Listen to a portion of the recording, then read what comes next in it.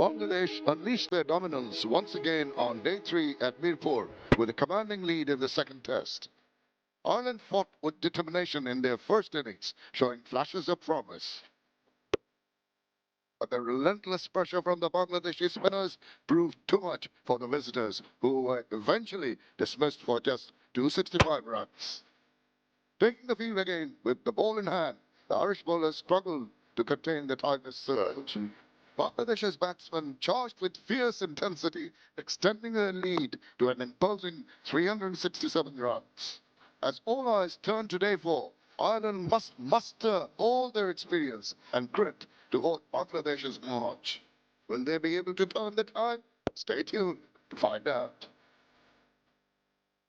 Leading to an interesting fourth-day spare here at the 𝗃𝗃𝗃𝗃 National Stadium. We have the fourth day of the Dutch Bangla series coming up between Bangladesh and Ireland.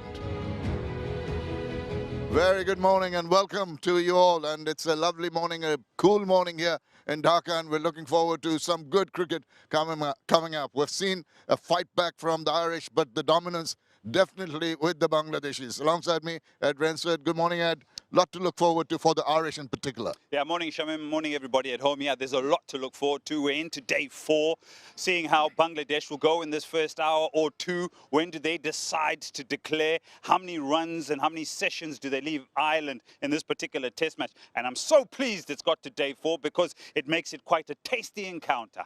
It does indeed, and let's have a look at what has transpired so far. Look at the match summary. Bangladesh boasting 476 runs with the 2 centurions. Ireland 265. They fought back, particularly the middle order and the lower order, but eventually they just were short. But Bangladesh decided not to enforce the follow-on, and in that regard, I think the partnerships were very, very crucial for them. Yeah, massively. I think the last 5 wickets mustered about 171 runs. That partnership of 81 and 74, so crucial to the Irish endeavour to try and get as close to a competitive total as they could.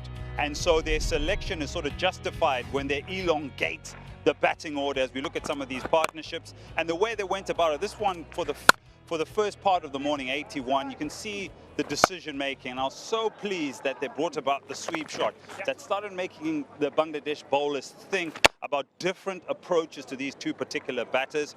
A debutant and another player who has grand memories of this particular venue, getting 100 on debut in 𝗏𝗃𝗃, who was the spearhead. And I think that for Ireland, like I said, justifies their selection in extending their batting lineup to allow them to get to a competitive total. But we'll see how that plays out when they have that fourth opportunity on this particular pitch. Yes, Doheny and Tucker really put some heart and soul into the batting performance, and that is where that is to be replicated once they come back, and that has to be shown by the top order, who faltered a little bit, got the starts, couldn't really transform into bigger numbers. Yeah, you'd expect that the top order with the likes of Balbirnie and Sterling would be the ones that would lead the charge, but it's sort of the inexperienced players that seem to have added or glued this batting lineup together. So the 4th innings, hopefully that experience, that desire, that fight that we saw yesterday will go through all their batting lineup, but they will be challenged. And one person who was instrumental, excuse me, was 𝗏𝗃𝗃𝗃. It was not only his batting, keeping, and also the manner in which I think he marshaled the troops for Ireland on certain occasions. Short while earlier, 𝗃𝗃𝗃𝗃 Ghosh caught up with him. Lachlan, first and foremost, congratulations on the knock yesterday. Just want to ask you, your experience last time you were here on debut, you scored a century. How much did that experience help you in that knock yesterday? Yeah, I think it's a ground I'm relatively familiar with. I think I came here under 19, played some World Cup games nearly 10 years ago now.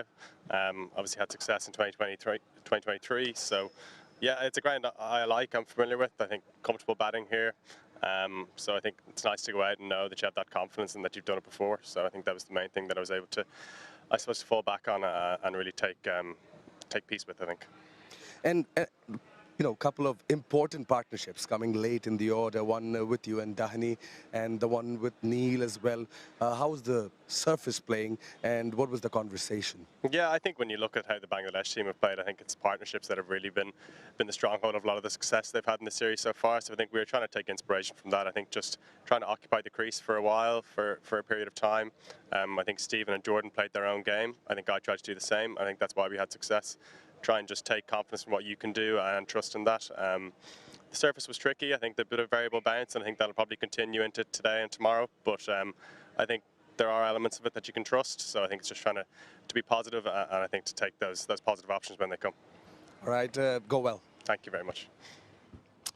Yeah. Well, some comment on that one. Yeah, I'm so refreshed with some of those comments, but there's two things I want to pick out. That 𝗂𝗚-𝗃𝗃, being the wicketkeeper for Ireland, has had an understanding, a real close understanding from being the wicketkeeper and then taking it on to his batting in terms of what is turning, what's not turning, how to play the variable bounce and find options. And then the last part of that, he trusts his technique, and he said it in that interview, and that's what the rest of the batters possibly need to take out of his particular innings and trying to be competitive on this total.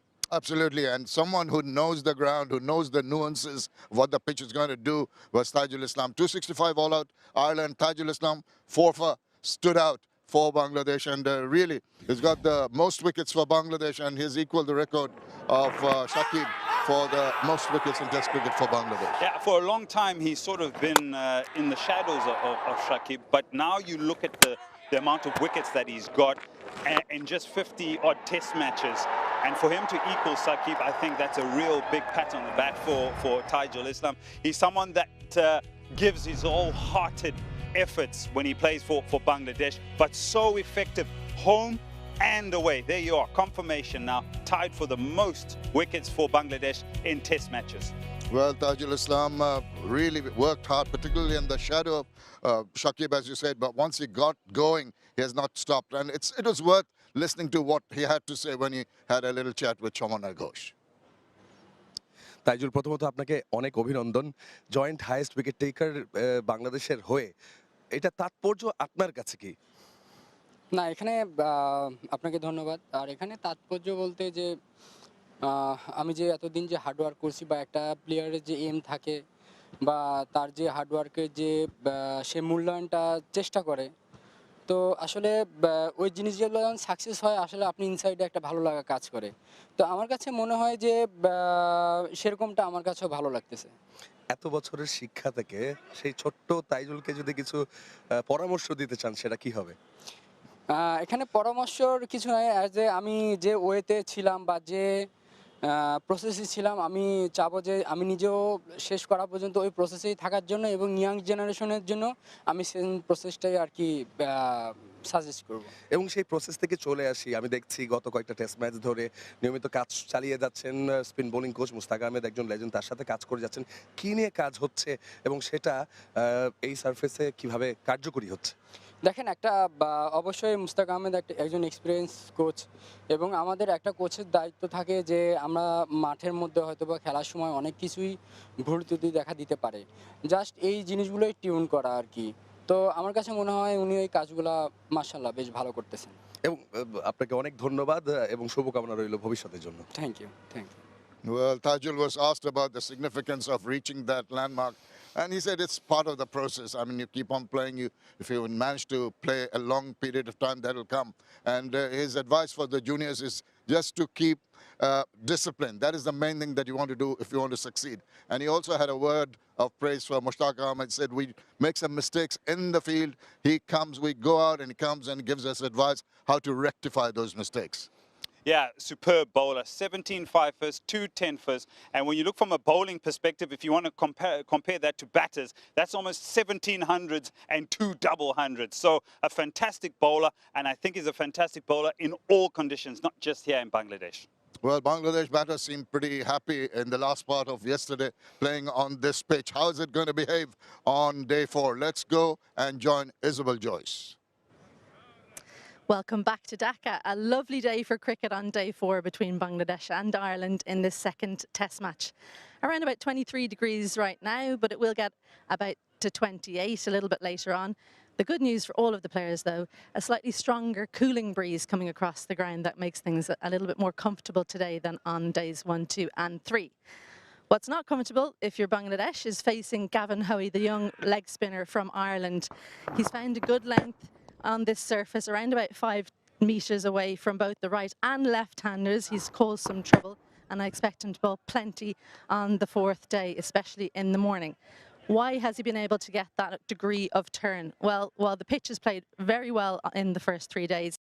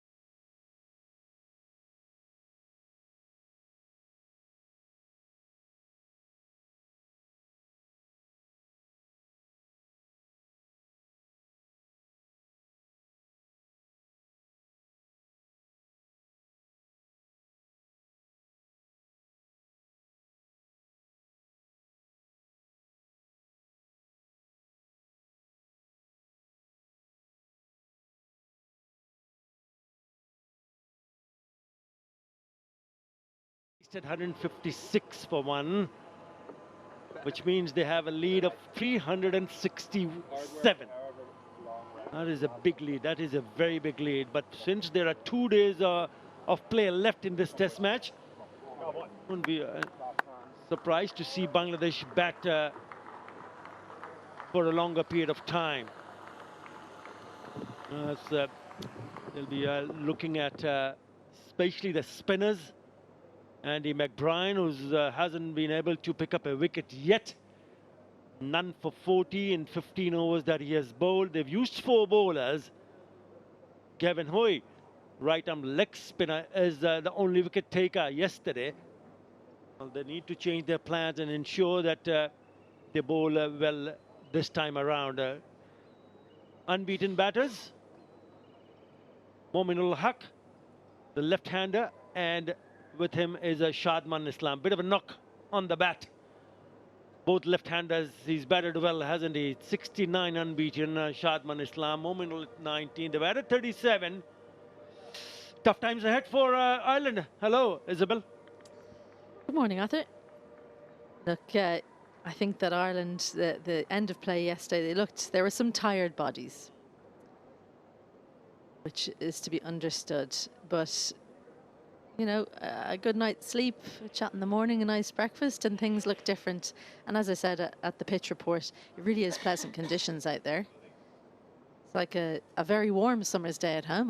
I know it's nice and cool for you guys here, but yeah, exactly the kind of morning you wake up and think, what a good day to play cricket, and what a privilege it is that it's your job. That's how they need to look at it. And for Ireland, I mentioned it, as I said, at the pitch report. Gavin Hoey, I think, has a good opportunity to take wickets, but he needs to bowl a more consistent length. The line doesn't matter quite as much, I think, for him. It's the length. He just bowled too full to get the turn. He's not going to be starting off. He's generally been operating from this end, but Jordan Neal has switched ends. He's going to get the first over this morning to see is there any moisture in the surface? He'll be hoping not. 𝗏 𝗚𝗡, 69 unbeaten, 110 deliveries. He was forced to be a little bit watchful through periods yesterday. Off stump. Yeah, 𝗵𝗡 will be eyeing a big score here. 62 in that first innings. And also managed to score a few runs in that only innings in that first test match victory for Bangladesh, when he scored 82. Right, they've decided to go on with Jordan Neal, who was expensive. Went for 27 runs in the 4 overs that he bowled. Economy of just above 6.5 runs an over, 6.75. Right, here we go.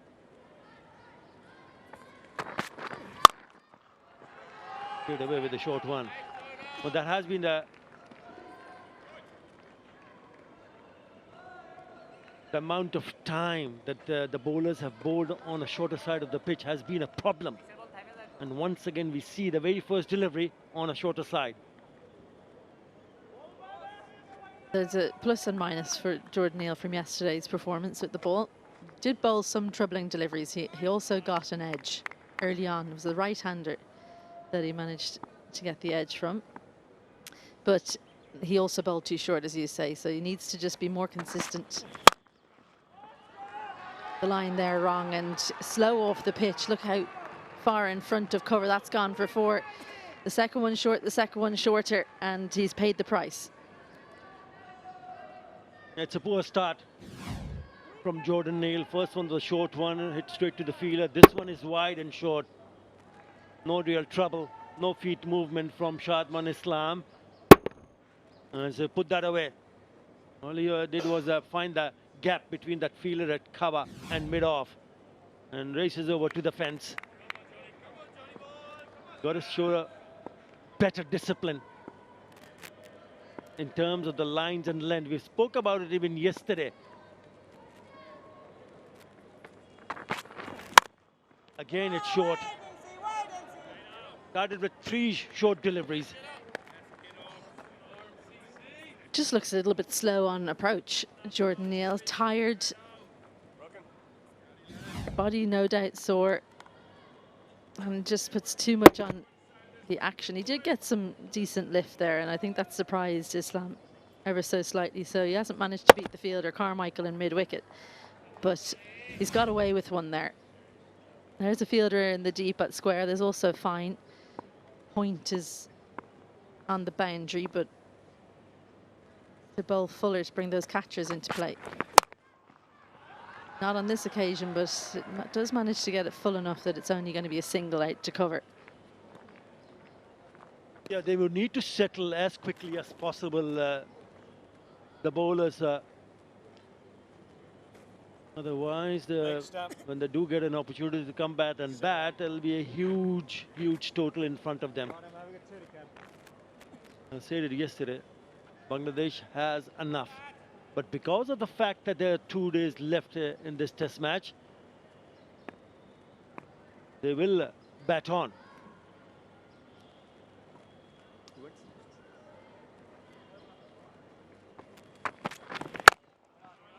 The next test series is in March, April, so it's quite a long time away. So might as well get some runs for the top order.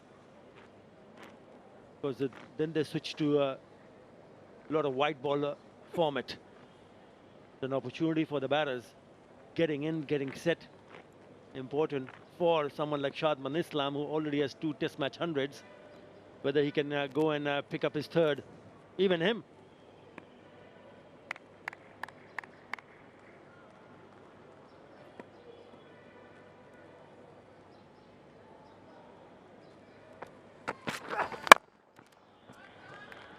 Been all over the place. 162 for 1.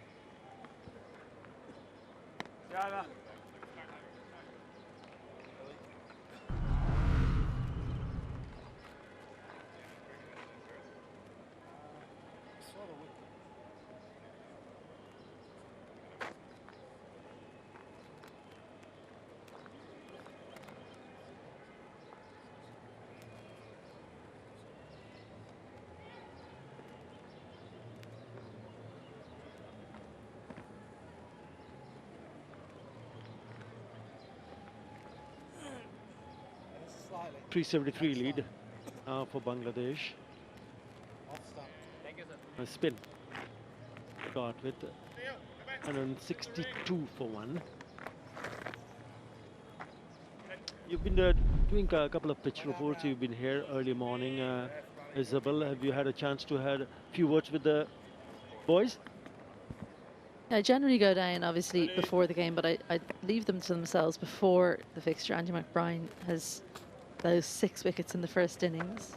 But after the game, after the day's play, I should say, I do go down and have a chat. And a couple of the guys on the team I know very well, one of them being Stephen Doheny. He's from my home club, Marion. A big sweep, but man in the deep. It was aerial for a while. I should say he moved to Marion. He's from a very proud area called Rush on the north side of Dublin. That's in the Fingal area. That's very supportive of cricket. They've got a number of clubs from there, and players like John Mooney and his brother Paul come from that area, along with a lot of female internationals. So he's moved to Marion Cricket Club, and he's very popular there, a great club man. And I'm sure plenty of Marion men will have been, and women, will have been up watching as he made 46. What was the chat about in terms of this test match or the series that they have played so far? Well, it's obviously his debut test, so I asked him, gosh, what was it like for the first few days? Obviously, he got in late on the second day. I said, you must have been chomping at the bit to kind of get bat in hand. And he said it was really strange because he usually opens the batting, so he doesn't usually have to wait like that. So not only is it his debut test, but he's in batting at 7. So a real change in mindset for him. So that was challenging in and of itself. And then to come out with his team in real trouble in the 90s, 5 down, and then to try and get to the end of play, that was his first goal. And then he said when he went back to the hotel, it was just about switching off. No, don't think about the next day, as that one's too short. Pulled away with disdain. Well, what was a tidy over up until then, ruined by a boundary. Bangladesh 167 for 1.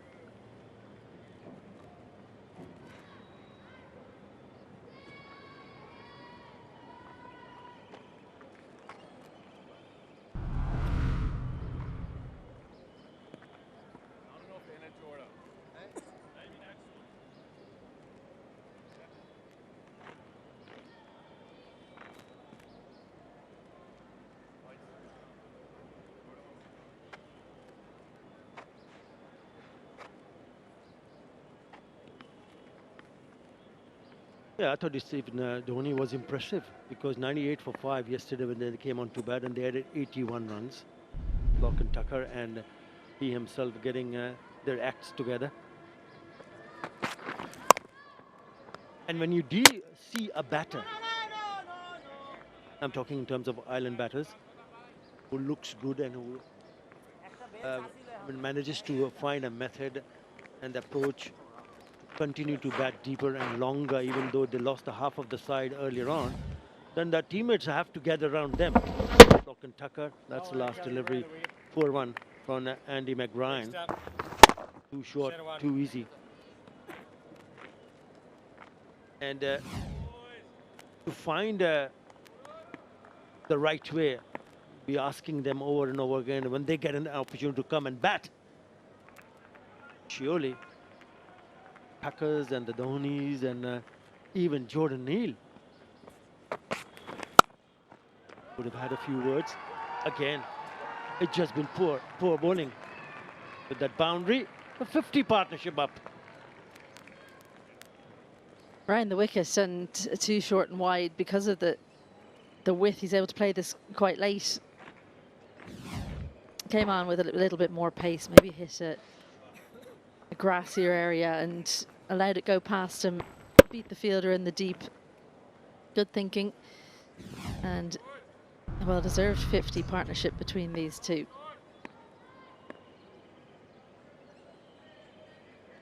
Eight extras have helped. But yeah, I mean, one of the things that I asked Stephen, how did you approach it this morning? Because to us upstairs, obviously we were able to talk about it first thing, you and I, and how he went about things. I said it seemed quite clear he wasn't trying to hit the ball that hard. He's happy to punch it for twos. And he said, yeah, well, look, the outfield's quite slow. The boundaries are quite big. So I just thought there's no point in trying to hit boundaries, just try and accumulate. So, I mean, I thought that was the right way to go about it. And I also said to him, you've got a really good delivery. And he said, it was so good, wasn't it? You're just hoping that it misses. And that will be an issue even more when they do get this opportunity to come back and bat second time around, because the cracks have now really started to open up and it's gone bigger. So once the ball hits one of those big cracks, you never know, it might just take a sharp turn. Seamers can get extra leg and movement, extra bounce. So it'll even a bigger challenge. This is a day 4 pitch. Look at the cracks opening up. Look at right from where it started and going all the way. The cracks have all opened up now. Almost looks like a piece of artwork, doesn't it? Tendrils opening up, and well, for Jordan Neal, he hasn't really been able to hit any of those cracks yet. He's hoping. Until it does happen, you've got to just try and bang away on a better length than he has done so far. He's just getting slightly fuller as the spell goes on, but he needs to do a little bit better more quickly, because the ball could be whipped out of his hands very quickly here this morning. Almost as a seamer, you've got to try and show that you're worth it for the captain to stick with you and give you another over.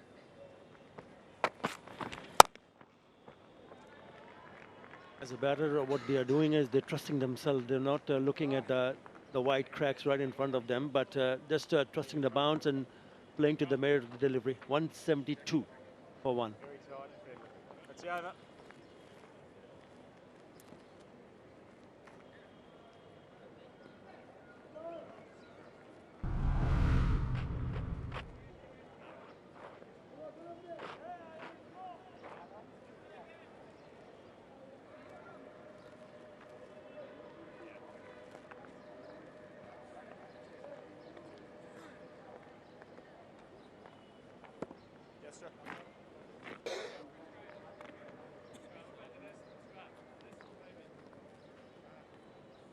Right, 76 first time around, centuries from Liton Kumar Das and Mushfiqur Kaur.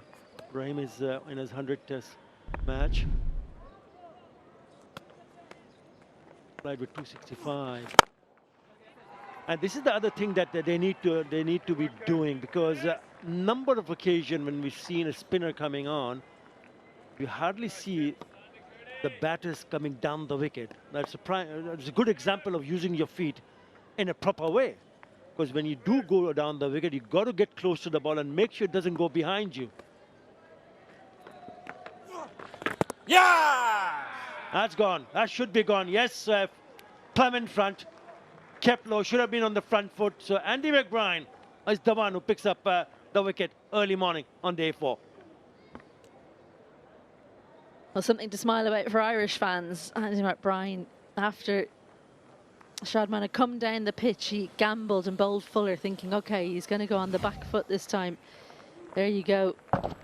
Should have been on the front foot, and it doesn't get much more adjacent than that. You might as well turn around and just head back. Don't worry about looking at the umpire, because that's hitting the middle of middle.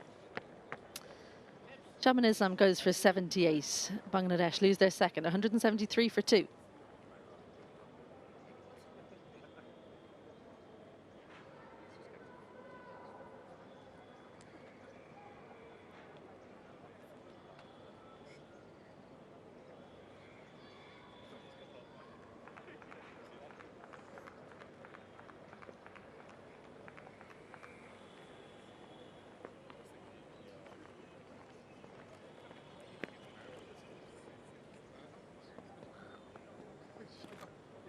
Well, Andy McBride has been the wicket taker for Ireland, and once again he picks up another wicket this morning, early morning.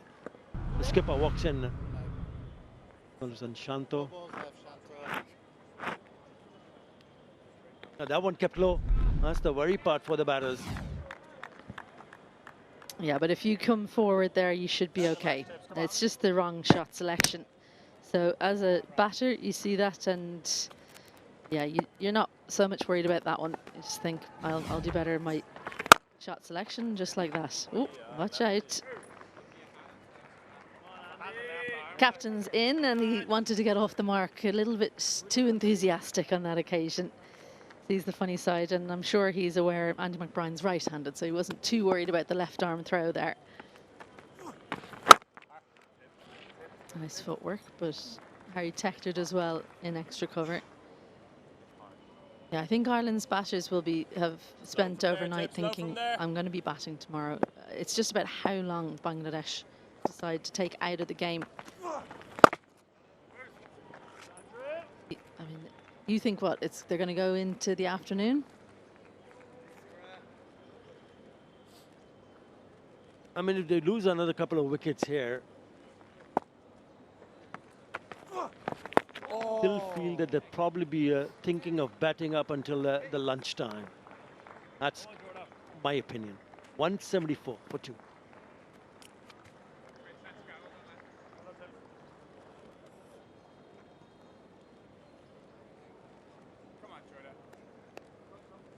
You are unbelievable.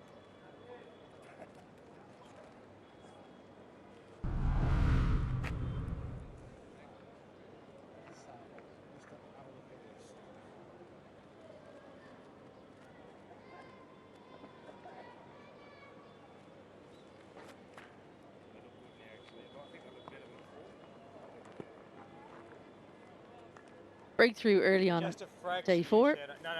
Shadman goes for 78. He'll be frustrated not to get to the 3 friggers, but Mamanol and Shanto, well, they've got an opportunity now. A little bit hazy here today in Dhaka, much cooler because of that breeze coming across. Comfortable conditions for Ireland, maybe a bit chilly for Bangladesh. Jordan Neal continues.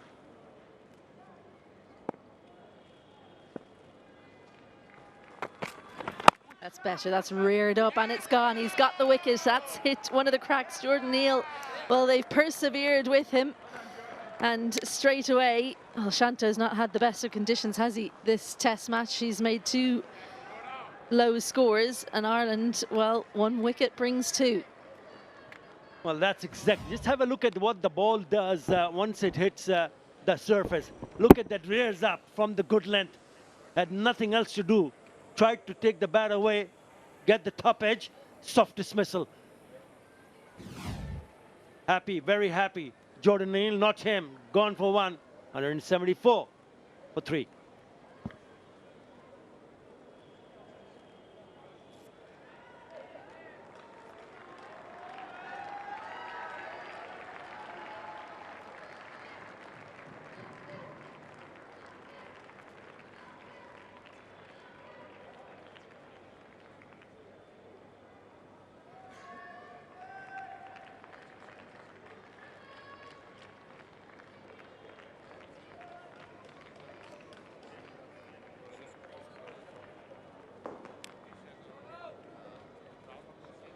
They've got now to 2 in quick time, and in comes Mushfiqur Rahim.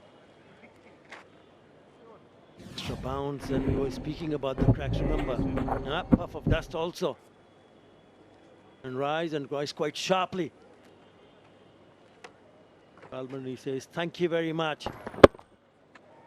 He had a few tough chances yesterday, didn't he, Andy Balbirnie? Neither one stuck. But yeah, Jordan Neal gets the breakthrough.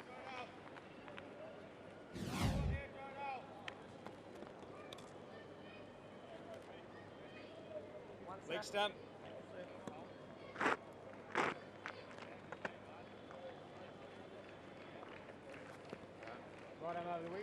First international wicket for Jordan Neal. That's why the celebration. The second match in the second innings, but he's toiled away. Well, someone who's really put in the time, Mushfiqur Rahim. His 100th match, and he managed to get to the milestone of 100 in that 100th match. Can he get another one? We're hoping for him to go on to get another 100. If you look at the behavior of the surface, it is not a challenge. It will not be a challenge for Ireland batters when we spoke about earlier, but it will be also a challenge for someone like Mushfiqur Rahim. How to bat on this surface. Experience of 100 test match and picking up 100 in his 100 test match. Only the 11th batter to do so in the history of test cricket. It's not an easy surface, I can tell you that, on day 4. Again, on a shorter side, get a short leg in if you're looking to pick up wickets. Well, as you said, 11th to score a century in his 100th test match. Can he become the second to score a century in both? I hope he hasn't got enough time. Don't think Bangladesh will bat long enough, but if he was to get going, oh, for Bangladesh, would they give him the opportunity and then back themselves to get Ireland out, bundle them out?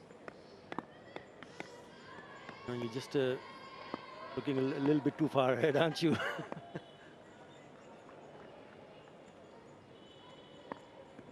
Around the wicket to Momin ul Haq. This has been a testing over. There you go.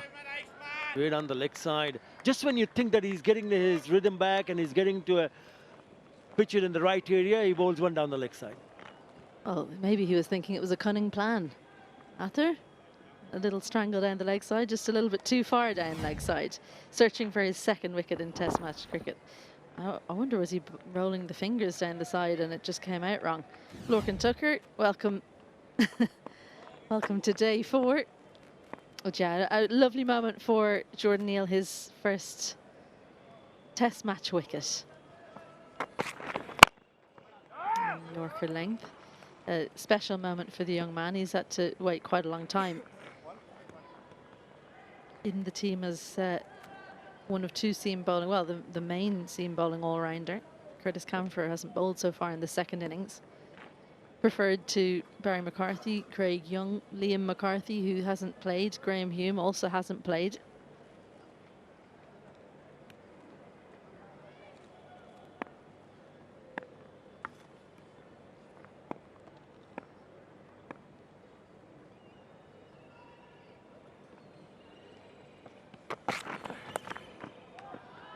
Again down the leg side, but he finds the fielder.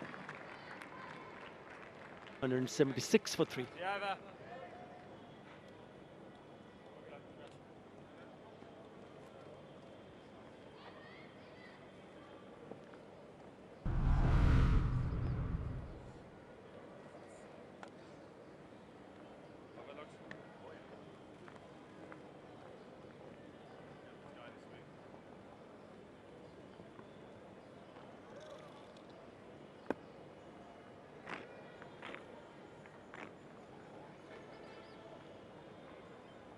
George.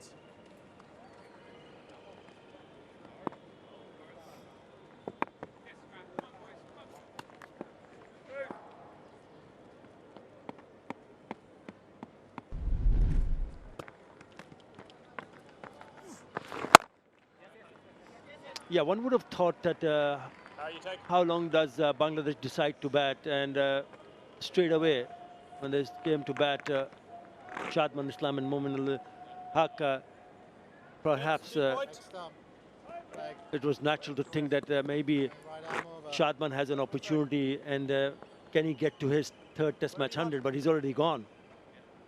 So now the question is whether they'll bat for a longer period of time. There's so much time left. I think the next half an hour or so might just give a fair amount of idea where this innings is heading. If they want a lead of 400, they need another 12 runs. It's whether you decide, are we looking at how much time we want left, or do we have a number in our heads? So 450, I think, could be a good number for Bangladesh to aim for. They can, depending on how they go about things here, they won't want to throw away wickets, but another 60 or 70, or is it innovation pays off here from Mushfiqur? There is a fielder down there. Carmichael comes round to tidy up. It'll just be a couple. We didn't see much of this from Mushfiqur in that first innings. By and large, just worked the ball around, but straight away down on one knee. He's brilliant at every type of sweep. Pulls one early out of the locker. Just to finish that point, I suppose, it's do they have a number in mind, or do they have an amount of time that they want to have for their bowlers to see if they can get Ireland all out?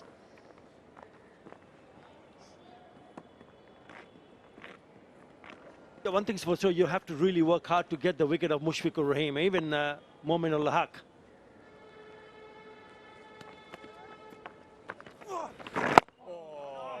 In onto the back foot. Be the carrier of Mushfiqur Rahim.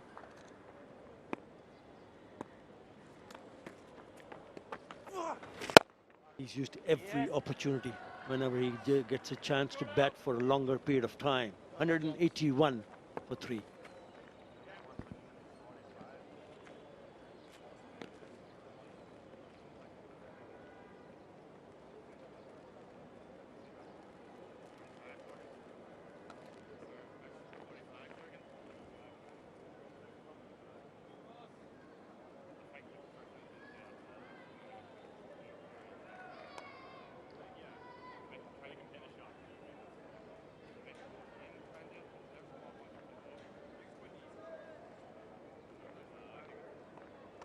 They picked up a couple of wickets already, and the 6 overs that they have bowled. And with that huge lead, also, what does go through the minds of the batters in the middle? I'm sure before they head in the middle to bat, they would have had a discussion regarding to what they want to achieve from here on.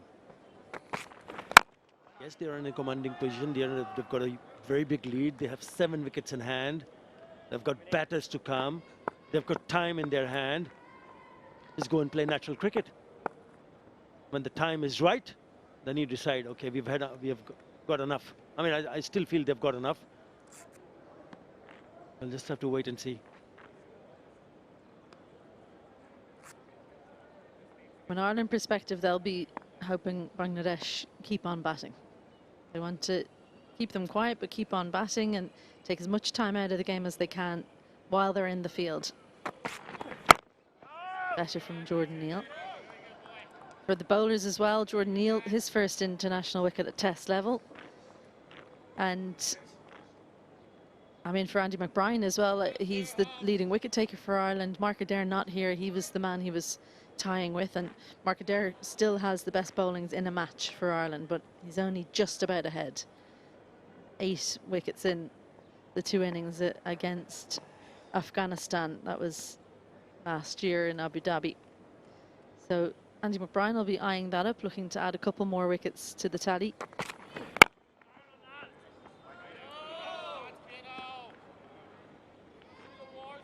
But for Ireland, I mean, if Bangladesh they decide to bat into the afternoon, could be playing slightly into the hands of Ireland. They'll feel like they're in with a chance the longer Bangladesh stay in the middle with the bat in hand. And having spoken again to Stephen Doherty, he just said, look, we've got to try and dry up the runs, see how long we can keep them out there, and then batten down the hatches. Battle hard with bat in hand. You speak to the Bangladesh players after, before and after play. What's been the chat from the camp?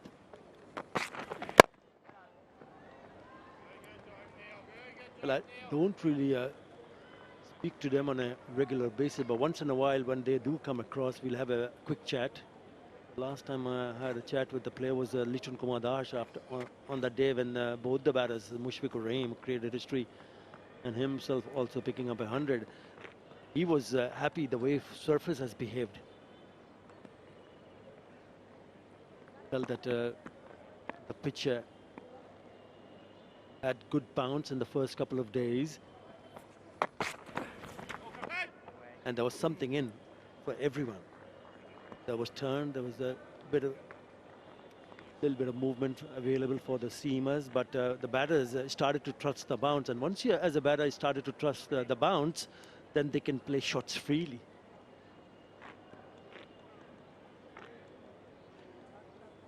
Happy with the team's performance. Very happy with what Mushfiqur Rahim achieved. Lucky that he was in the middle with him, right behind the line there. It's a maiden, 181 for 3.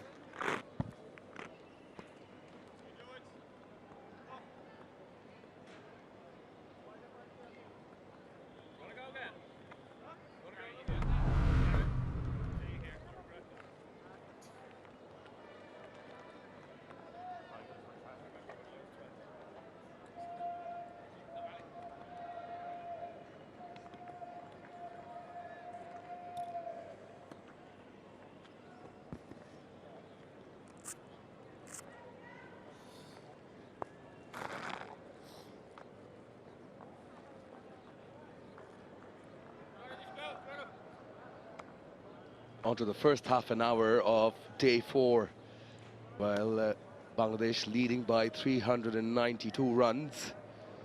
Lost a couple of wickets this morning. 7 overs bowled so far. On to the 8th. Brian, in fact, both the bowlers that Balbirnie picked to start this morning have brought in success. Win from the Das Bangla Bank end and Seam from the Rocket end.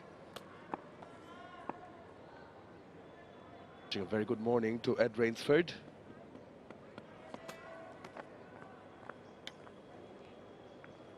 Morning, Shamanoi. Yeah, good that Ireland have picked up a couple of wickets here.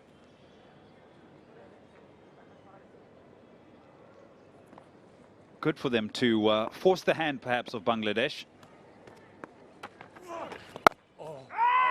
When I say force the hand, the more they pick up wickets, the more Bangladesh will think, do we have enough? And everyone's spoken about time. Do we have enough time, or do we keep batting because we've lost wickets so quickly? Because I think perhaps with their batting order, the more runs and the more they work into their innings, they get to a point where they declare. But the speed humps of losing wickets then makes you think a little bit longer about when and how and is it enough in all aspects of this particular test match. I must say this surface has played quite nicely. I think it's had everything for the fast bowlers. It's had everything for the spinners, and batters have scored hundreds. So, and partnerships have been created.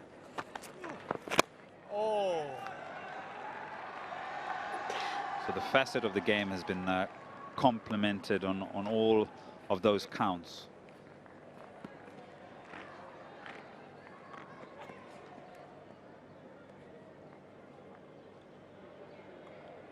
It surely has. We've seen a 6-for by McBride in the first inning, so wickets for spinners early on. A little bit of spice on the surface for the seamers, and the hundreds you mentioned.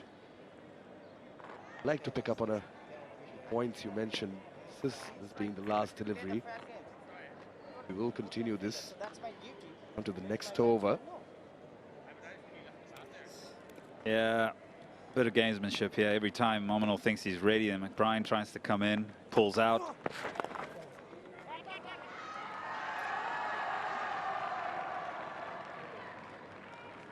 $185 for 3.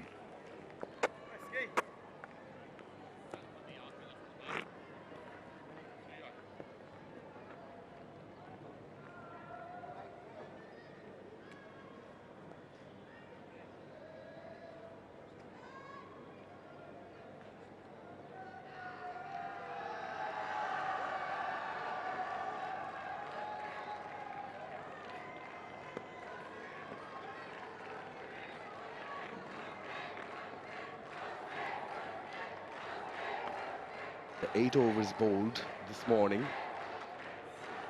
Lead now just 4 short of 400. And a little bit of crowd that have turned in this morning. Saturday morning here in Dhaka. You know, they are cheering every run.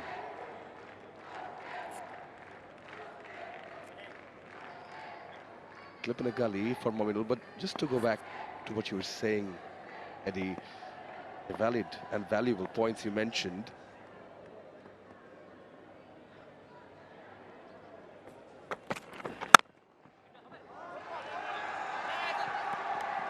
So as you're saying, you know, what score, some might have thought 400. I think a couple of things at play here, because the Ireland lower order fired. I think that might play a part in the minds of the think tanks of Bangladesh, that there are runs to be scored. As you said, the pitch does offer runs. So if the Ireland top order does fire, you know, they'll need a competitive score for the bowlers to defend. Maybe a bit more than 400. Jordan Neal getting his first international wicket this morning.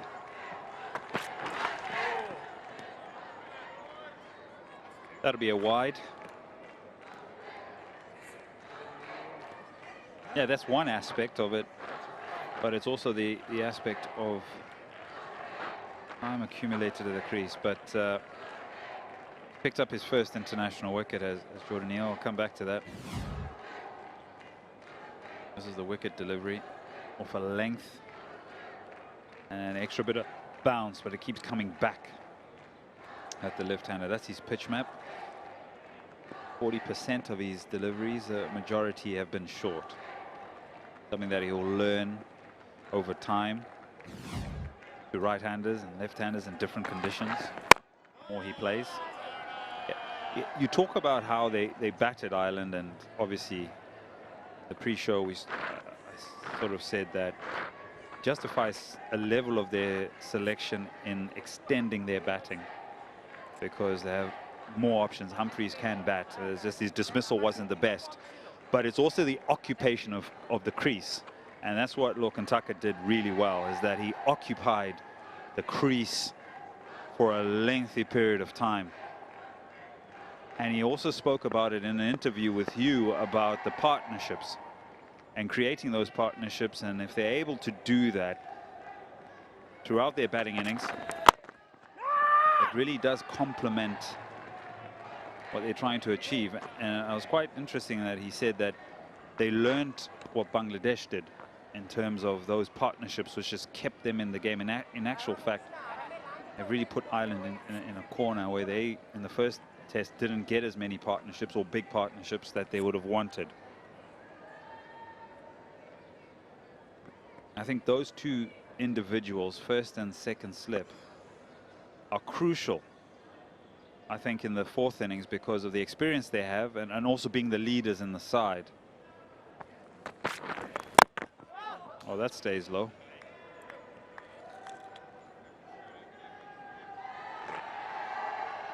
Yeah, interesting. And as we were seeing Jordan Neal's pitch map, I think the fact that he's bowled short, I think ideal conditions now to exploit the conditions.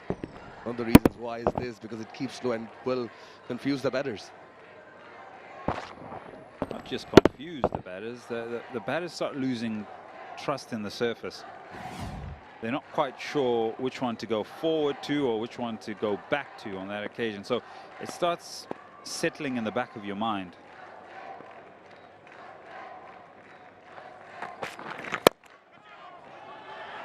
Some runs here. But you find with variable bounce that the taller bowlers are the ones that will create more of it. Because of their release point and them more hitting the surface to get a reaction out of the surface. So sometimes you think of the quarter seam or the cross seam deliveries where the ball may skid on or hit the seam and then pop up. The lead now 400. And so the taller bowlers and their release and banging away into the surface are more effective on a pitch that creates variable bounce than a bowler who's more skiddy. So 𝗵𝗺 and Khalid will be looking at this. Another scoring opportunity here for 𝗵𝗺𝗃. It should run away for 4 and does. And it will end the over as well on 193 for 3.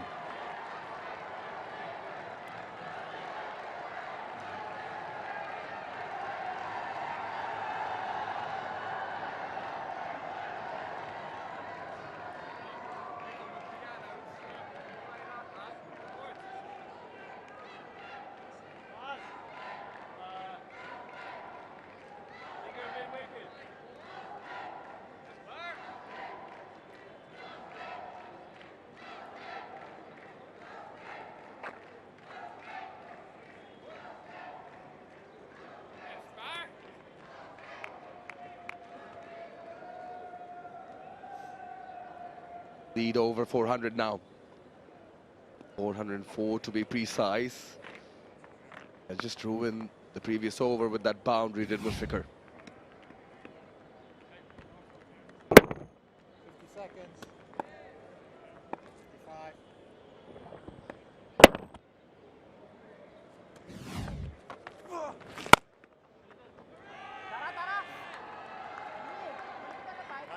Going to borrow points from your mouth again, and just have a feeling there's another factor.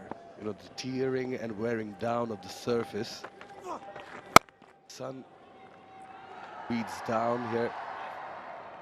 Surface in itself is on the drier side, so it's going to dry even more, and then the tear is going to be even more. Yeah, I will say this, it's not the hottest months in Bangladesh, so in fact the surface has stayed together a lot longer than it would usually do in the summer months, I believe. I felt if we were in the summer months here, you'd see this particular surface and that slight tinge of green grass would have been burnt off right now in this field. Yeah, a little bit of indiscipline there. Brian not quite too chuffed with that.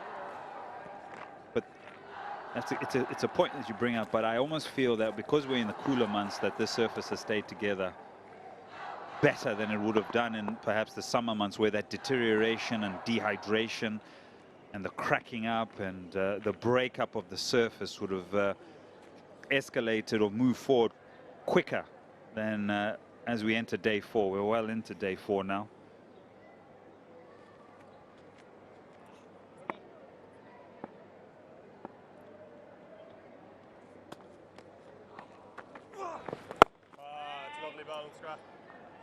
And therein comes the factor, except for the runs, the time factor.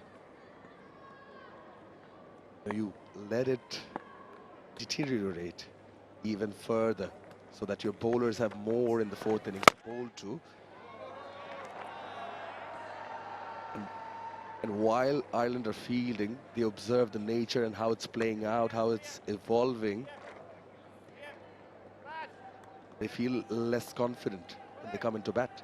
I think that's a good word that you use there, the evolution, or how the pitch evolves.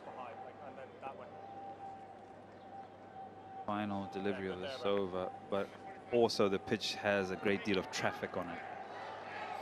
And we're into the 3rd innings now. Batters running up and down, bowlers foot marks, some maybe creeping into the danger area, and does take its wear and tear.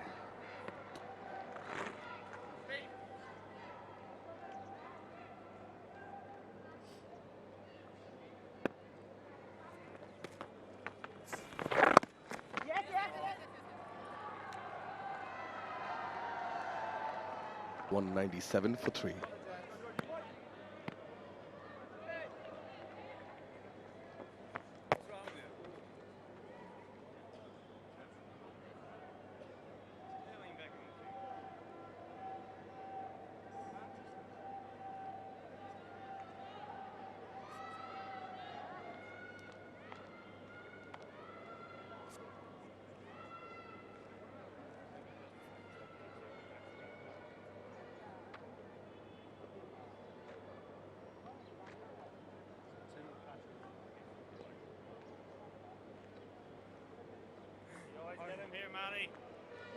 Yeah, we're about to see a change in bowling for the first time this morning after 10 overs. You can read it's going to be the left-arm spinner. Comes in from the rocket end. No wickets for him this far in this innings. Mushfiqur Rahim will be on strike. On his 100th test match, did get a century in the first innings. Visible Joyce already mentioned that don't think the second 100 would be applicable under the circumstances. But it's still nice, and it was a nice gesture from someone who's done it. To legend, of course, Ricky Ponting, sending a nice message from Mushfiqur Rahim as well. Got 200s in both innings on his 100th test match. Just prior to play yesterday, he called me over. I said, I've been looking for you. He said, you've been a busy man. He said, and I said, you know what, well done. I had an opportunity to shake his hand and wish him well, and I did say to him, well done. And I did say he's done a lot for cricket in Bangladesh, but also done a lot for the game of cricket. And he's quite humble as Mushfiqur.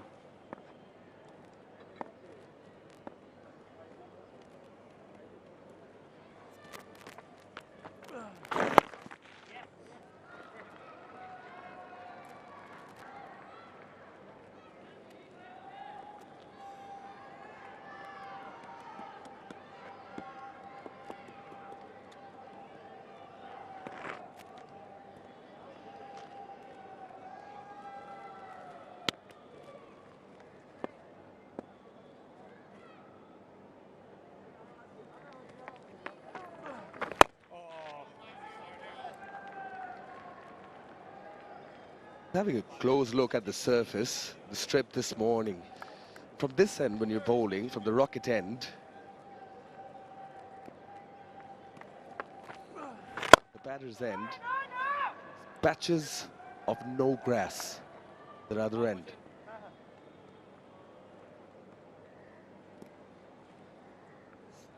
Maybe spinners might get slightly more purchase bowling from this end.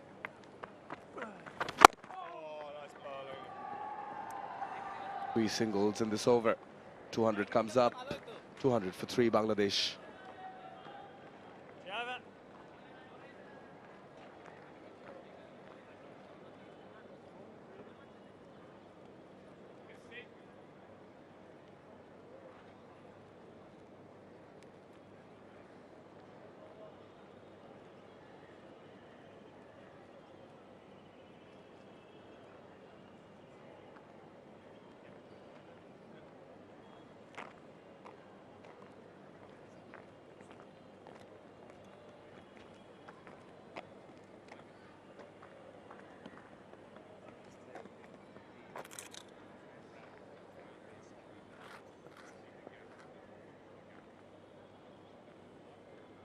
A lead now 411 as the 200 has come up for Bangladesh.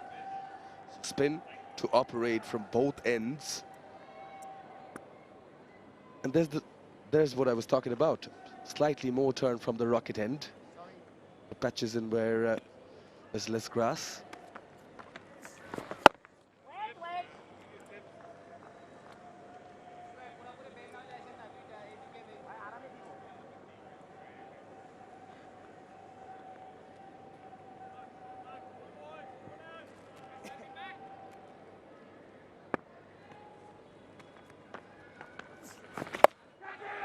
Oh, top edge.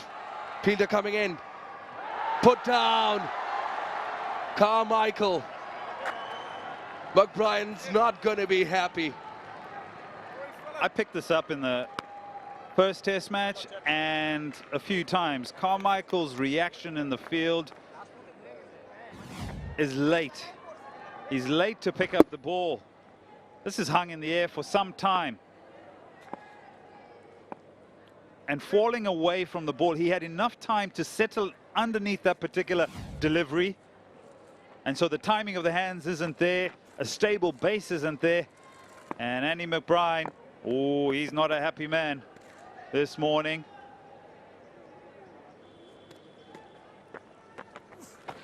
Oh! If Cade Carmichael has his kit back next to Andy McBrien in the change room, he might want to move it. Have a look at it again. All right, this is in the air for some time. Get there, settle, moving, falling away. Oh! And he's put it down.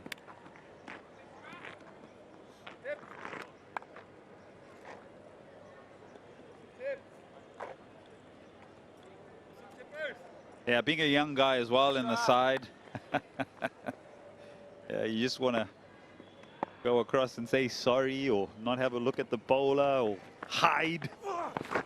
Thing about cricket is this is a massive stage. There's nowhere to hide. And what happens, you tend to get put in a position the ball starts following you. He dropped one in the first innings as well.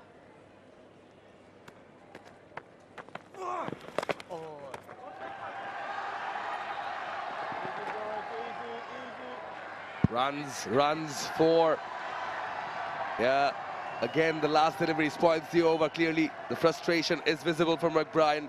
205 for 3.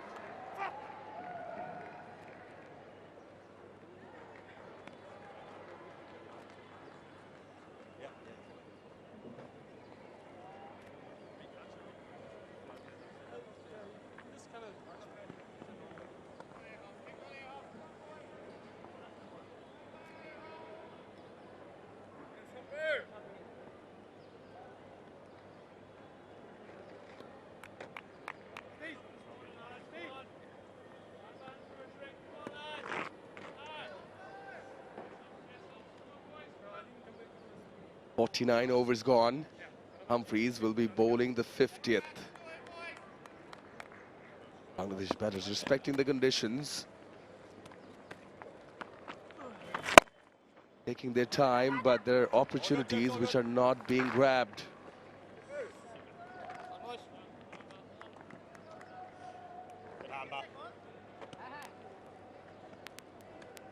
Talk about evolving surfaces. There's day one on the left of your screen and day 4 on the right of your screen. Look at that beautiful green grass, no cracks. And there comes the dehydrated surface. No water, has a trim every morning and maybe a little bit of a roll. And then you look at the foot marks that have taken a bit of wear and tear. So that gives you at home a little bit of a reference when we talk about the pitch evolving or changing and how difficult it can start to get for teams that bat in the 3rd or the 4th innings.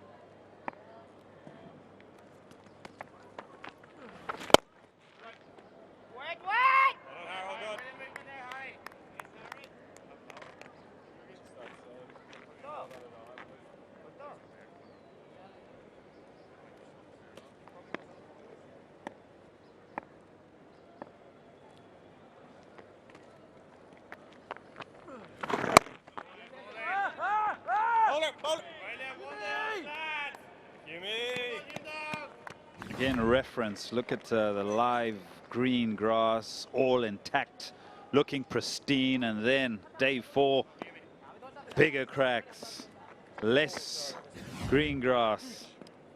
And then as you get to the foot marks here, you see that not so pristine because of the traffic as we talk about the bowlers. Yeah, but just for reference, in the context of where the game is right now, Bangladesh have a lead of 417. And the highest fourth innings total by Bangladesh in a fourth innings is 413 versus Sri Lanka in 208. And they actually lost that game because Sri Lanka set them 521. And their lead right now is 417. So that is by the home side, 413. Keep that in your mind, everybody. We'll turn to the visitors in a short while. 50 overs, up 206 for 3.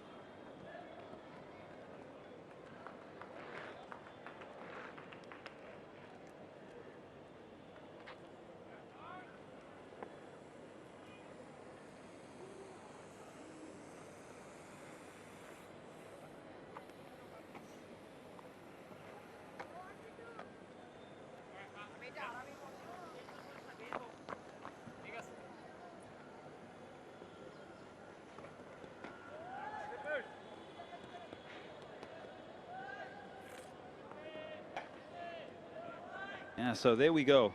Highest total by Bangladesh in the fourth innings, 413.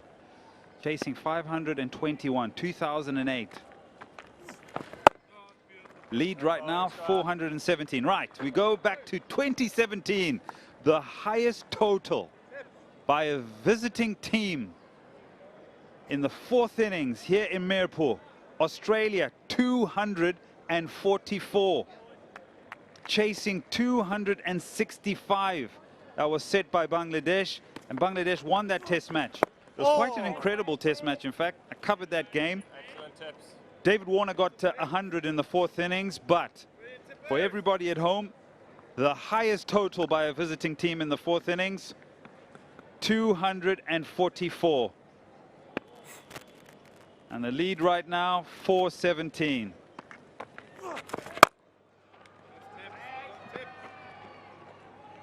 I think Bangladesh have got a lot of runs.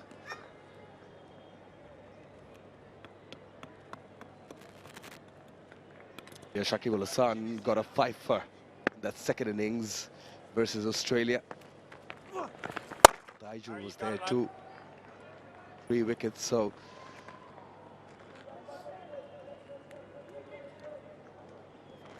you've got Taijul here, you've got Hassan Murad. The seamers have something also. Take full advantage of those wide cracks that was visible. It's so dry and hard. How much, as a seamer, would you be happy with to defend? I'll be happy with any total. I'm on bowling. Spinners will be featuring a lot. Maybe I'll get a burst. The skipper will maybe give me a burst of 3-4 overs, and then I'm sitting at backward square leg or sweeper somewhere for some time.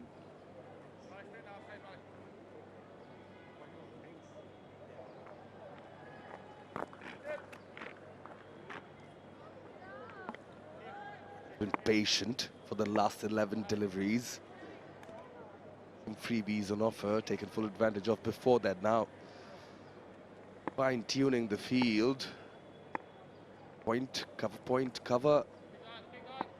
More, Gav, sorry. Lead backward point, McBride marshalling the troops. There's also a long off. Oh, that's well bowled. That's very well bowled. That's a gem. Ends the over. 207 for 3, Bangladesh.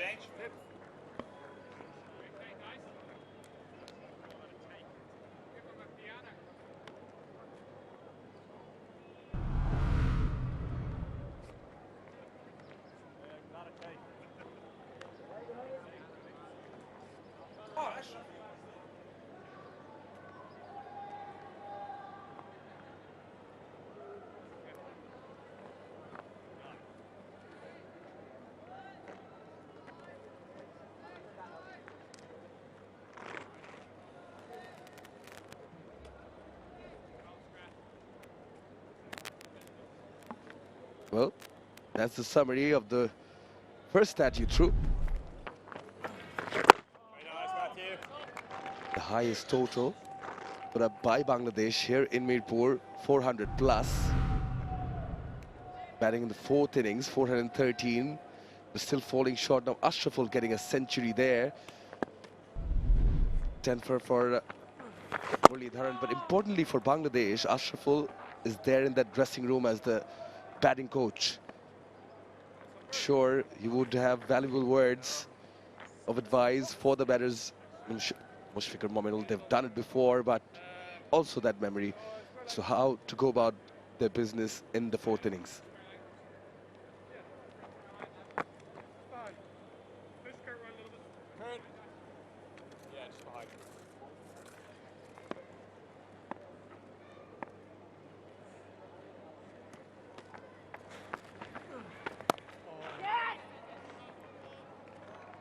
Like the third innings, Ireland's going to come in and bat at the fourth innings.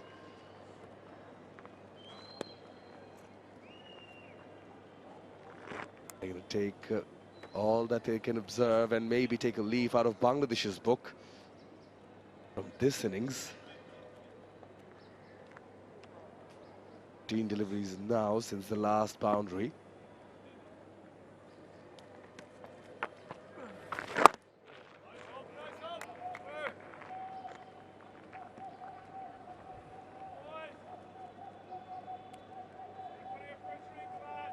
Just gone past the first hour of day 4. Oh, Andy Balbirnie's back on the field.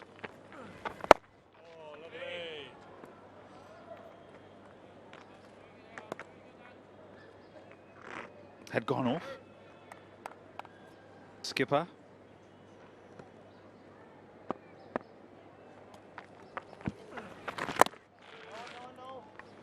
Tidy from Humphreys. Bangladesh 209 for 3. And that will be drinks for the players to hydrate.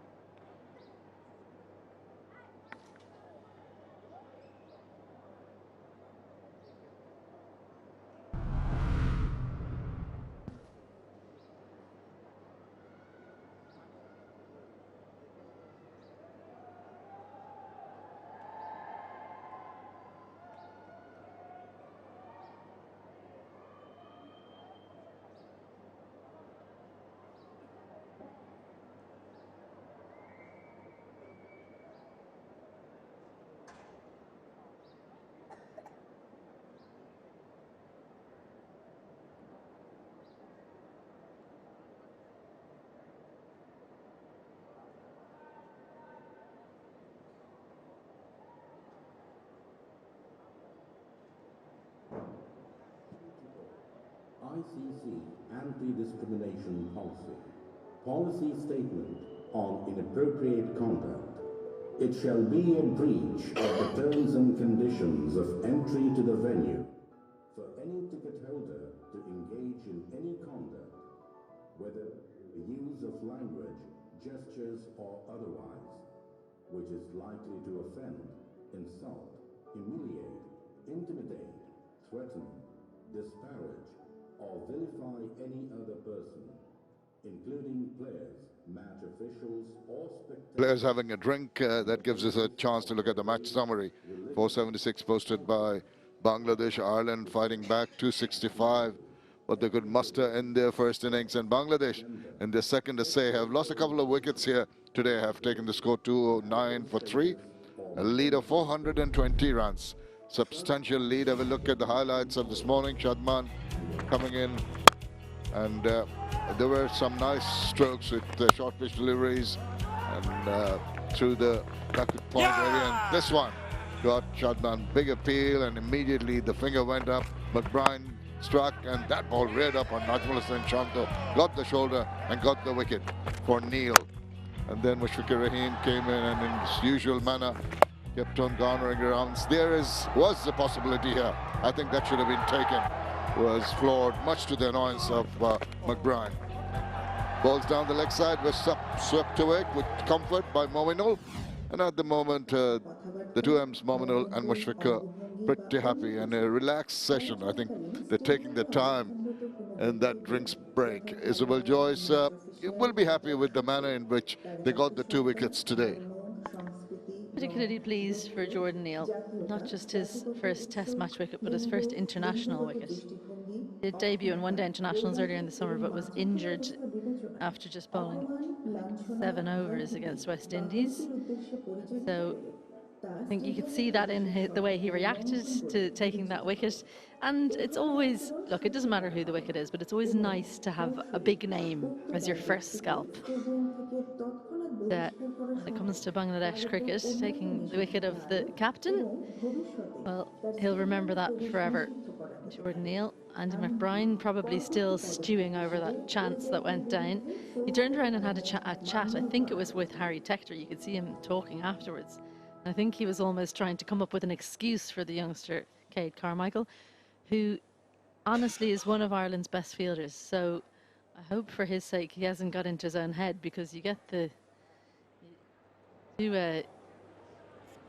those kinds of things in your head. He's dropped 2 now in this match, Cade Carmichael. That was the easier of the 2, but both you would back him to take. I will add one other thing, is that he did get a bad concussion while diving, taking a catch at the end of the summer for Ireland. What went wrong here? I think he picked it up a little bit late, something that our co-commentators mentioned. Gets the hands, maybe could have done better to get there earlier.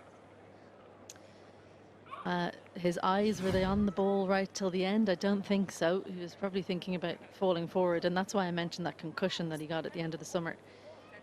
Concussion was because he actually crashed into his teammate as he was taking the catch. Now, he held on to that catch, but you'd imagine it plays in your mind when you're diving, taking a catch soon after, that maybe he's getting memories of that concussion, or no memories of the concussion, which is the bigger problem. Well, you've got to forget what has transpired, look forward and make sure that next time one comes along, you'll latch onto it.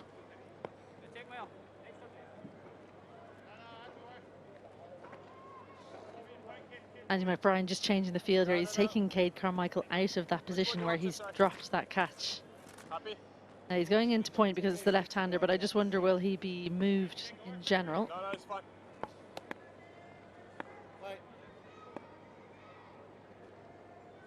You know, the ball has an uncanny knack of following fielders.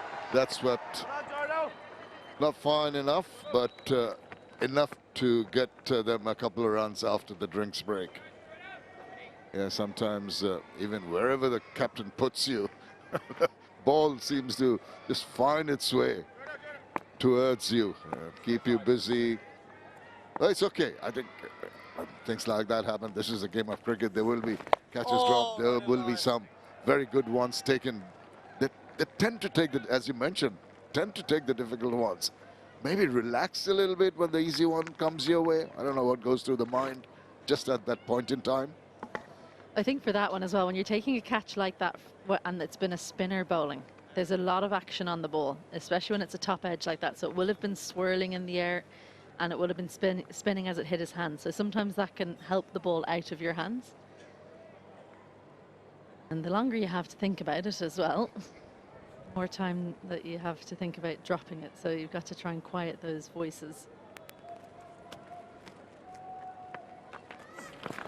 At the moment, the 2 batters pretty happy with rotation of the strike. The lead now 423, Mushfiqur Rahim and Mominul Haq, who's on 44. Mominul in particular looks quite relaxed there, just biding his time, picking up the shots with ease. Mushfiq had a life. That's not going to trouble him at all. A strong leg side field here. Andy McBride bowling around the wicket to the right-hander. 6 on that leg side. 3 in the deep, long on, quite a straight mid-wicket, and then a backward square, and then 3 on what would be the ring if we had one. It's more like the line you want to bowl, the one that maybe just angles away because he's bowling around. He wants to just angle the ball. Haven't seen any prodigious turn from McBride this morning, and the wicket's still reasonably decent in behavior. except for a little up and down bounce. End of that one, 212 for 3.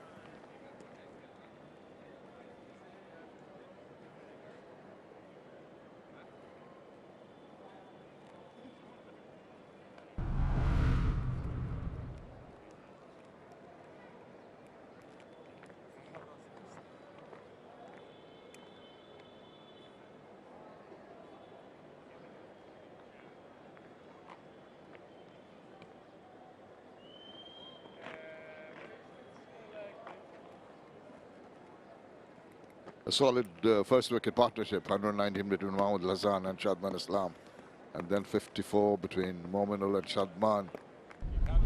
Kanto came and went. Mominul on 44.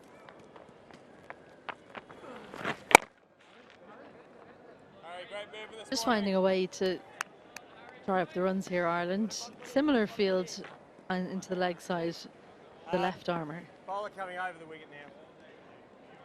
In fact, he's going to change his angle over the wicket, but 5 on the leg side, long on mid-wicket. Quite a fine square, and then 2 men saving the single for the left-hander. I think what they're trying to do is say, look, you're not going to get easy singles, you've got to take us on. Yeah, he made it look easy enough. That ball, oh dear, fumbled, recovered. Hope it didn't hurt him or cause any kind of injury. Just an awkward tumble at the end in that effort. 𝗵𝗀𝗂𝗃𝗍. There he goes. It's on that bit of area where there's some paintings of the ads, so maybe the normal grass, and they're a little bit difficult to stand on. Keep your traction. You're very kind. I think it was poor technique myself. You gotta be kind. When you're going down on a slide like this, like Stephen Doheny did, it's important to go for the side of the thigh. He goes too straight down. Have a look there. He's on the front of his knee. You need to make sure it's the side. Big shout way outside the line. You called me a hard taskmaster the other day. I think it's you, not me. I'm showing my true colours. Very high standards I have. I mainly just don't want Stephen Doheny to get injured. He was one of Ireland's top scorers. So he needs to make sure he stays fit. He's going to have to bat again. This is the appeal, I think. Yeah, I think that appeal from the previous ball was just said it on a number of occasions. You like to just test out the vocal cords, make sure that they're working for when it is a tight one. Maybe a little sing-song after. Oh, flow of the bat, takes it over, and just eases off. Oh, just there. Well done, chased after it. Make sure, saved a run there. Good commitment shown in the field. 54 overs done, 217 for 3.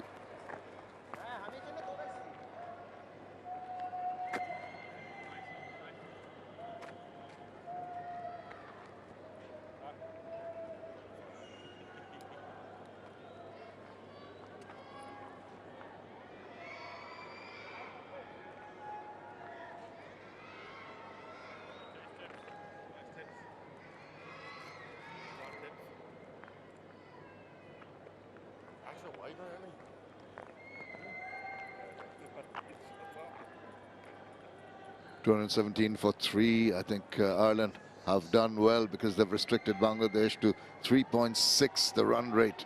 Taken 2 wickets, haven't let the Bangladeshi batters dominate absolutely. Mominul on 49, on strike.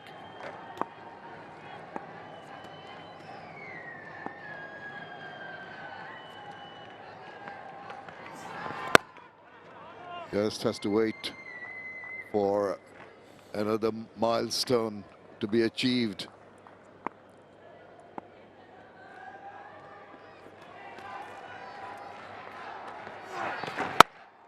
And he's thinking about that run again, but once again, some disciplined bowling. McBride in particular has been so very good with the accurate areas that he lands the ball, hardly gives the scoring opportunities to the batters.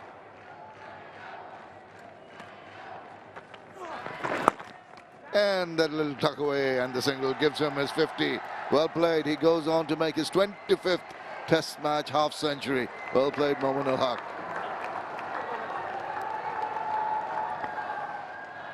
Three 50s in this series so far against Ireland. What he hasn't done is go on to three figures. 13 centuries so far. He's hoping to make it number 14 today. Hasn't managed to do it so far in the series, but been a bit of a thorn in the side against Ireland. Consistent. Taken 76 balls as well. I can tell you, Isabel, he has been a thorn in the flesh for many sides.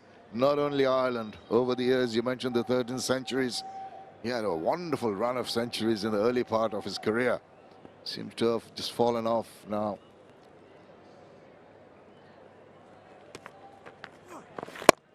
And at the other end, he's got a player we've been all talking about during this test match. They combine together so very well in the manner in which they build up partnerships.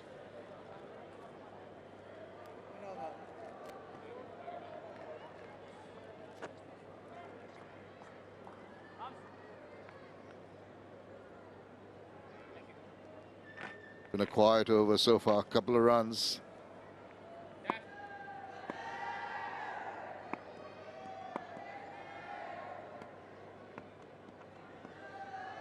Just another change in the field. The fielder. Man in the deep at back of the point.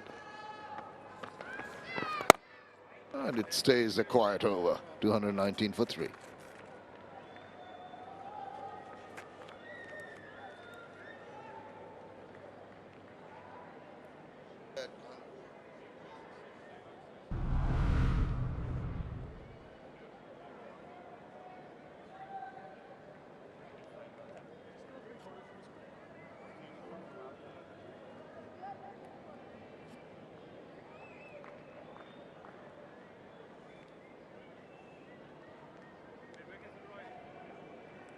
Momin ul-Haq has achieved his 25th half century. Can he go on to turn it into three figures? The last time Momin scored a century was against India in Kanpur in September 24, over a year.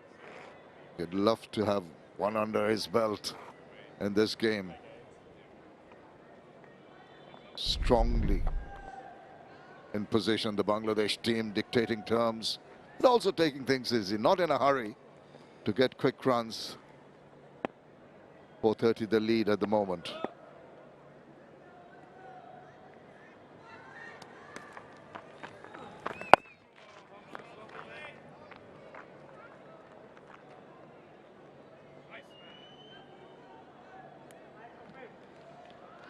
I think the manner in which the Irish team have bowled today, they'll be happy with it. They've got the 2 wickets, but really would love to break this partnership. Yeah, someone who can read situation. In fact, both these players can read situations so well. So that's another positive for Bangladesh, because it's not so much about the coach or the captain on the sideline telling you what to do. They can really make decisions on their feet out in the middle, these two.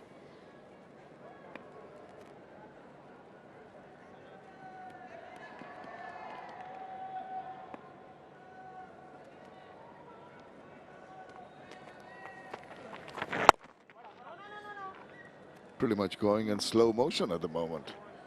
Even the bowlers not too keen to go through their overs quickly, not at the face of the batters.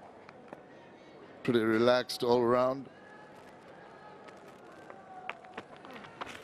From the Irish perspective, I think you've got to give it a little more effort, be a little more spring in their steps, try and get another wicket. No Gavin Howie yet today, the leg spinner.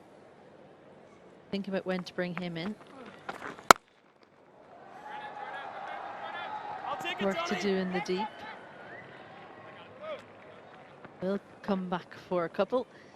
It's been a well compiled 50. Momin is still out there, sitting on 52.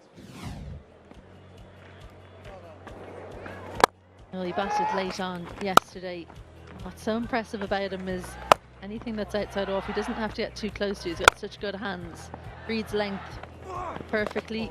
has all of the shots. He's swept well and played with composure. 4 from the over, 223 for 3.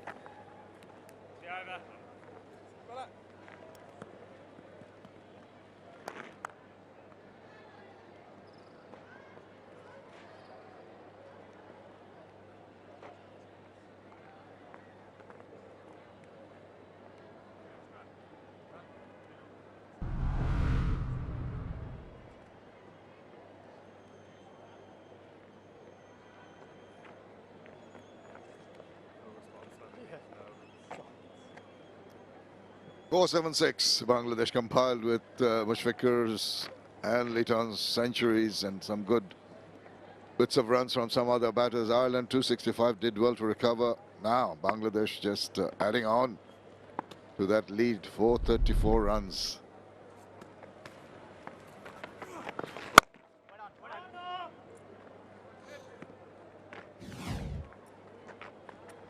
All around the ground. Nominal doesn't quite favour the mid-on area. 0%. That's a great graphic from Hawkeye. Isabel, you don't normally see one area which does not have any shots. You'd see that 0%. There you go. It's very good on the offside, through the covers, very good at sweeping fine. Now, that's going to be added on. I want to see that. He's been listening to us. God, what did he manage to squeeze that into that area, or is it in the other part of the pie chart?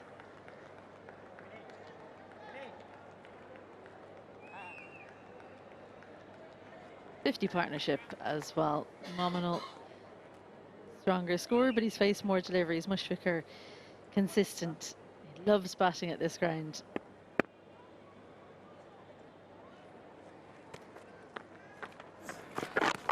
Oh, little dance, jig to put that ball away.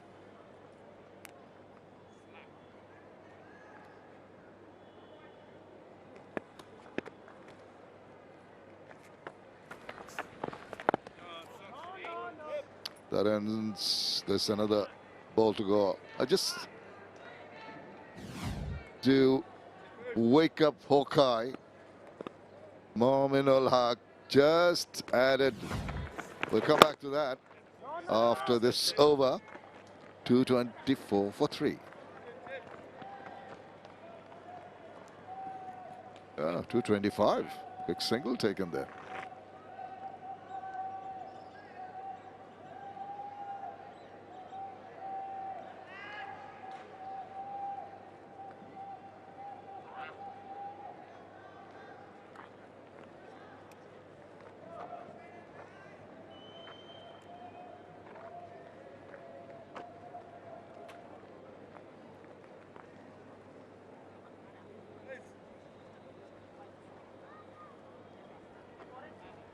Momin-ul-Haq, Mushfiqur Rahim building up a nice partnership. Have a look at the analysis. We said he didn't hit any in that area, but you see the scoring here. We want to look at the pie chart.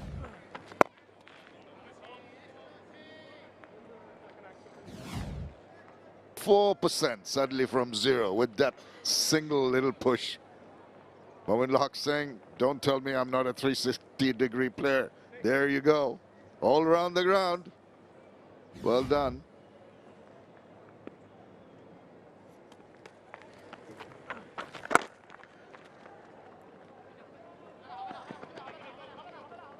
Should just be one. You wonder with that graphic of the pie chart kind of the scoring areas, is it about where Ireland have bowled, or is there a weakness there? I think it's probably just about how Ireland have bowled, and as a left-hander, he's only going to go leg side when it's clearly in that area, not forcing across the line. Generally, the ball has been turning away from him, from Andy McBride. And no great turn from Matthew Humphries. Well, I think he's more been threatening the outside edge, actually, of Momin-ul, the left-arm spinner. I think you spotted it right. I think the reason for non-scoring shots in that area we are talking about because of the fact Mominul was not prepared to go against the tide, against the turn and play in that area. More content to play with the turn of the ball from both ends. And that also tells you that the Irish bowlers have done a good job in maintaining a steady line and length, not giving him those shots to play away through mid-wicket and down between mid-wicket and mid-on. So consistency, discipline shown in the bowling. Top mid-wicket comes in for Mushfiqur Rahim. Oh, lucky. Now he went for that drive, got the edge, and it's fortuitous boundary for him. Well, if you're going to try and cut off the singles, you've got to take fielders out of the catching areas. Ireland only having one. Paul Stirling quite wide in there. He's found another gap. Mushfiqur Rahim, not the one he would have wanted, but goes past Orkin Tucker and Paul Stirling. The frustration continues. Couldn't have gone better.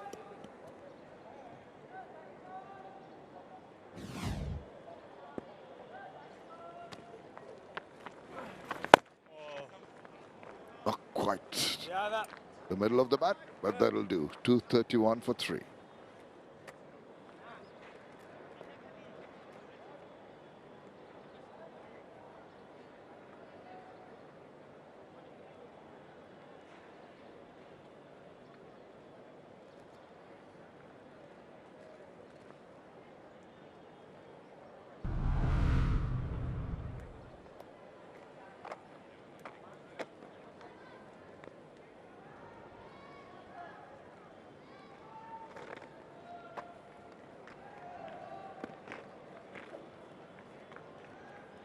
Wicket each for Neil, McBride and Hoey. Humphreys still trying to get one, but he's got a good economy, and they're making, the Bangladeshi batters making the bowlers work hard.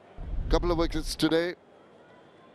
Already runs added on, 75 of them in the 21 overs bowled so far this morning. With a nice little punch off the back foot. You and I were talking about how this was unlucky for Ireland. Unlucky because it didn't actually take the edge. Look at this turn from Humphreys. It was too exaggerated, in fact. And I think if it had actually hit the edge, it might have found its way to Paul Stirling. The frustration more that it didn't take the edge. Yeah, you're right. We both thought it has induced the edge, but it obviously missed the bat, went for buys. Fortuitous, I said, because I thought he got a 4. Fortuitous because he didn't get an edge. Yeah, he'll probably be disappointed, actually. A handy 4 runs that he didn't get to his name. Ah, that's a shot he does favour, and he does put it away with the plumb for the maximum. The slog sweep affected. Sweet contact. When bowling this nice and tight, Andy McBride, slight bit of length on offer and just enough space, clears the front leg, bottom hand comes through, and he will have just been watching to make sure it gets over Gavin Hoey. He thought he was in business here on the boundary.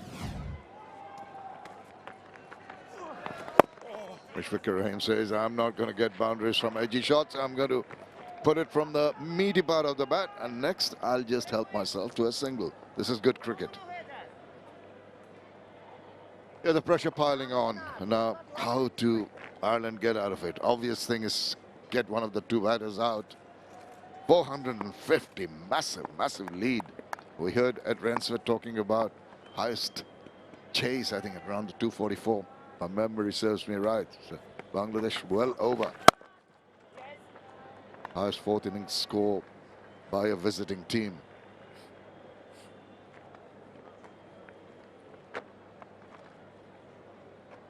Well, the game was just starting to drift, wasn't it? Because Ireland were keeping it pretty tight. So Mushfiqur Rahim adding some impetus with that 6.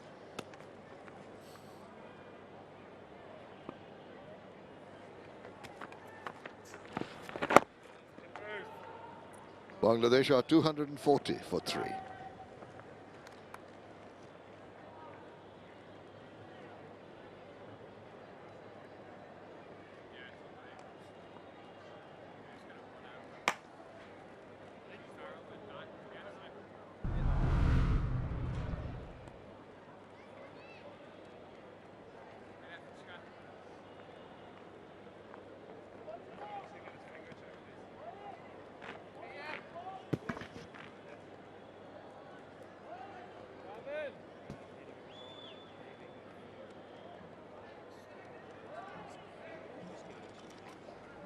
The two experienced campaigner continue to bat.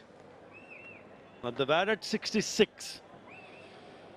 The lead gone past 450. There was an opportunity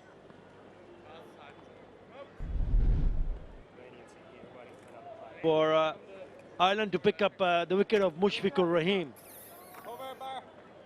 But they failed to latch on to the opportunity. The catch was put down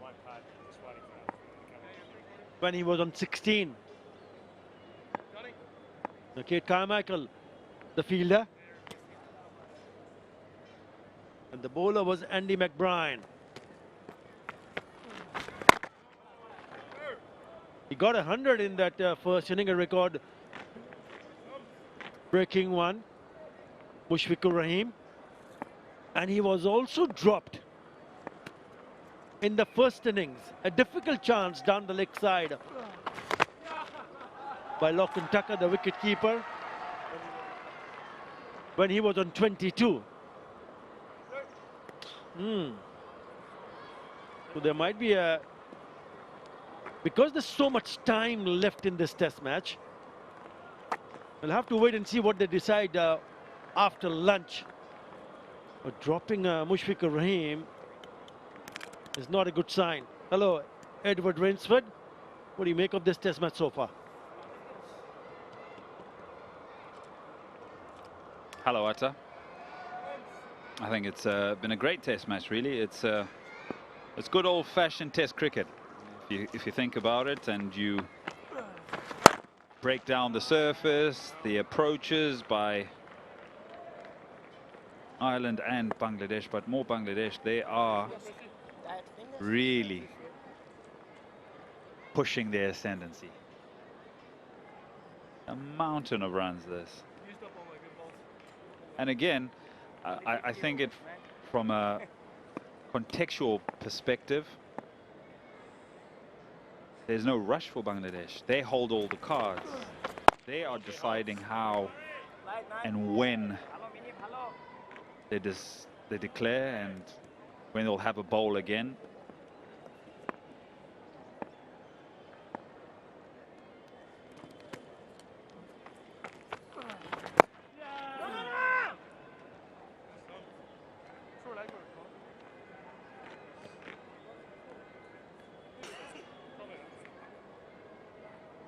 And that's the reason I feel that batting up until lunch depends on how many runs they have, because in my opinion, they had enough yesterday. Bat at 86 this morning.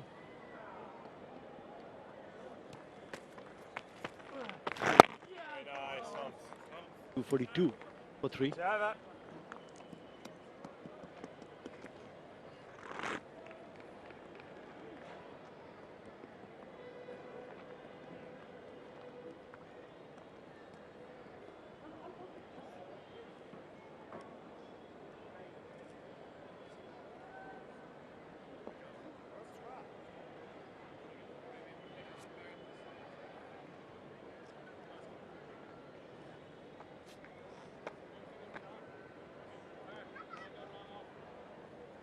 Turn the ball in, gentlemen.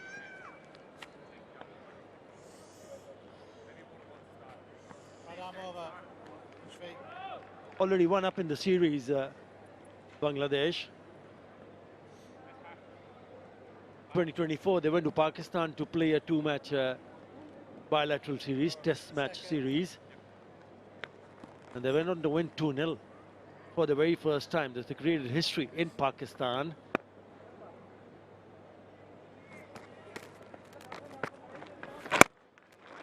Right arm leg spinner. In the attack, Gavin Hoey shy of the stumps. Ooh. I thought he was already in. And you always, as a team, you always would want to make sure that you're looking to produce results. Oh, well in. Didn't even slide the bat. Top 10. Pradesh in a very strong position.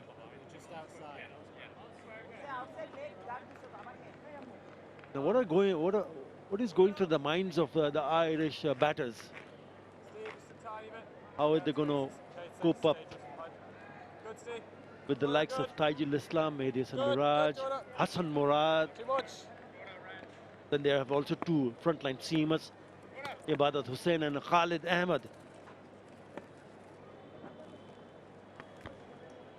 I just want to pick up on something in between the overs. This will be a boundary. We'll come back to that. It's a beautiful sweep shot. Played so well with such good control as well. Have a look at this. It's wide of off stump, but he makes the movement to get onto off stump or just outside and plays it quite well. In fact, really well.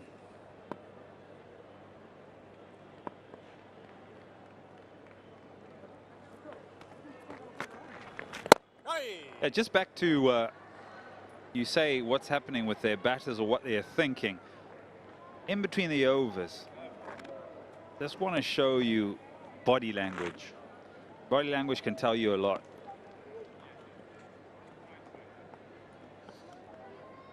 I'll come back to that.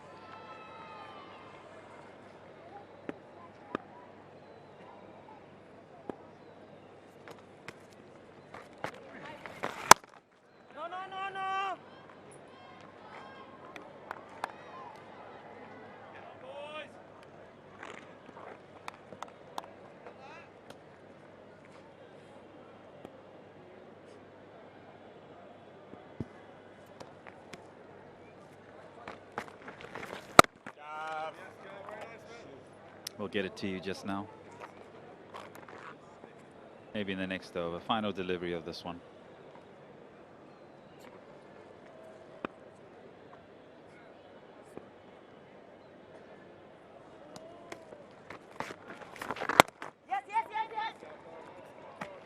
Single to finish the over. 249 for 3.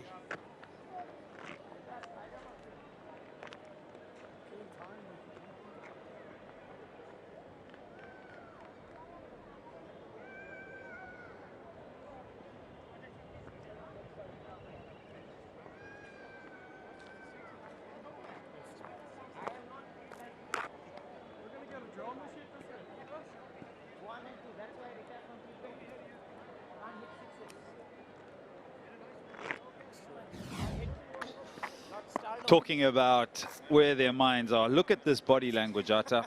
It's very resigned. The wicketkeeper would be running in between the blocks, getting ready for the next over. There's a count in between the overs, but there's no energy there. Resigned to the fact of the state of the game. You'll even see the chat or the move or the energy in the field isn't quite there.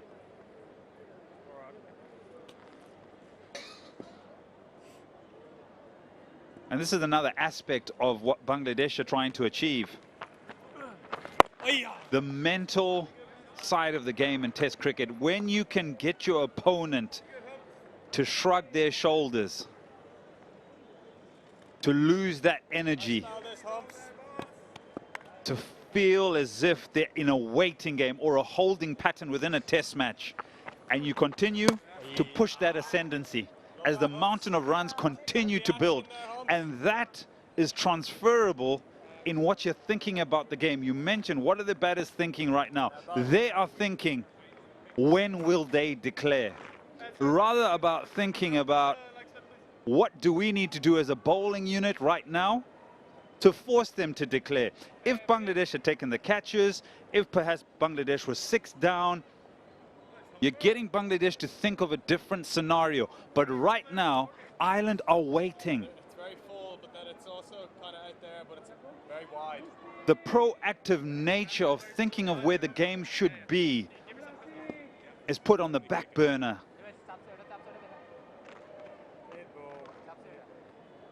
No, they're waiting for things to happen rather than trying to make an effort to make it a little bit difficult, because the runs are coming too easy. This is the 25th over. With that single, 94 runs already been scored. With that single also 250 up. It's a daunting task, isn't it? If you're looking at that lead, it's 461.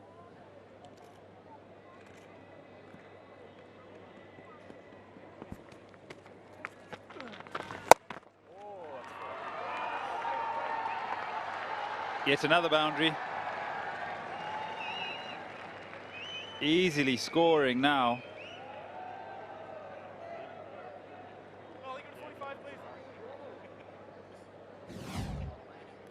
Yeah, this just sits up in the surface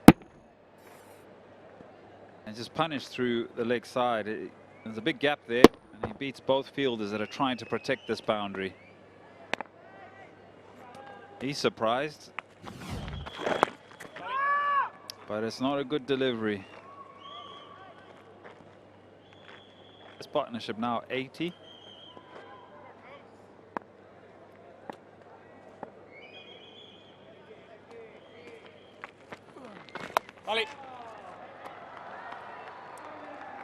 This time he finds the fielder. 255 for 3.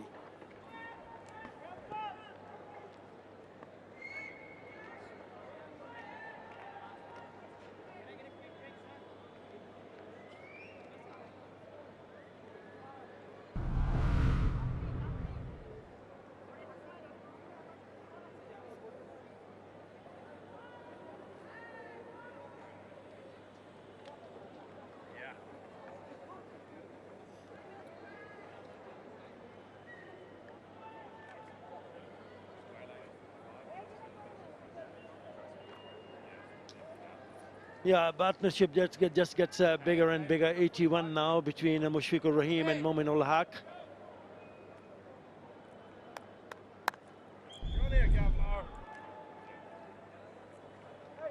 𝗵𝗺𝗃𝗺 already among the elite list of scoring 100, playing his 100 test match. But there's only one so far who's managed to pick up 100 in each inning of his 100 test match way back in 2006.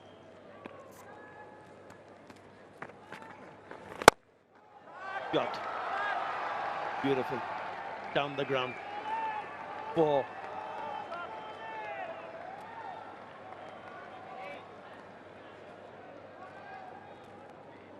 The good with the sweep. Also pretty good down the ground, Momin. Small guy, but he packs a punch.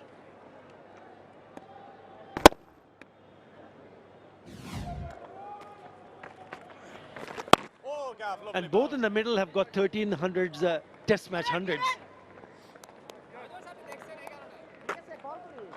Just going back to the player that managed to score 200 in his 100 test match, Ricky Ponting. That was against South Africa. 120 in the first inning and an unbeaten 143 at Sydney, January 2006.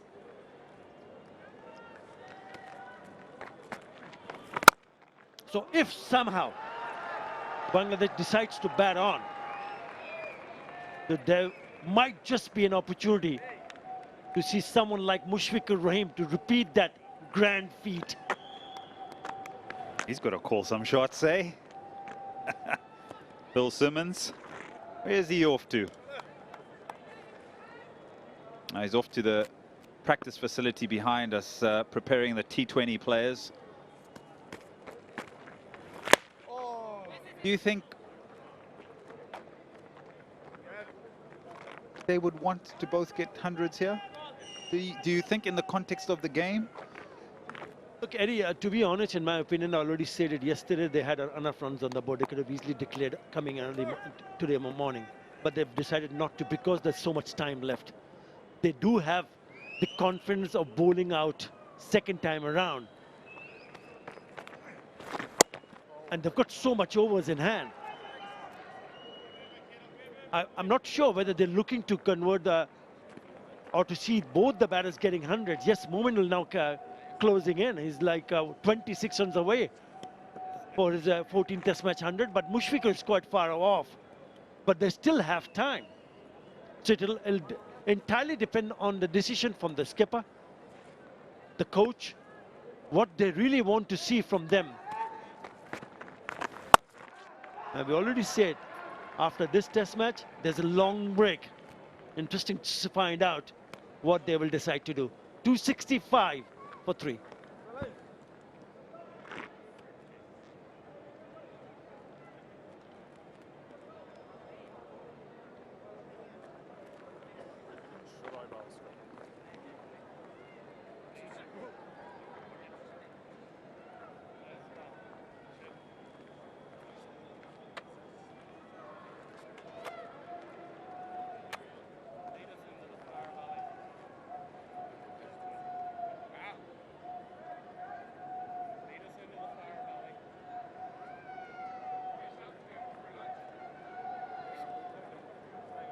Saturday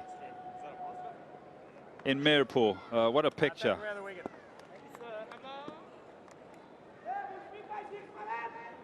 A few have come in for the first couple of days when there was a bit of history on the cards. A lot more in. I was mentioning, Atta, about the mental side of the game and where Ireland find themselves now, being quite resigned. I equate that to perhaps boxing, where you wear down your opponent by taking a number of strategic blows to your opponent. Not necessarily a knockout, but you wear him down. And then you get to a point where you strategically now get to a point where you're going for that knockout, after tiring down your opponent to a certain stage of that boxing match.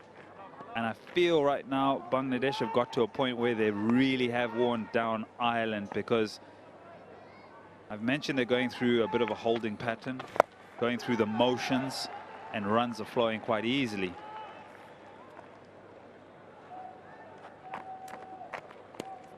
Ireland won't play a test match for a long time. You mentioned Bangladesh won't play a test match for a long time.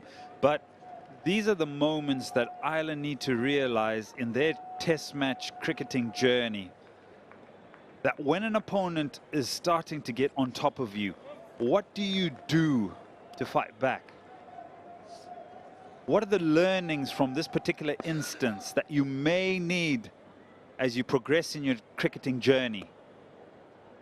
Because the fourth or the third innings are not always the easy innings for bowlers when a team is getting on top of you. It's vital. I look at Ireland's batting in the fourth innings. They've only batted in the fourth innings 3 times. Versus England, they were bowled out for 38.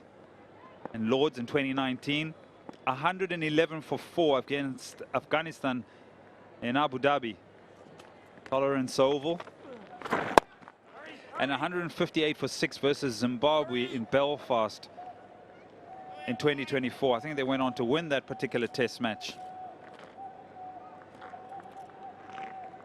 So for me, there isn't a great deal of experience when it comes to batting in the fourth innings. And looking at the lead now at 480, where their highest total ever. They've only played 12 test matches, this being the 12th. Mountain of runs, huge amount. Oh! This will end the over.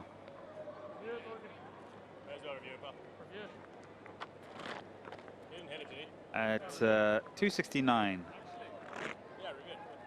270 for 3.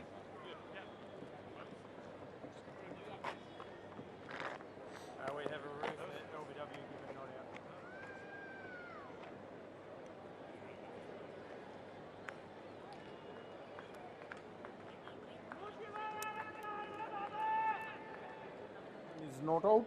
I have checked the feet. It's a fair delivery. Front on, please.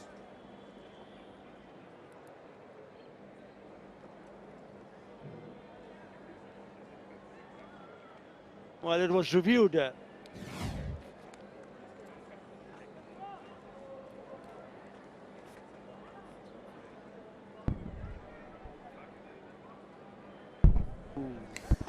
I can see clear gap between ball and bat. Go for ball tracking when ready, please. No problem.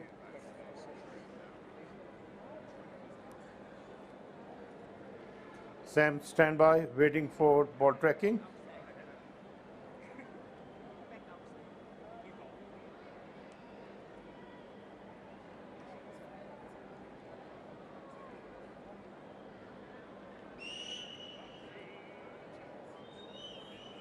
Ball tracking is coming up. Original decision not out. Pitching in line. Impact umpire's call. Wickets missing. Sam, stay with your original not out decision. Stand by. I'll let you know when you're on screen. You're on screen. Make a signal, please. Optimistic. Very, very optimistic. That will go gone down the leg side. 270 for 3.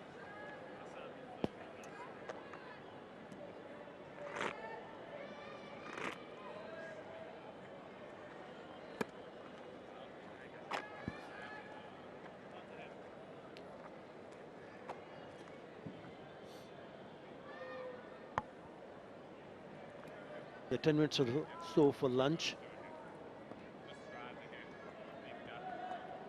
I mean, you did mention in that last over that what they should be looking forward to in terms of batting, but also in the bowling department. But one thing's for sure, they need to hold on to their catches. It just makes such a big difference if you don't hold on to the catches, because the bowlers have tried hard. Yes, not enough on the good line and length, but whenever they did trouble the batters.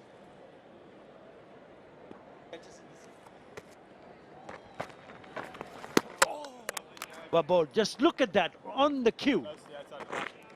So, but not enough on a consistent basis. That's been the problem. Beautifully bowled. And if he can pitch it up in that area, look at that sharp turn. Beautifully bowled. First innings, 3 catches were dropped. And they paid a big price. Already 2 catches dropped in this innings. And it makes a huge difference. I think that's another aspect of the game where Ireland needs to improve drastically to survive in this format of the game.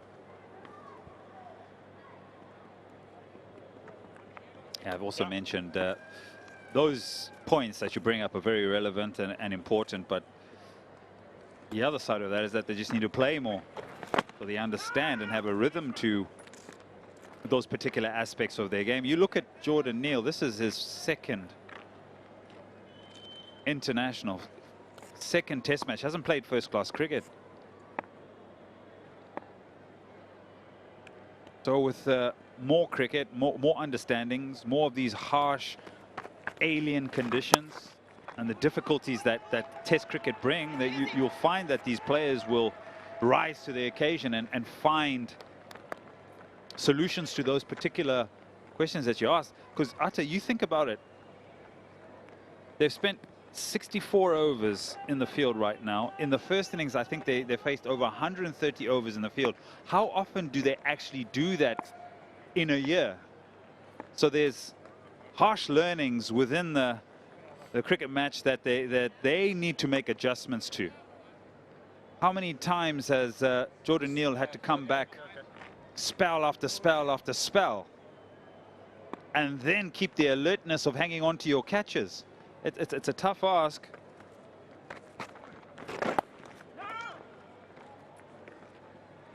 This over will come to an end. 273 for 3.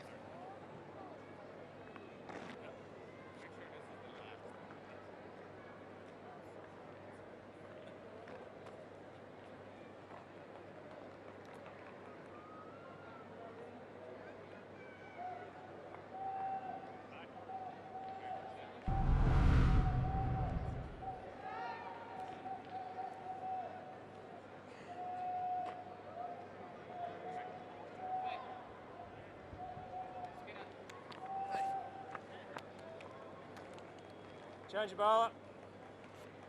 Right arm over.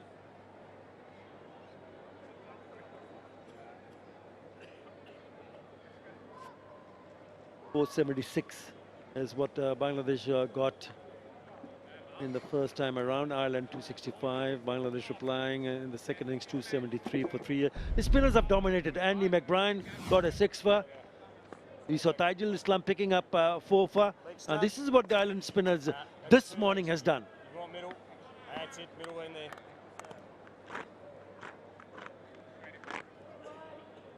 60% in a good area, 29 really full. You can see the wicket on the edge of a good area and a full area as Harry Tector comes in. So been consistent with their lines and lengths. In terms of a return, just the 1 wicket.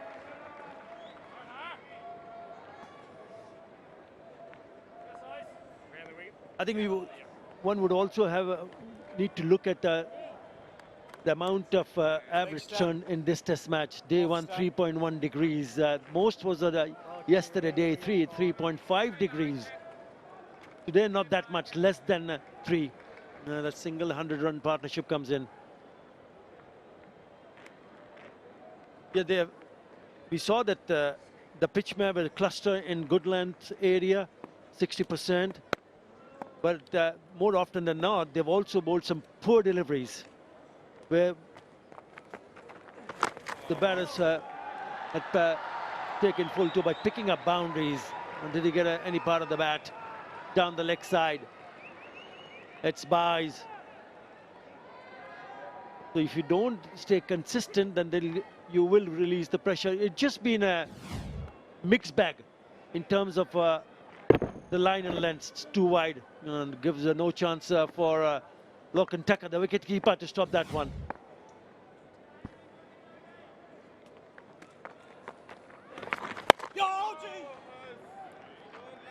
Yeah, I think also don't read too much into the degree of turn on day number 4 with it dropping down so low.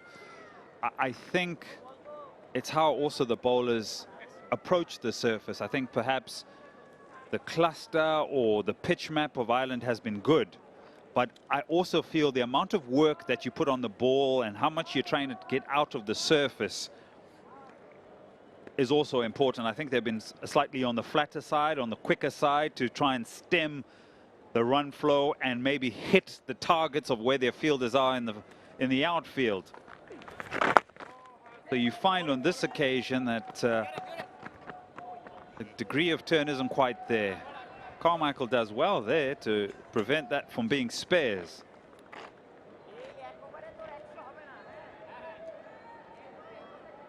Yeah, he spoke about the number of test matches they've played so far. 12 test matches in the 7 years. But since 2023, they've managed to play 9 test matches.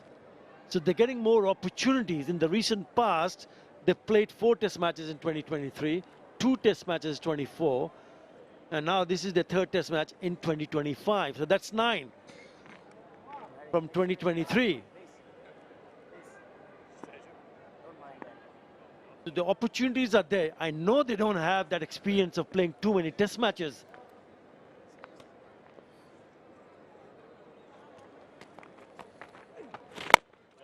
And not easy for them, especially in these conditions, where the conditions are completely different. Spin-friendly wickets.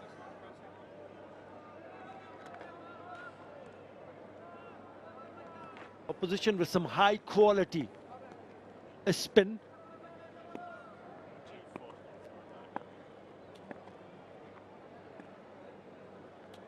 It's a learning curve for the spinners also, how to adapt yourself and these surfaces.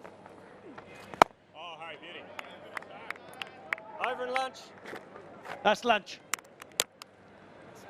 So Bangladesh at lunch at 280 for 3. They've added 124. Partnership of 106 between these two. Momin ul Haq unbeaten on 79. Mushfiqur Rahim on 44. And the lead for 91 runs. They're in a very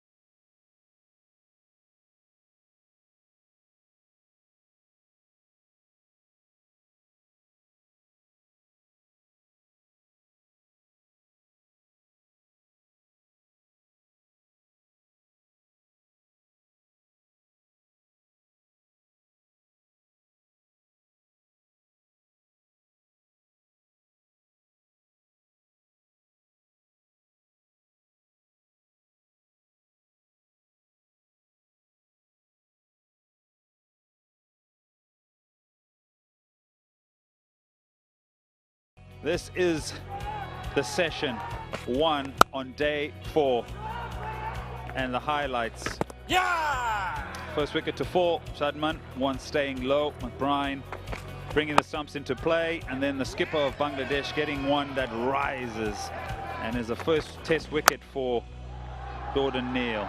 And then the partnership that is unbeaten, but there was an opportunity that went down. Carmichael putting that one down at the disdain of McBride. But they've continued their work, these two, quite efficiently. With Mominal going to a 50, he's 79 unbeaten. Mushfiqur played the sweep shot, one of his favorite shots really, that's 𝗏𝗏 along with Mominal. They have hit the boundaries on regular occurrences. And these particular highlights, 124 runs at a run rate of over 4 to the over. Right, there we go, 29 overs bowled, 124 runs scored at over 4 runs to the over. The players have gone to lunch, we'll go to lunch, and we'll see you in about 35 minutes.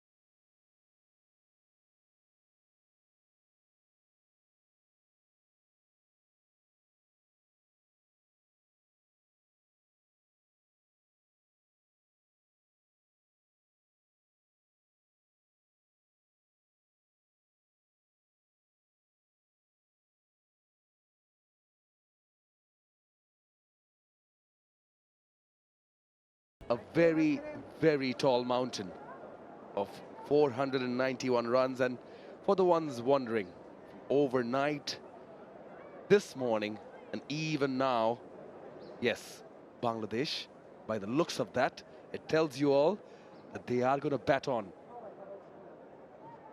What awaits ahead for the visitors is more toiling, more work to do on the field that would frustrate them. Padded up and all ready, Mushfiqur and Mominul to come back on. Be interesting to know what chats went on in the two separate dressing rooms, two very different points of view. Ireland need to try and lift themselves. They're coming out onto the field, quite languid display of body language. Two more keener players out in the field now are the two batsmen. There's Andy Balbirnie, Ireland captain.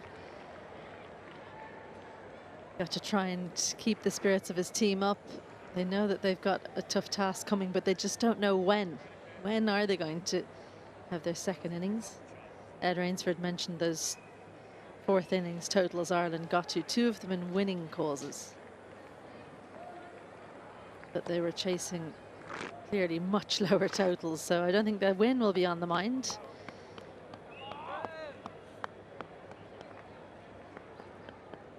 Keen to see on the sideline, is anyone else padded up? What's the play? Is there Mushfiqur Rahim is 6 away from another half century.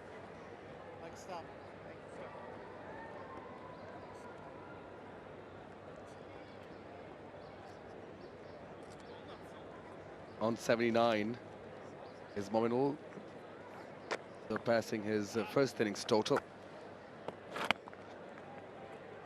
Asking the question, what's at play? Well, still no evidence of anyone being padded up, but Gavin Hoy definitely warming up with the ball in hand, so he's going to bowl from the Dutch Bangla Bank end.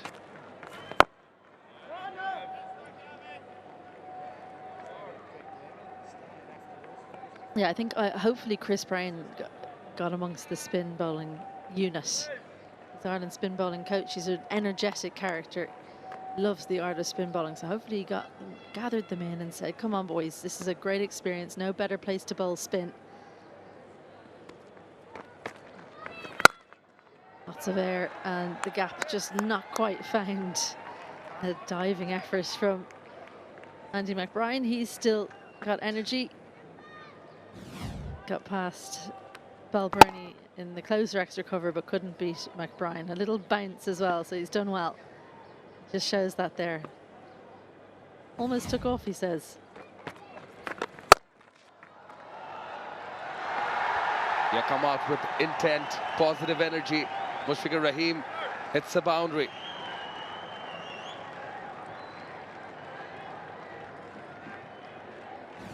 Short, a real drag down after a full one.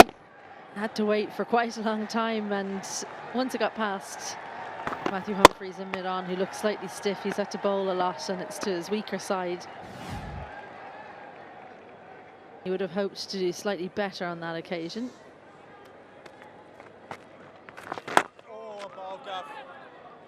Yeah, they look much more eager to score runs, particularly Mushfiqur Rahim on strike. On the verge of getting his 28th half century on his 100th test match. I think there's a message underneath there. Get some runs quickly. Maybe they'll go off. Also the lead now, 5 runs away from 500. Yeah, maybe they've been given, look, you've got 40 minutes and see if you can get your half century for Mominul. See if you can get another 21 runs. And then we want to get the ball in hand.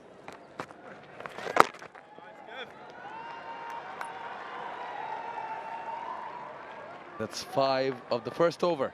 Post-lunch, Bangladesh 285 for 3.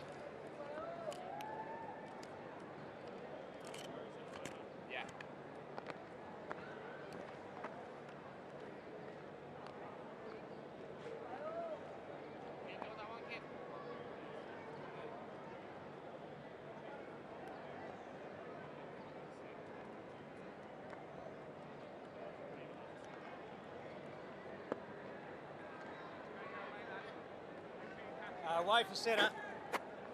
That's it. Centre on there.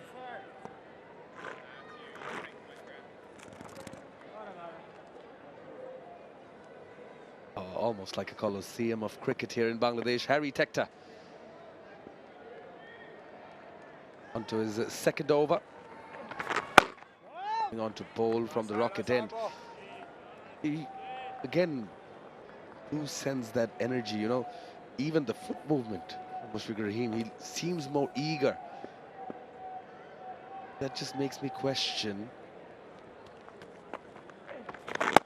You said 40 minutes. Well, he gets to his 28th half century. Does Mushfiqur Rahim. Fantastic feat for the great servant of Bangladesh cricket on his 100th test match. Mushfiqur Rahim century in the first innings, 50 in the second. Take a bow. Renewed energy. Just needed one. And they've come in their droves in this, his 100th test match cap. 41st 50-plus score equals 𝗂𝗵𝗃𝗃. Down leg side, 𝗂𝗃𝗃 asking too much of Lorcan Tucker and asking too much of 𝗂𝗏𝗂𝐴. It's going to be 4 more.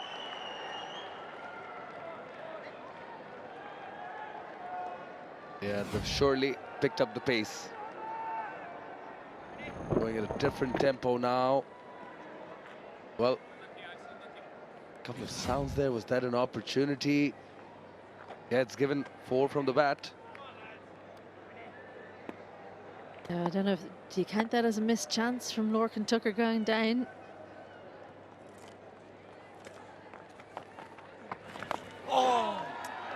Nicely bowled from 𝗂𝗃𝗃𝗃, slow through the air and just takes the bottom edge of Mominul Haq's bat, but manages to squeeze through another couple of runs. The foot firmly on the gas here now from these two out in the middle. Mominul, it's been over a year since his last century in test matches for Bangladesh. It was September last year against India.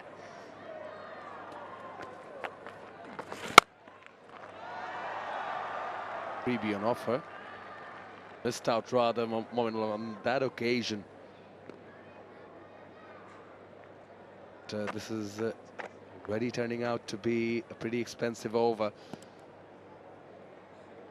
Mushfiqur Rahim, say, king of Mirpur, claiming his throne, most runs, reiterated time and time again.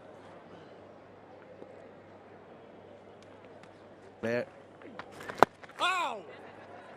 In a particular ground for the non-strikers, and no trouble there. 9 runs of this sector over, 294 for 3.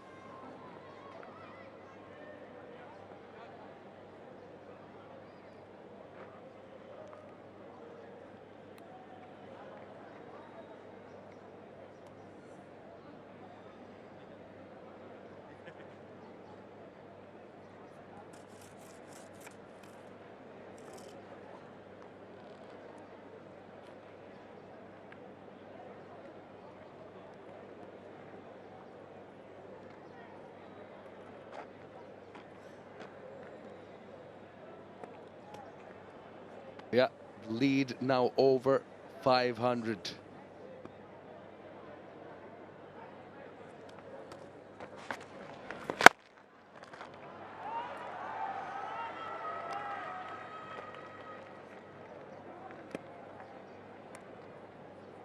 I mean, as if they weren't already, but also, you know, post-lunch making them come back again, come back out again, make them stay on the field while the sun is baking down.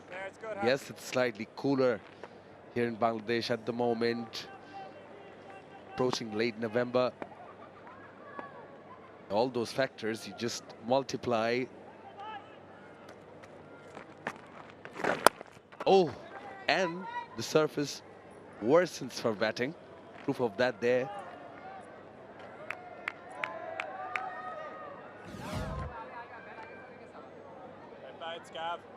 𝗂𝗏𝗂𝐴 just making things happen. We saw a lot of this yesterday, actually, early on.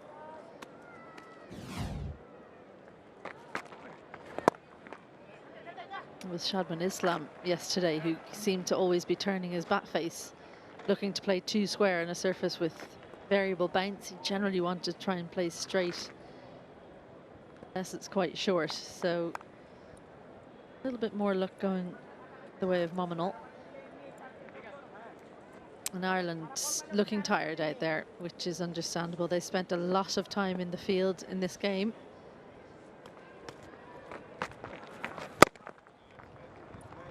And I mean, it's very hard to try and replicate what it's like for the feet, the legs, the limbs, tired joints, your knees get sore standing for that length of time. I suppose it's like the only thing you can think of is going on maybe a short holiday where you do a lot of walking and sightseeing and you end the day very, very sore, but it doesn't come close to what it's like for these players.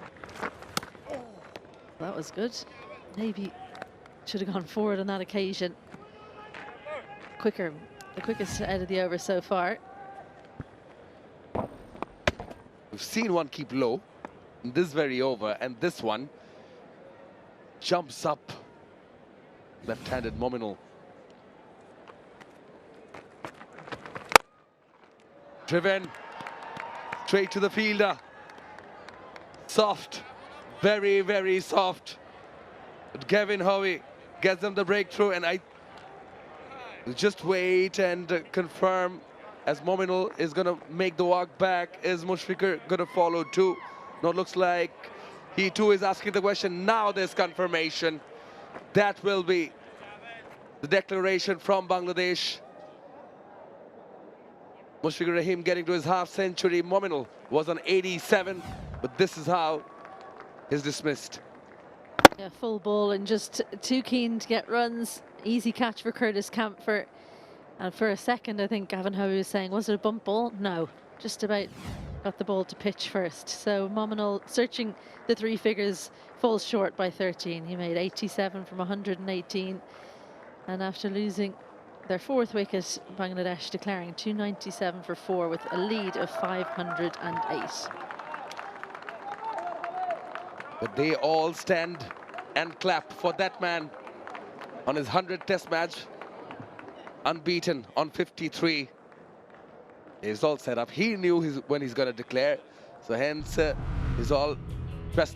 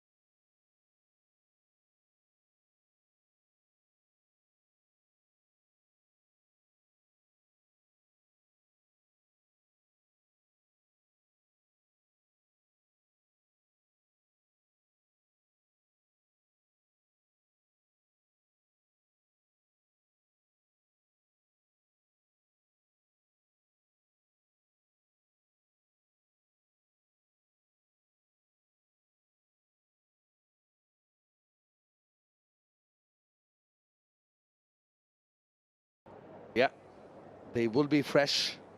The bowlers, they got their rest. Enough, some would think, more than enough. Team hurdle goes on. I think all eyes would be on the surface, the strip, of course. The roller rolls out. And also the Ireland team, because they've got a daunting task, an uphill one. The target is 509 runs. Umpires come out on the field. Richard Ellingworth and Sam Nogatsky, the ones officiating on field. TV umpire Asan Raza. Now they walk in. Well, wow, beautiful. I think plenty of time, and the Ireland openers would want to take their time and make use of that. 41 for the first wicket for Ireland in the first innings. That was when Paul Stirling, well, he did a Paul Stirling thing, didn't he? He came down the pitch and tried to take the attack to Bangladesh, but it felt unnecessary, especially against the seamers on this surface where the bounce is variable. You wonder, is it the way to go? Would have hoped for him to maybe stay a little bit more patient on that occasion. There are going to be unplayable deliveries. That's just a given. You have to recognize that coming out onto the surface, especially in the fourth innings. So give yourself the best opportunity. Shot selection is going to be important for Ireland. Conviction, as I've said before, on whether you're coming forward, going back, especially to the spinners. It's going to be seam to start things off for Bangladesh. 𝗵𝗺𝗀 gets the first over. But there's Ireland's captain, Andy Balbirnie. Always has a smile on his face when playing Test cricket. Highest score of 95. Has the most 50+ scores for Ireland.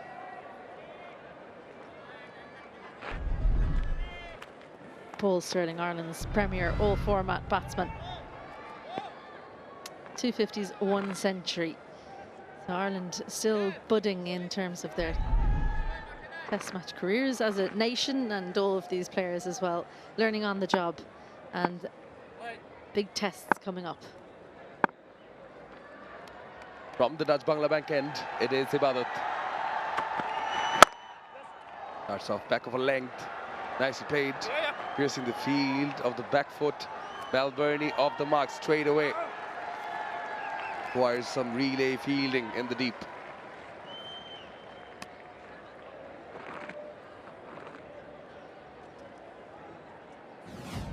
Nice start for Balbirnie. A sedate delivery, no lateral movement. Good transfer onto the back foot. We've seen he's had troubles coming forward to the seamers early on. So Bangladesh need to maybe try and get it nice and full, test out that footwork. Yeah, much fuller, but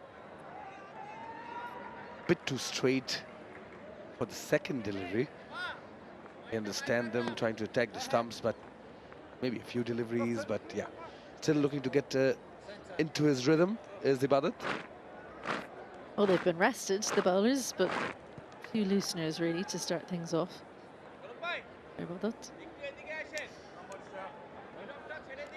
Just making sure the angles are right now. Paul Stirling on strike. He's a very different type of batsman to Andy Balbirnie. He's a deep point out. 2 slips, a gully.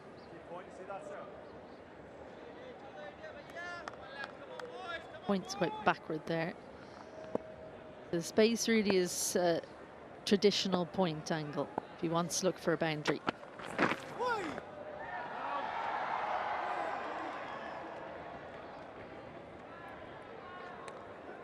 Yeah, he's going to need a few to get up and running, to get it warmed up. Speaking of 𝗵𝗺𝗀, deliveries, 3 different ones. But as far as Ireland are concerned, I think not be bothered by the target. Just take it one ball at a time and play time now. Did he get some bat on it? bounce was, well, bye signaled. Didn't bounce as much as the batter anticipated, and, well, actually sort of fooled the keeper as well. Keeper's nightmare, this. He's died completely. And then actually it's gone seam up and I think swung away a little bit as well. So the footwork maybe could have been better by 𝗏𝗀𝗃𝗃, but did that hit the bottom edge as it went past? I think maybe Paul Stirling's been robbed of a few runs there. I would have given it. Much better. That's a confident stroke to get off the mark. Paul Stirling gets a boundary. That's positively flown off the bat. Oh, he wondered, did the last one hit bat? There's no doubt here. Confident and just a punch, really. Makes full use of the pace on the ball. Nice technique, full face. Great timing. A nice full face of the bat, and well, they're oozing with optimism. That's what it looks like.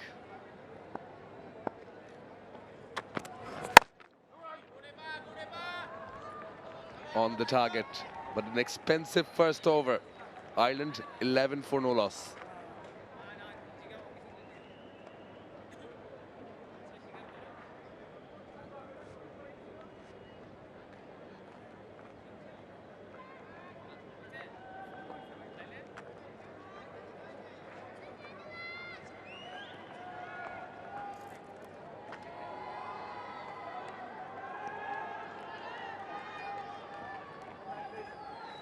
Two legs. Yep, two legs. Yeah, the targets. Target's a big one, still 498 to get, but they're off. They're off and running, our Ireland. It was quite a pricey over the first one. Now, even if it wasn't pre-decided by the looks of the first over, it is going to be spin from the rocket end, Taijul Islam. Joint highest wicket taker for Bangladesh. Another milestone. 246 test wickets for Taijul Islam. He's the one. Undoubtedly, the Shanto's gonna trust with the new ball. Just calling for the safety measures. 𝗏𝗀𝗃𝗃 is gonna wear it, but they do have a square leg in place also.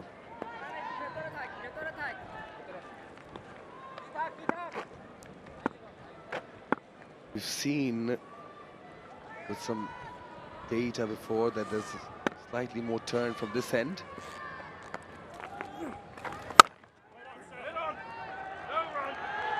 On purchase. I think the mindset from these two batters has looked good. Because there's two ways of looking at it when you're playing Test cricket. Second innings, you can be thinking too much about the first innings and if you've done poorly, or you can say, great, another opportunity. Backed on the pads early. It looked quicker, but I think it was just a little bit flatter, not as much. He wasn't looking for turn there, Taijul.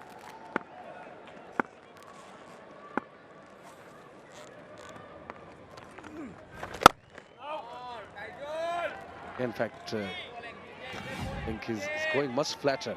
3 deliveries is bowled already, sliding down. Oftentimes that'll be the ploy from a spinner, just to get into the spell. Ball nice and flat. Start feeling like you've got control. Then as you get into your spell, you feel like you can get through the air, complete your action without rushing it.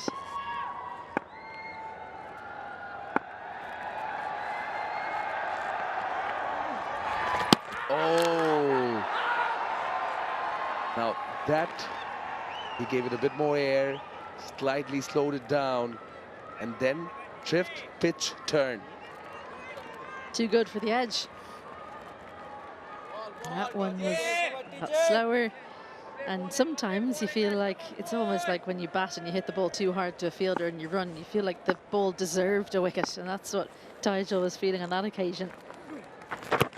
Well, wrapped in the pads, they go up. Big appeal. Is it worth the review? Maiden over. 11 without loss. Your stamps will be online, right?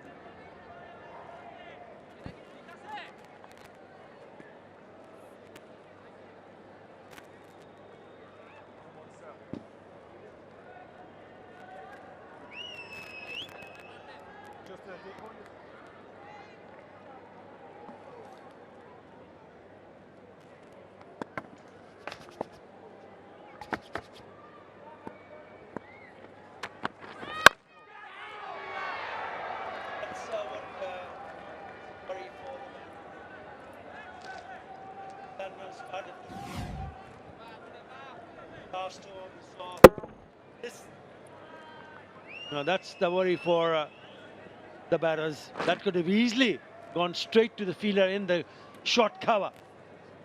The wicket started to deteriorate. There's a little bit of more of wear and tear. Even in the last over from Taijul Islam, the last delivery kept very, very low. This one just stopping over. So he went through the shot.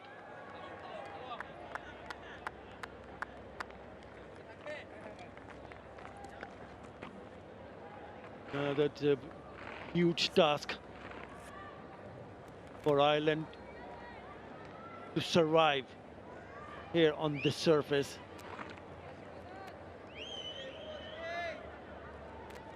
Bangladesh did declare at the score of 297 for 4 when Mominul got out.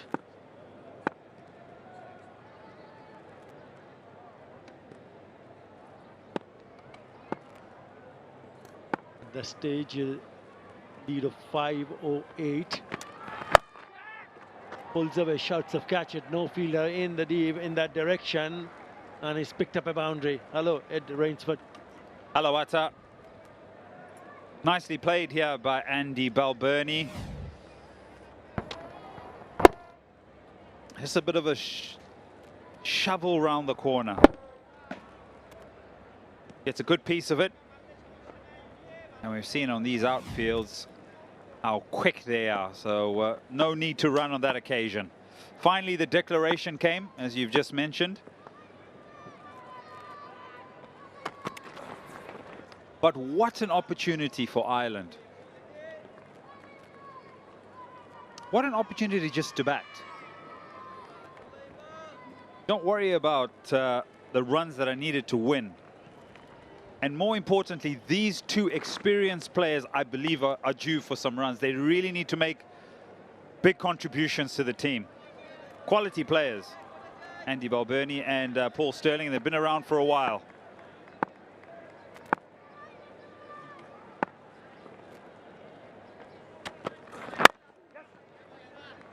And a time to come out here and bat. Bangladesh hold all the cards. They've got all the runs, they've got the spinners, they've got a surface that, yes, is going to start taking even more turn. We've seen variable bounds, some staying low, some popping. But can you take a leaf out of perhaps Mominul and Mushfiqur and Lorcan Tucker and make one final contribution in the 4th innings of this final test match?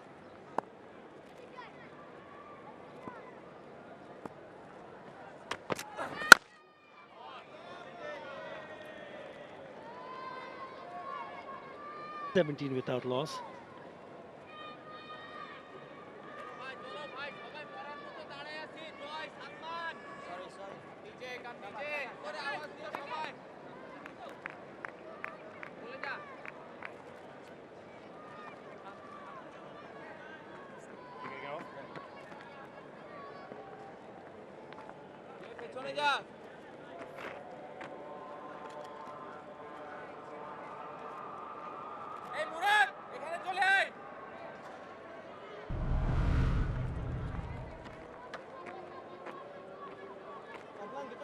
Yeah, I can hear what you're trying to say here.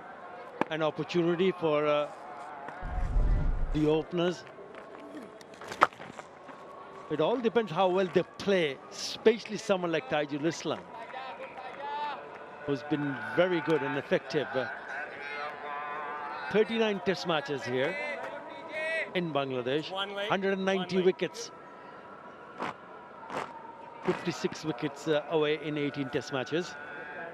Made debut in September 2014, which was against West Indies in Kingston, Jamaica, where picked up a 𝗪 for 135 in that first innings. And remember, he had to bowl at times with someone like shorturl.at. So Shakib would have been always the first choice. So at times he wouldn't get opportunities to even play a test match if Bangladesh opted to play just one left-arm frontline spinner. So he had to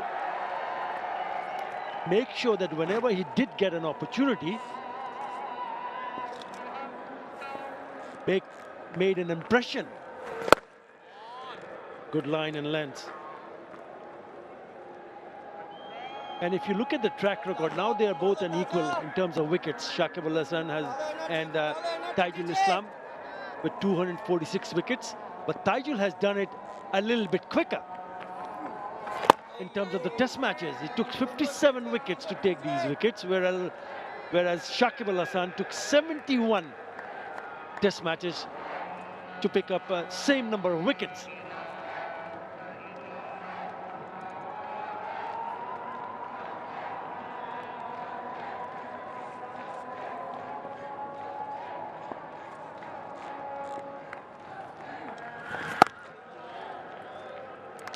{18} without loss.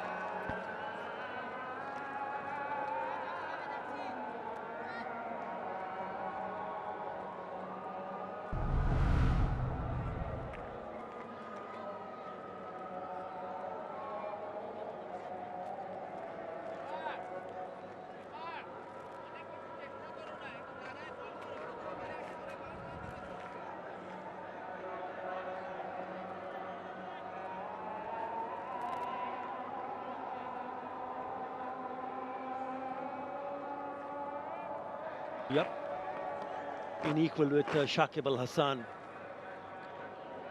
He's been outstanding. There were some very good spinners. You have Mohammad Rafiq, who was the first one to take 100 wickets in Test cricket. Left-arm spinner. Also has 1,000 runs in Test cricket. He was the first one to do the double. Achieved that milestone. Yeah, nice point, Atta, that you bring up about 𝗪𝗪𝗪. I think I also mentioned it in the build-up, where he's had to be in the shadows for a while. He wasn't, as you say, the #1 pick straight away, because you had Shakib who could do the job.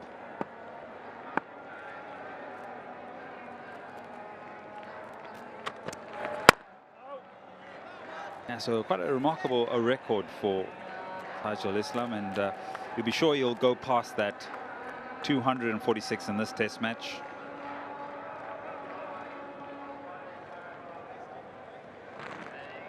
I was just scratching my head and thinking, who are the other spinners that would have been at around that 2012, that 2014?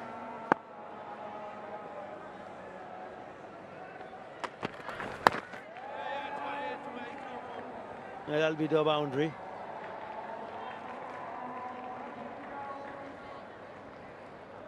Yeah, it's important that both the batters stay calm, because you don't really need to look at that huge target that has been set by Bangladesh. If there is an opportunity just like that, then you've got to pick up runs. Nicely played. There is a fielder at a deep fine leg. It's onto the pads. And it's a nice little tickle, a flick. Goes to the boundary.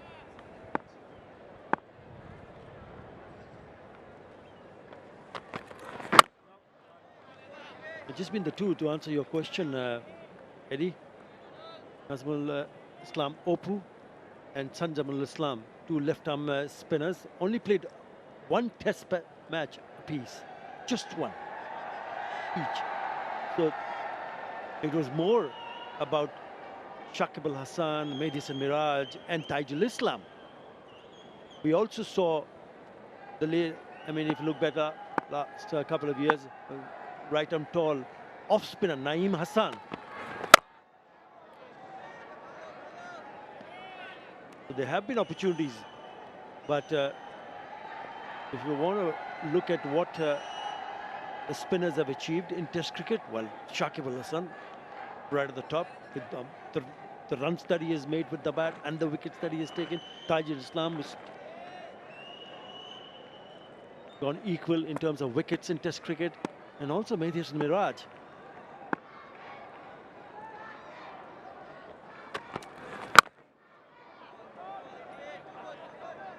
22 without loss.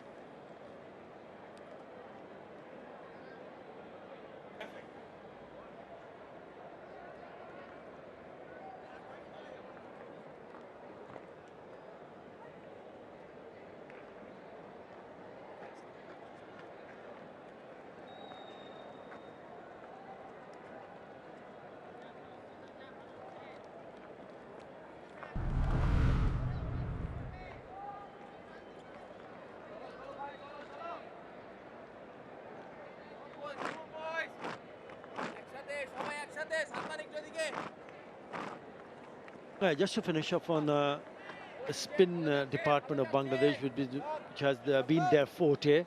𝗵𝗍𝗻 209 wickets and also runs. More than 2,000 runs in Test cricket.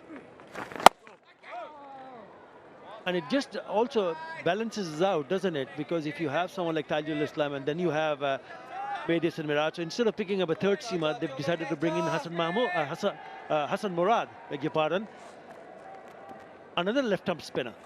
And I thought he bowled well. So there are options. There have been options for Bangladesh for a while. Mohammad Rafiq there. We saw him picking up 100 wickets in Test cricket. Left-arm orthodox. Abdul Razak Raj, who's a director now. He used to hit us on the pad all the time. I had a laugh with him the other day. After the toss, he threw me the cricket ball and he said, "Do you remember this?" I said, "I do, but it used to end up on our pad all the time." 634 first-class wickets for Abdul Razak.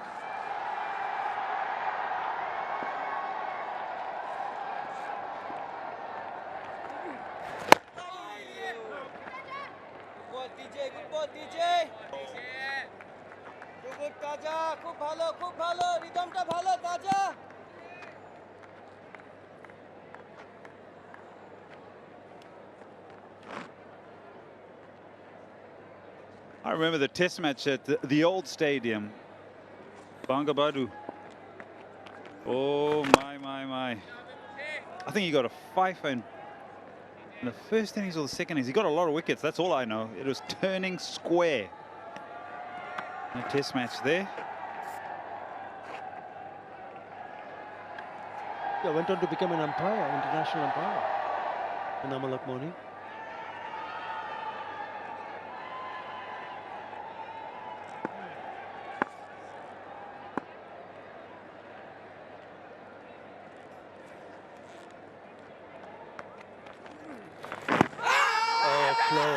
Close given. That has been the problem. How to deal with Taijul Islam again on the back foot. Now is he going to take the review? He does.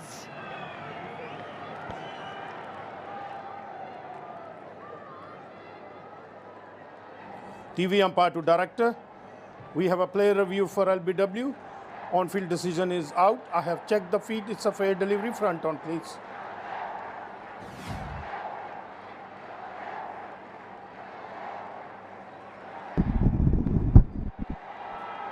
Ball is close to the bat to confirm ultra edge, please.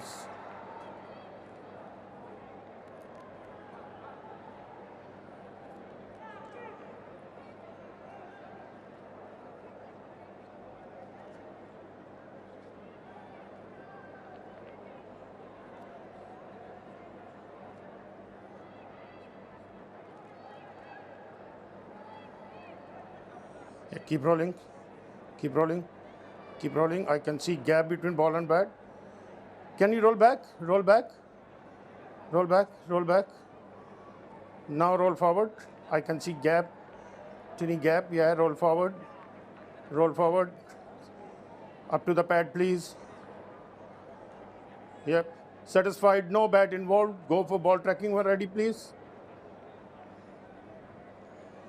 Original decision out. Pitching in line. Impact in line. Wicket sitting. Stay with your original decision of out, Sam.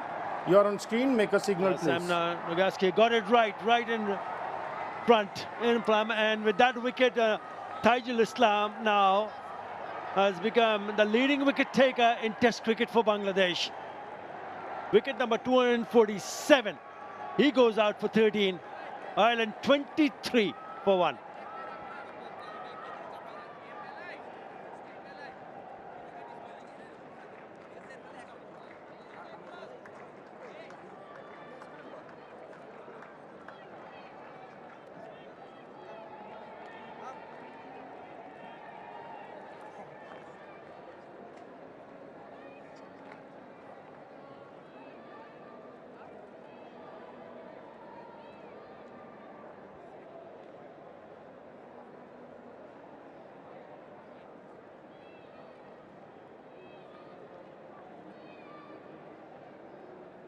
It was 𝗪𝗪 Islam.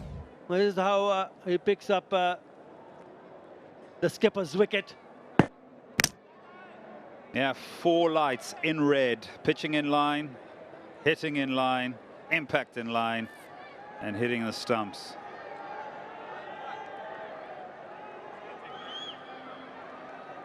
Leading wicket taker, and now he's 3 away from getting 250.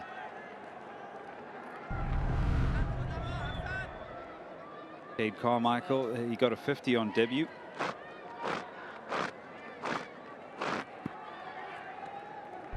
Stiff task ahead of him.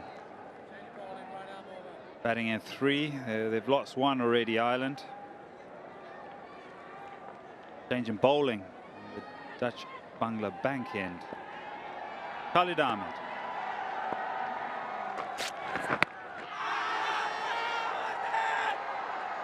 Squares him up. It's going to be very difficult, especially on day 4, and if they can somehow manage to survive to not get bowled out today, even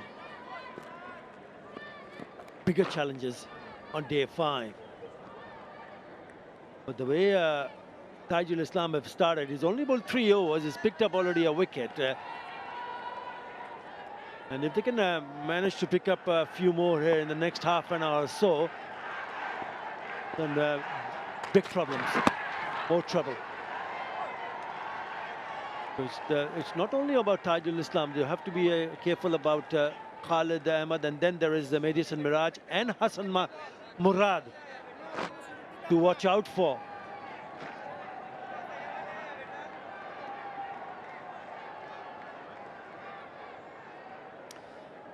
Khalid Ahmed looking to bring the ball back. It seems like he just likes to create that little bit of an angle. So delve deeper and maybe into his action, and that wrist. I must remind you that Rana and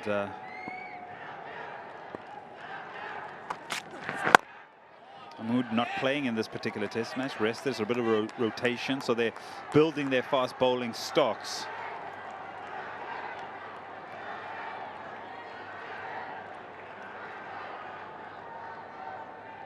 And the team management have been doing that for a while, Ed, to be able to make sure that they do get good rest in between the test matches. And you can only do that if you have the bench strength. And they do have that.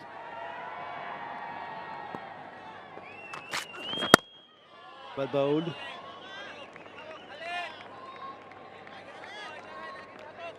Yeah, fair point. And I think 2026 is going to be a very busy year for Bangladesh cricket in test matches. Between 10 to 12 test matches next year.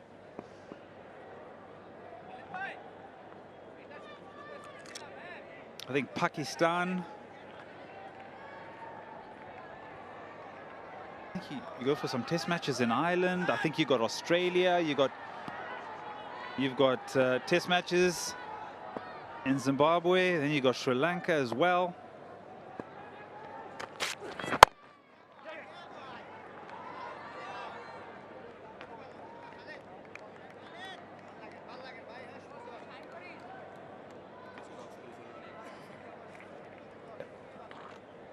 Yeah, 8 test matches next year. They've managed to play 6 this year. So they will play 2 more next year. 8 to be exact.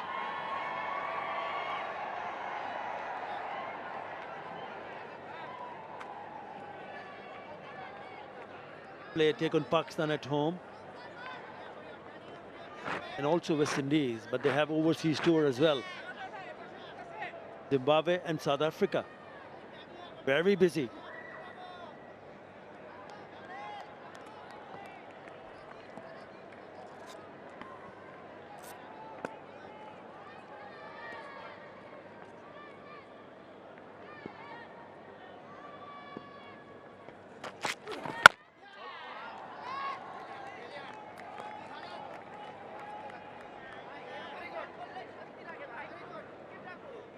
.24 for 1.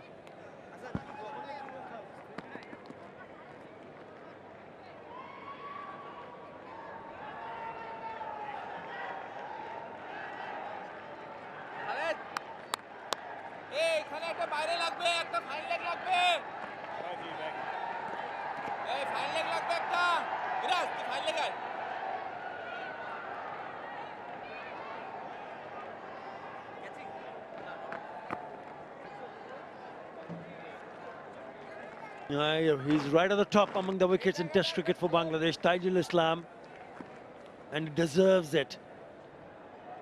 He's bowled it heart out. He's been a great ambassador for Bangladesh.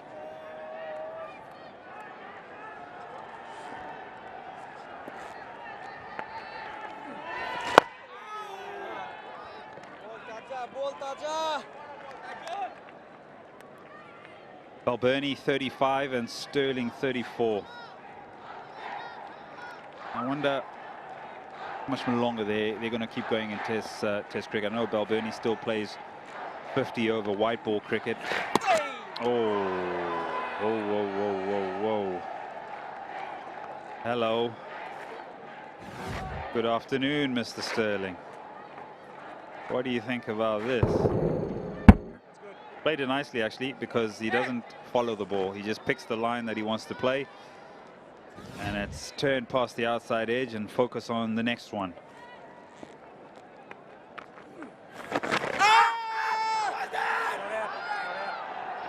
Again, turn.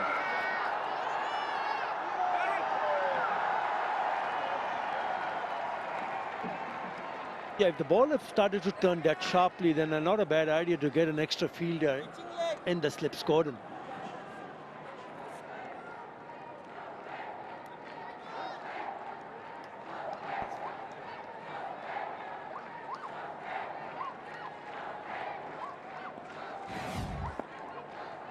And that's the last delivery. Again, he's squaring him up. Yeah, it's the length. If it's fuller, he's able to defend it nicely, but if he just pulls it back, which allow the ball to turn, then you're not trying to smother the spin. Thank you very much. Too easy. Onto the pads, and the short leg takes an easy catch, soft dismissal. Sterling goes. again, it's that angle that he creates from wide of the crease. And also his release. Sometimes you think it's coming wide of the crease. He's a bit mid-crease, but then releases slightly wider around his body. And there's the angle. So Sterling opens up that front pad and then makes the play with an inside edge. Ahmedul Hassan Joy does the rest. Sterling gone for 9. It's 26 for 2.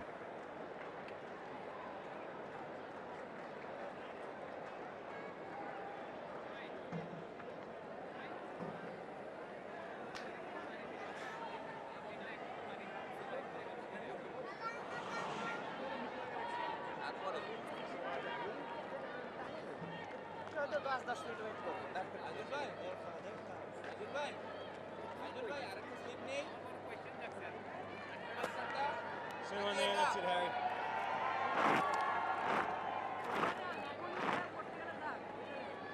Harry Tector finds himself in the middle in the air tower.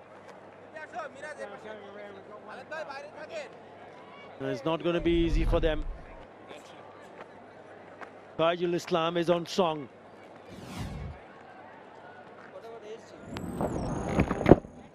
Did he have to play it in that manner with turning the face of the bat? He probably did, because he's thinking of the angle. Resigned in that particular image. He's picked up 2. And goes past the bat straight away. 26 for 2.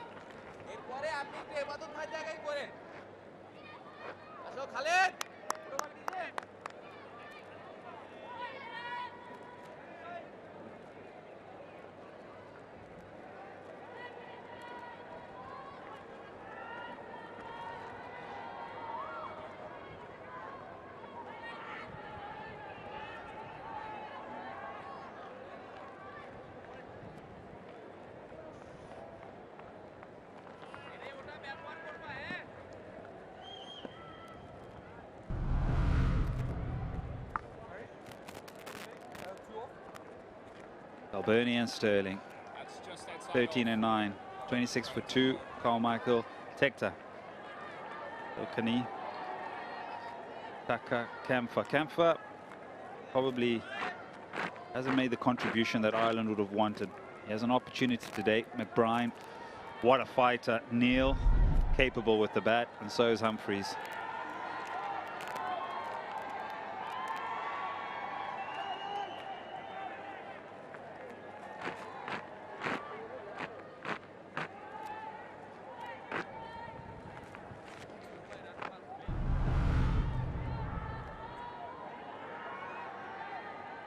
Second time around, 26 for 2.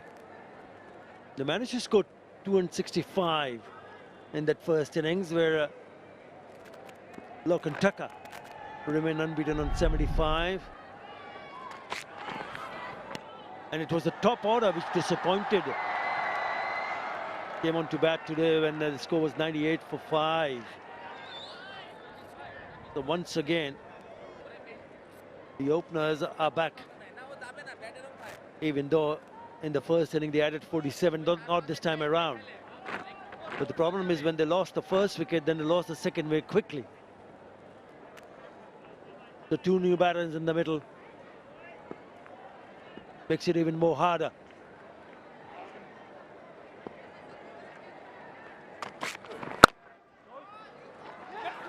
Nicely played. He opens an account with a nice looking stroke for a couple of runs.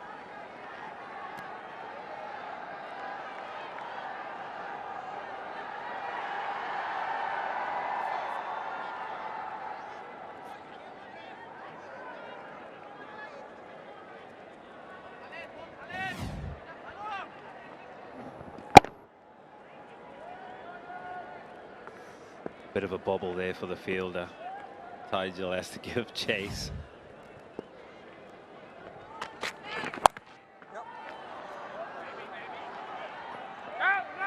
Ibadat cuts this off. Have another fielder Tabata being at a defined leg, there is a square leg with 𝗿𝗏 who's standing a little bit closer. 15, maybe 20 yards away from the fence.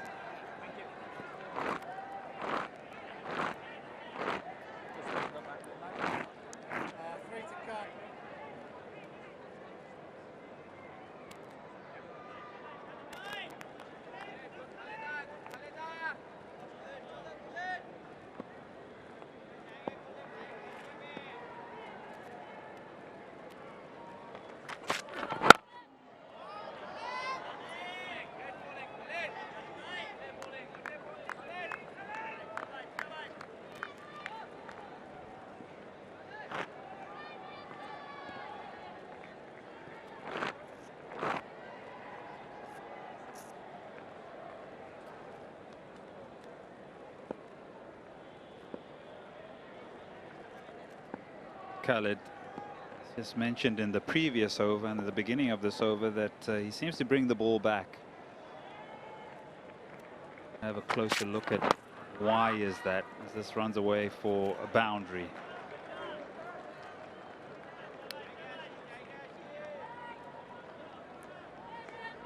And if there's anything he needs to correct,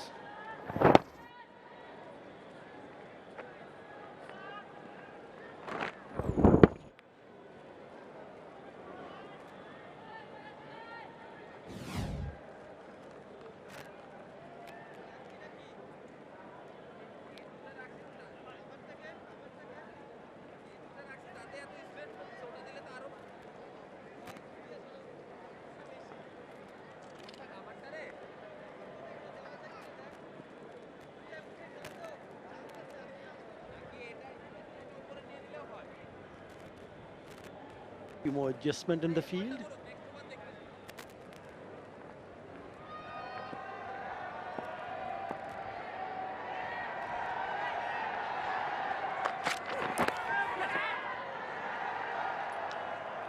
.33 for 2.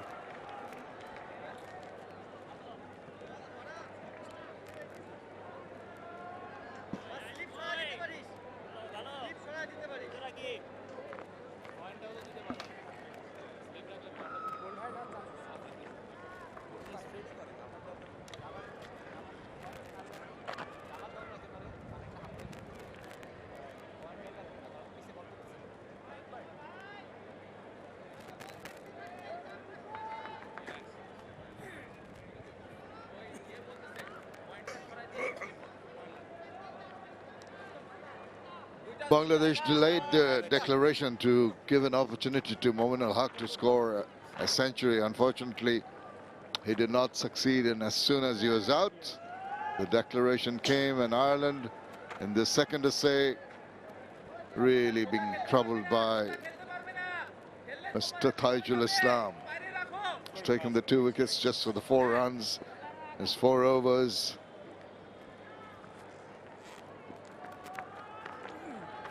And he continues with an arm ball, held its line, inside edge. It's really giving the batters something to think about virtually every delivery. Mountain to climb here, Isabel, for Ireland. I feel like once we reach the end of day 1, that's been the theme. Ireland climbing mountains.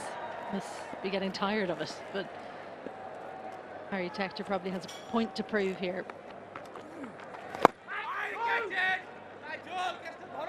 He's been dismissed 8 times out of the last 10 innings, LBW.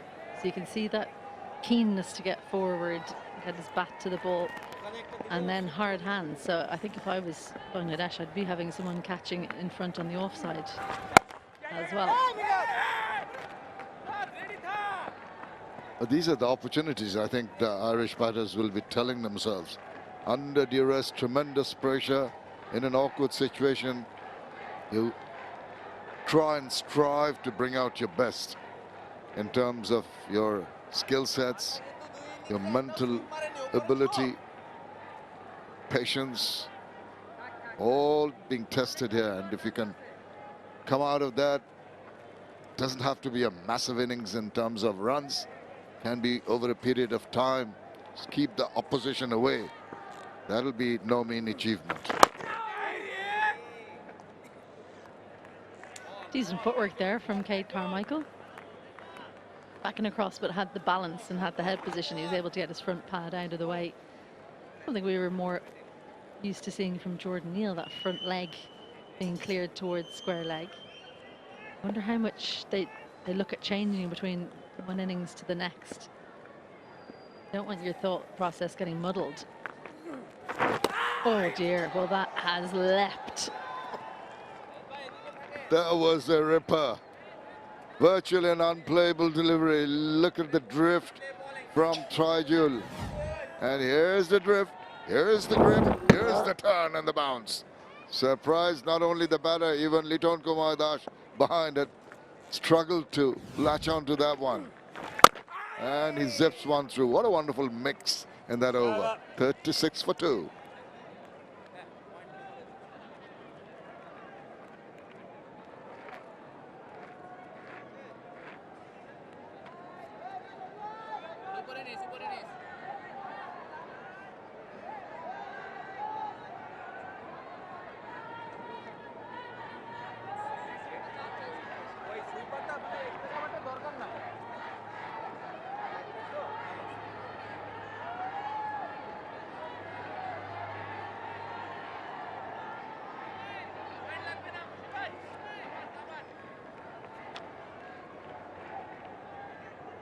Ten overs done, 36 for 2. Ireland trying to get deeper into day 4 here and keep away the Bangladeshi bowlers. Khalid Ahmed into his third. Just Tajul Islam's bowling has been exceptional. Just the second last ball of the previous over. Look at that turn and bounce. And you noticed, Isabel, that was the fastest delivery in the over. Normally we'd say is the flighted delivery that gets the purchase, gets the grip. But Tajul bowls the faster turn, gets the biggest turn. Well, I just wonder, was it a case of it hitting the side of one of those cracks we're seeing open up? Because those 2 last deliveries were the quickest in the over, and they were the ones that got the most turn. Ireland weren't able to get that much turn today, save the odd one. Signs that conditions changing. And I think what's important for Ireland is to, as I've said before, they know that those kinds of deliveries are coming. It's how you bounce back when you manage to stay out of the line of one. When you manage to survive a delivery like that. Well, it's from both ends. You've got to contend with the spin of Tajul. You've got to contend with the pace and the guile of Khalid Ahmed. Look at this attempt, just that corridor of uncertainty. He did go for it, thankfully, just playing inside the line. Held its line, maybe a little bit of nip, survives. Oh, that'll encourage Khalid Ahmed. He thought he was so close to a wicket here. Hands on heads all around. Test cricket really tests you, because he was beaten on the inside edge with the second wicket in the first test match. 𝗂𝗃-𝗃𝗃 looks like he's trying to close up that gap between bat and pad, but because of the line and because he's not used to it, he left space on the outside edge.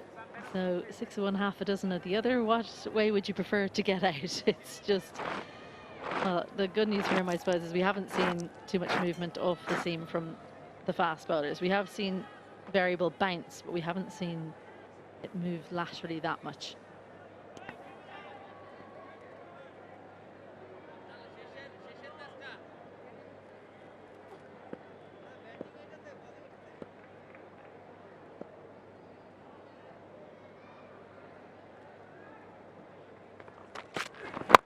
Pitches it up and makes it easy, just tucks it away. Tector does for a single.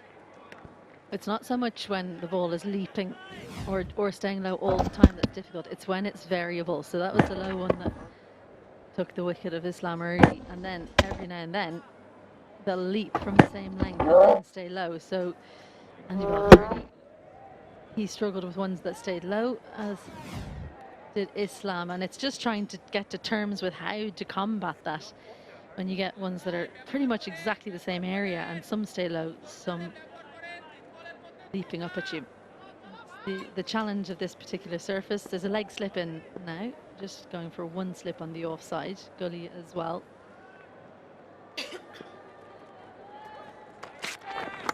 Oh, now he is fortunate in the manner that he didn't quite get it in the meaty part. He thinks he had an opportunity, 𝗏𝗏𝗀𝗏𝗏𝗏𝗏, but it's gone for 4. One above shoulder. Field nicely set for this delivery. Short and angled at the shoulder of 𝗂𝗏𝗂𝗏𝗂𝗏. Where did he get that on the bat? I reckon he's hit it a second time, maybe off the back of the bat by accident. I don't think it's an opportunity for 𝗏𝗏𝗀𝗏𝗏𝗏. That's more frustration that it hasn't gone to you. But there's quite a square, fine leg on the boundary. There's a leg slip. That kind of bowling, as well as a mid-wicket, about 20 yards in off the boundary. It's a high-risk shot. Playing it comfortably, sending back the interest of having taking a run there wisely. 42 for the loss of 2 wickets. It's time for a drinks break.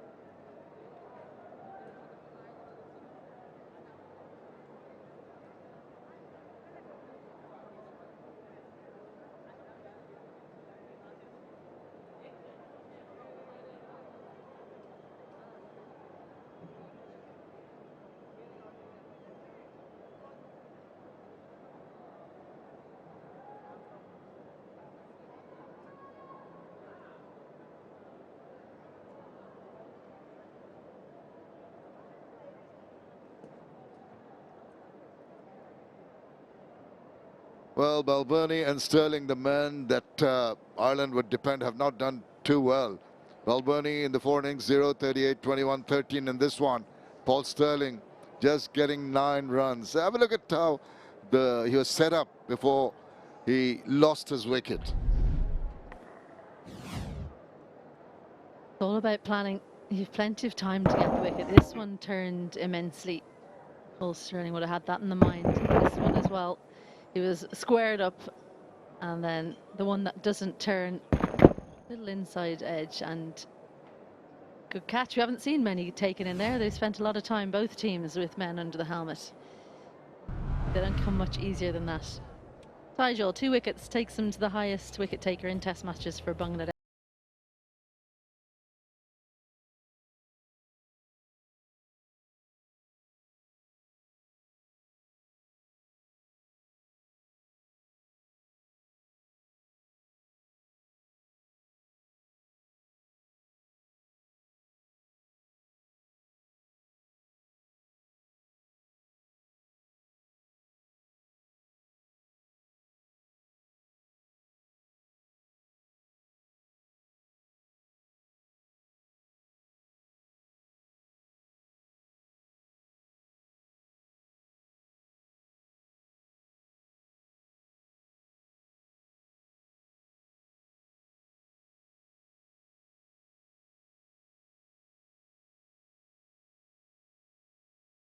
Tajul Islam spinning a web. It's all up to Harry Tector and Cody Carmichael to just ease into the next phase of play and hope that they can last out till tea and then go deeper once you're through into the last session of play. Session by session is the target for Ireland now. 𝗂𝗃𝗃𝗃𝗃 has the highest score in the first innings for a debutant for Ireland, 59. It'll feel like a long time ago to the young man. Harry Tector, well, he's got a point to prove. Hasn't had a great tour. Not so far, he'll say. 118, 14, and then he's on 6 not out right now. So he has the time, he's got the temperament, and he's certainly got a task ahead of him. You can expect a crowd round the batter. I'll tell you about that as soon as they settle down. With Tajul Islam, 2 for 7 in his 5 overs. Looking very, very threatening. His demeanor doesn't show it. He's not one to show a lot of animation when he takes a wicket. So methodic and so very diligent in the manner of his process of bowling. Quiet spoken person, Tajul Islam, but he talks with the ball in hand. Harry Tector, I think, just needed a comfort break, and while he's been out there, Bangladesh getting ready.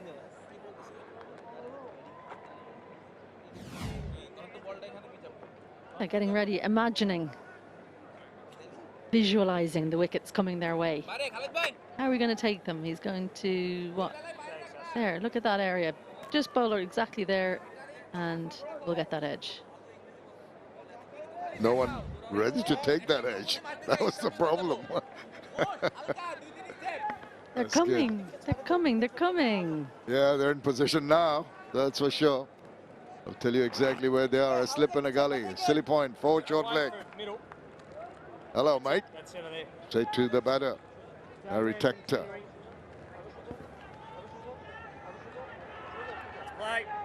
Peripheral vision tells you there were so many of them around.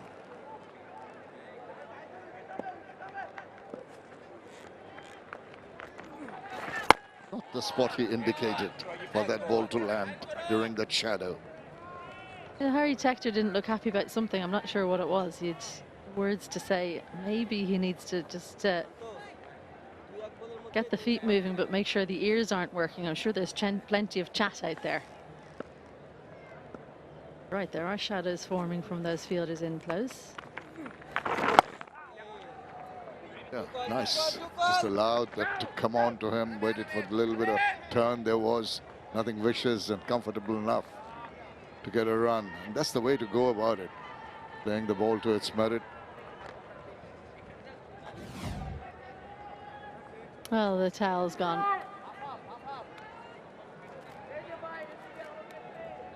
Says, hey, what about that towel going? I couldn't concentrate. Wonder what would have happened if it got out there. Would have been called a dead ball? Should have been called a dead ball in any case. After the event, I mean, really can't call it a dead ball. If he was out, it'd be very, very unfortunate. Once again, fuller length delivery induces the inside edge. Well, the runs keep on coming in singles, but that is of no concern.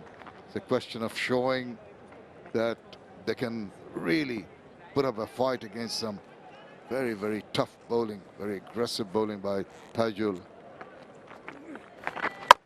And when you allow a short pitch delivery, it gives you that option to pull it away, but not timed sweetly enough. I think he was a little bit surprised. You don't see Tajul miss his length very often. So, while Harry Tector's been positive of mindset, I think that previous shot that he clipped off the legs gives you an idea of what his mindset is, but maybe not in the position you'd be used to seeing from him. At the top half of the bat as well.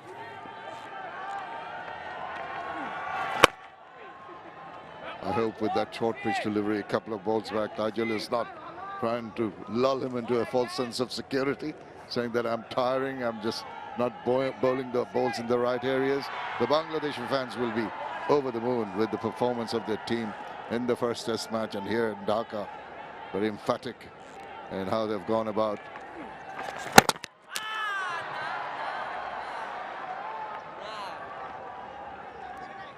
He lost his length once, he lost his line on that occasion. 12 overs done, 46 for 2.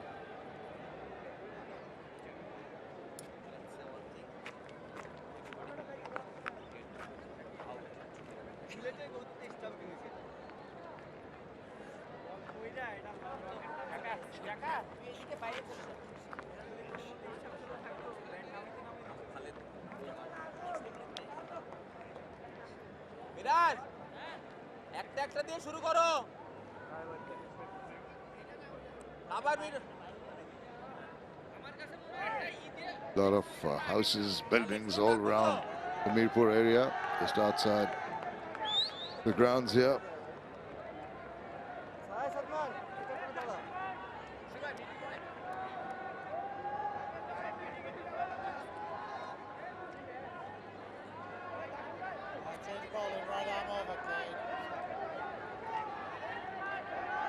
ภิ Miraj going to be the variation now, coming in for his first bowl in this second innings for Ireland. 463 runs still needed for Ireland to win. Take every ball just like that. Play out, time, play out. You know, it'll be difficult to get close to that target, but all they need to do is just tell themselves, this is one of the toughest times we've faced in Test cricket. How do we take positives from here? The manner in which they can do it is frustrate the bowlers, get on top of them, and just stay there. Simple matter. And I think the easiest way to stay there is to keep rotating the strike. That looks like the ploy from Tector and Carmichael. Change in the field, another man comes from the offside. So just 3 operating on the offside for Harry Tector. Short leg, leg slip, short mid wicket, 3 out in the deep. Found one of only 2 fielders saving a single on the offside. Invitation, invitation. Go and try to drive me square. And someone who's square going square is the square leg umpire to the point region. It's a bazaar on the street. Oh, down the wicket he comes. Now, shimmy down the wicket. He does manage to get on top of the bounce there. I think he's played this based on the field that's there. He's going to stay within the stumps, Raj, because he's only got a couple of fielders on the offside. Harry Tector takes a calculated risk. Says, I think he's going to bowl at me, so I can come down and just change the length. More importantly, change where the fielders are in relation to myself. Now this time around does allow the ball to come on to him. So 2 very distinct approaches in negotiating the bowling. Tucker tensed up. Not too much nail left after all that biting. Just trying to find something to do on the sideline. Now, it's gone past everybody. He's got a rueful smile on his face. There are 4 runs, and they've come from byes. 50 up for Ireland. Played inside the line. Carmichael says, not sure what happened there. I think he's hit his pad. Yeah, that's just leapt. Not much you can do about that if you're behind the stumps. You gotta hope it's going to turn enough to go to your leg slip. But a useful 4 added to the total.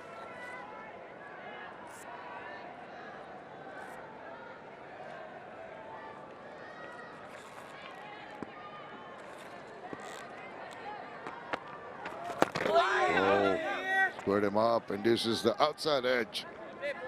52 for 2.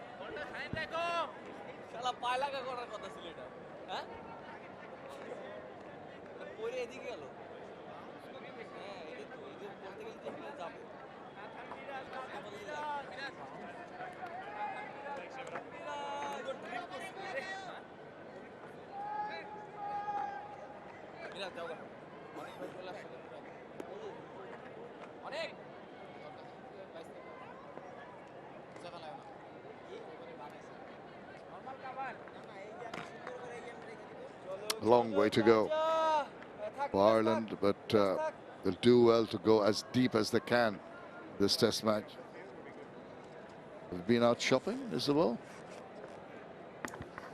Yeah, a little bit. Pretty tired by the end of the day here, though. Well, that's a beauty. Nice and slow as well. Harry Tector, you've played that well, so don't change anything. Got the bat out in front. He's managed not to chase the delivery.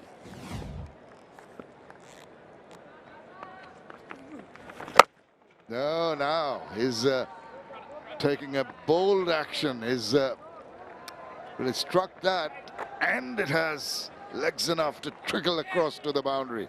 That'll ease some nerves. That's a good thing to see that he's not afraid to take Tygel on. I was thinking, don't go on the back foot here, Harry Tector. That's not worked out so well for you in this test match. Instead, he's taken the fight to Tygel. He's got long levers. Make use of them. So come forward. If it's not the right length, you can do exactly that. There's nobody out there. A couple of boundaries coming in quick time. Just a forward short leg close by on the leg side. There's a deep backward square and a wide-ish mid-on.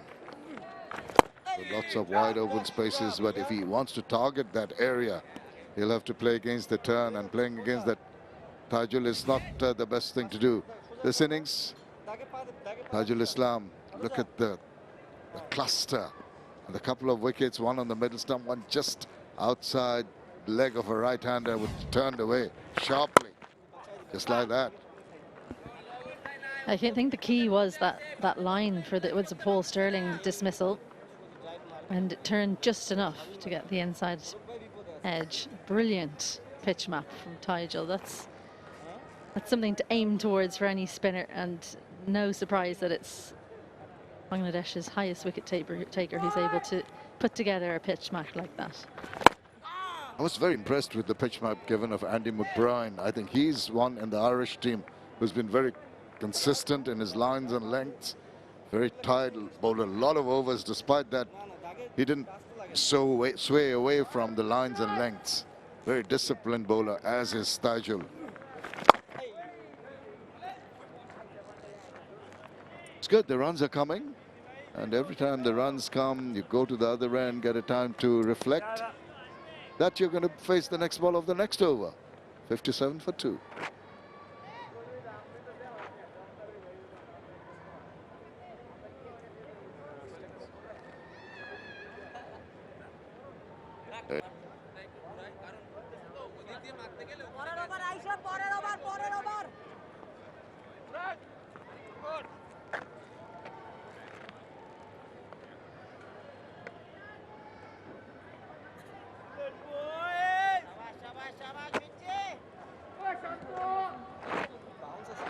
In the afternoon here, well, 1:35, because we started 9:30. It seems to have been a day which has gone on for quite a while. Sun shining, riveting cricket in the middle. Miraj continues.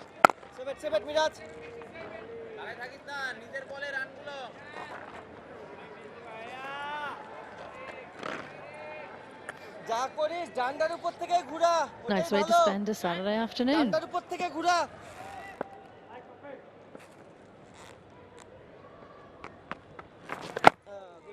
That's the one you've got to watch out from Miraj. It's the one that keeps low. Expect a bit of bounce. We've talked about the uneven bounce that's available. It's been happening. Concentration needed absolutely all the time. Not that delivery, but the previous one stayed low. And when you think about a tall player like Harry Tector, how much more difficult it is for him to deal with those ones that just don't get up. You look back to Bangladesh's bashes, Phenomenal and Mushfiqur. I reckon Harry Tector has a foot on them. I think he's got about a foot. He's 6'4". They're in around 5'4". Or maybe even a little less, 5'3" and 5'2", I'd imagine. Not quite sure. I'll go and measure later because I'm 5'3", so it's a competition. Yeah, that's when you're short-statured, you get that center of gravity. Closer, oh, down the wicket. That's very, very well played. Didn't need to be short, it was full in length, and he's going to put it away. Yeah, look, well, you've got height. Maybe those ones that bounce low are tougher, but you can do things like this. Down the pitch and back yourself. No matter what, Harry Tector feels like he's going to be able to reach it, even if Mirage sees him coming and throws it outside off. He's got that reach. Oh, another attempted tickle. Don't think it got anything. Wait and see if there's a signal from the umpire. It's gone for 4 runs. And a 4-by signal there by Illingworth ends the over. 65 for 2.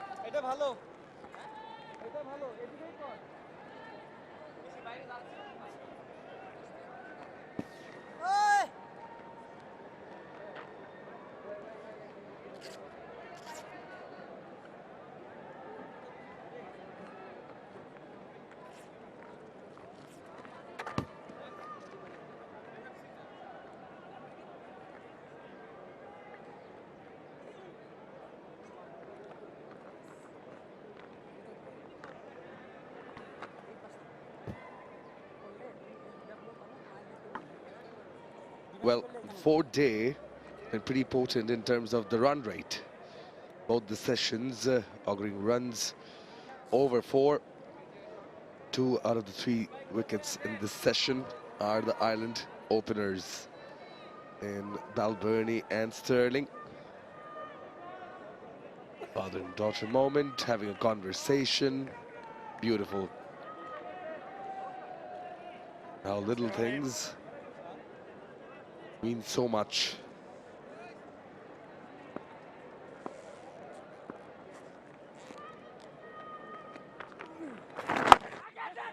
In the air for a bit. Speaking of little things, you know, Taijo getting success on 2 occasions today, having both the wickets. Yes, you can see it has 2 wickets. There's the 2 wickets that has put him right on top for Bangladesh, being the highest wicket taker in this test format. 4 bowlers used so far by Nazmul Hussain Shanto. He's got another recognized one in Hassan Murad, the other left-arm spinner. Slightly fuller on that occasion, testing the footwork of Harry Tector as well, but we'll wait and see when Murad is brought on. But so far, it's been Taijul from this end. We mentioned before that maybe slightly more turn from this end, the rocket end. So pretty much parked here. As I wish a very good afternoon to Atul Bhai. Good afternoon, Chaman. Good afternoon, all. After that loss of wicket of Sterling, they've added now 40 of 46 deliveries. It has been a good partnership. They've stayed a little bit positive. But what they need is a big partnership.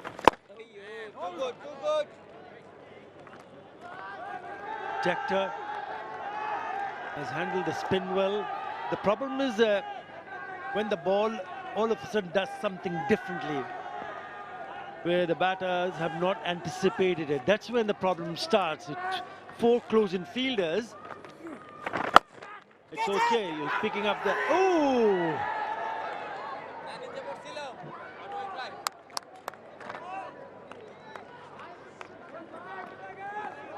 They have an opportunity there.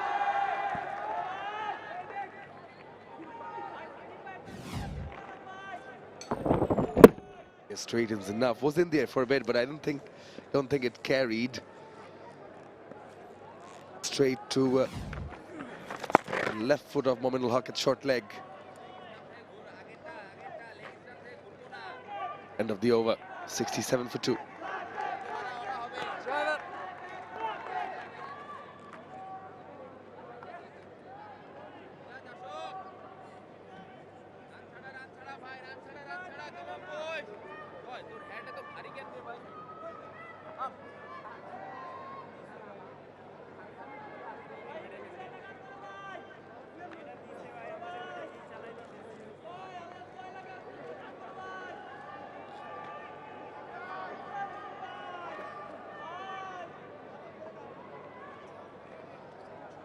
𝗬𝗏𝗪 from the Rocket end. It will be Miraz from the Dutch Bangla Bank end. So bowling in pair.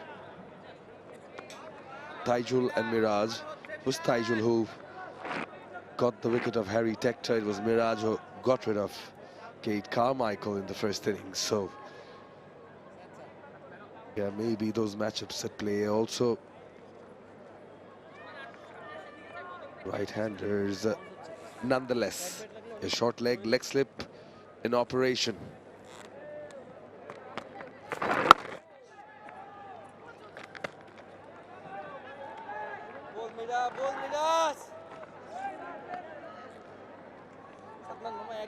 Yeah, it was picked up. Harry Tector was picked up by Taijul Islam when he trapped him LBW. Only managed to score 14 of 34. But he's got a bit of a start here. He's now moved on to 20 of 34. Just on a shorter side here, made this Miraj. Not a bad idea if you can toss it up a little bit more. Ensure that the batters come onto the front foot.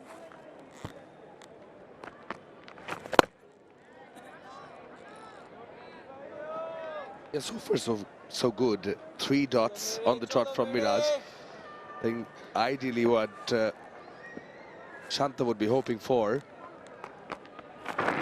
is to try the runs out. Keep on testing the patience of the Ireland batters. Shravan, too many runs to be scored for Ireland to get close to that win. 442.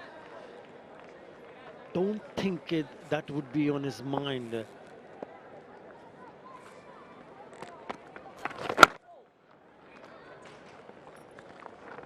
It's all about getting the batters a little bit frustrated and then hoping the ball would do the trick. Change of angles now. He's decided to come round the wicket for his last ball of this over.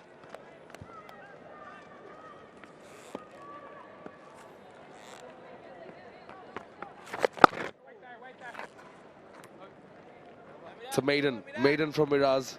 Shanta would like it. 67 for 2, Ireland.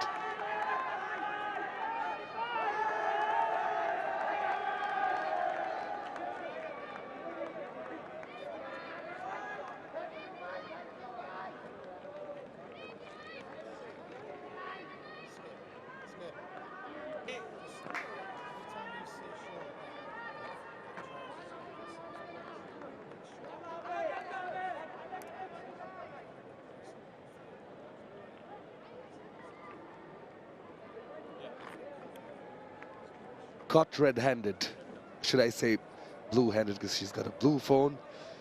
No, she's not taking a snap of ours, but we were wondering where she is. That's Isabel Joyce. No wonder. Looked familiar. Maybe just catching up with the family back home. And in case they're missing out on the coverage, maybe just giving them quick score updates.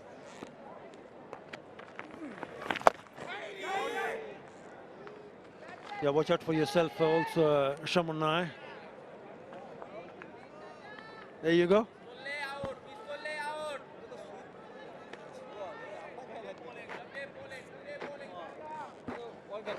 Yeah, that's her team. Well, plenty of people, a lot of people work behind the scenes, behind the camera.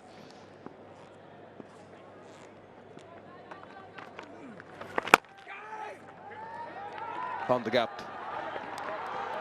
Placement pretty good. Well done in the deep, Hassan Murad. Think it was a clean effort. Yeah, very good chase from Hassan Murad, and right at the end, he flicks it back. It was nearly touching the fence there. Oh, brilliant. Brilliant piece of fielding.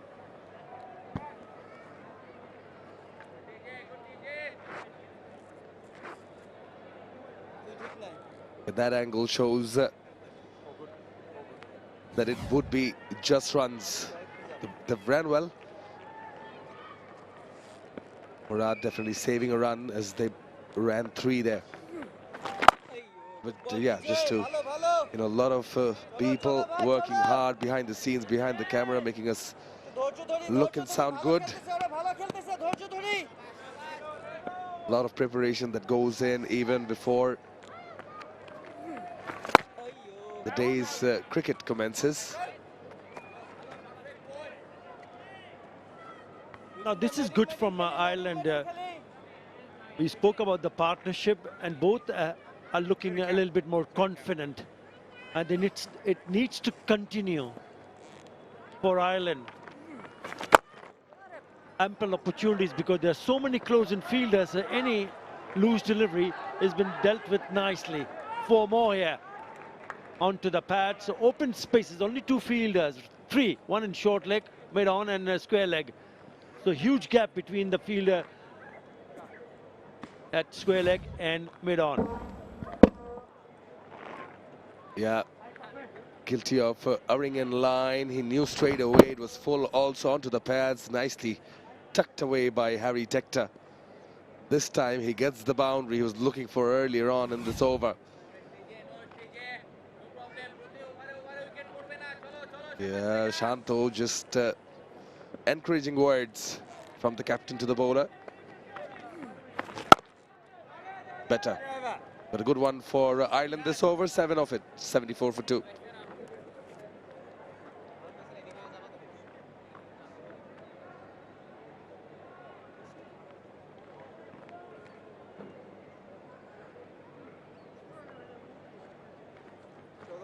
Cholo Miraj. Ajul bhai. Ajul bhai. বিরতির পরে আসো। Murad.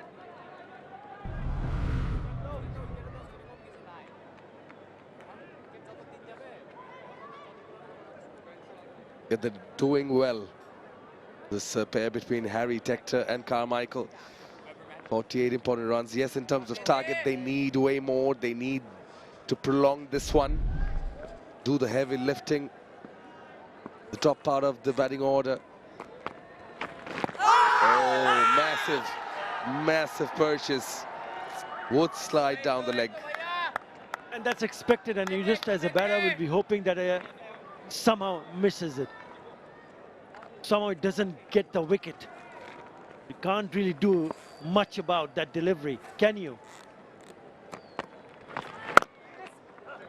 That was fine, didn't turn, came on straights. He's punched at through the covers for a couple of runs.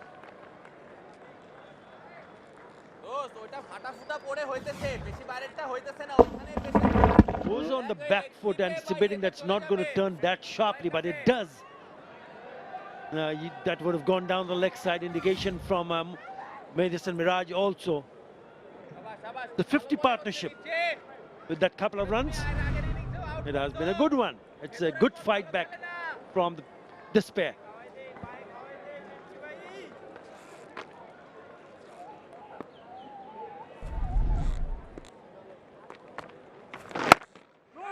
Yeah, 2 out of the 3 occasions Ireland batted and Carmichael was out there. He's been dismissed by Miraj again on 2 occasions.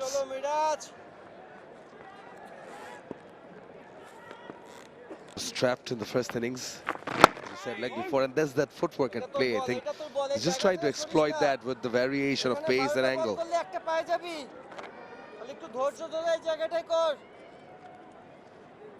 Yeah, words from behind the stumps, be patient. Just be patient. On the stumps and just kept a little bit low. In the end, he picks up a single.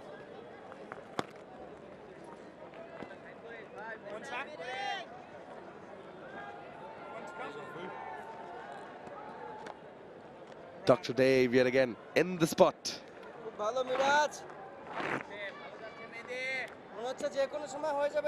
The little ones there too. So far so good, but he decides to change the angle. Now Miraj coming into bowl against 𝗃𝗃. Again on the money. Well bowled over. Ireland 77 for 2.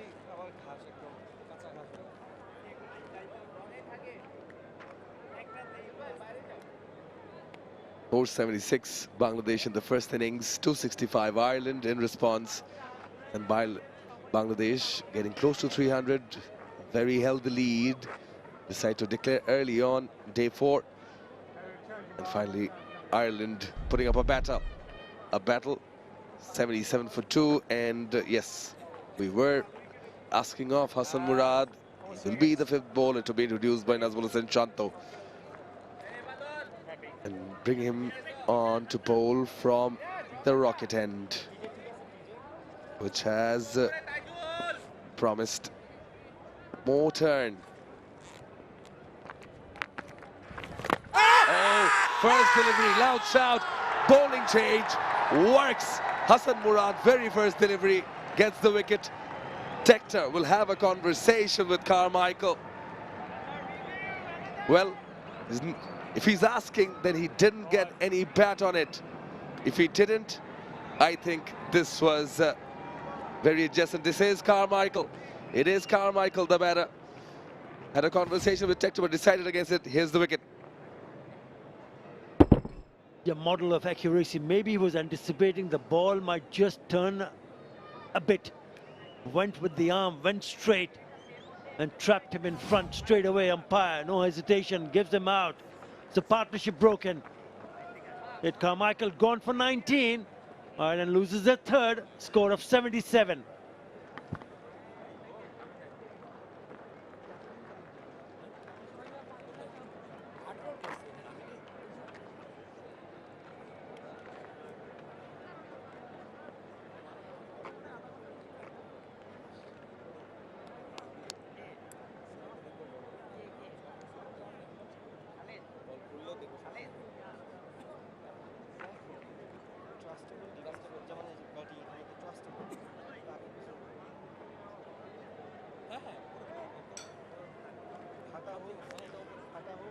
Yeah, 51-run partnership between Carmichael and Tector.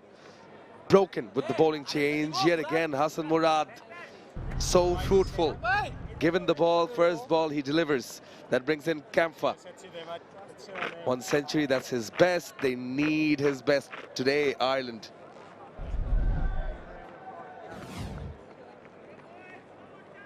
Yeah, he's been very impressive, Hassan Murad.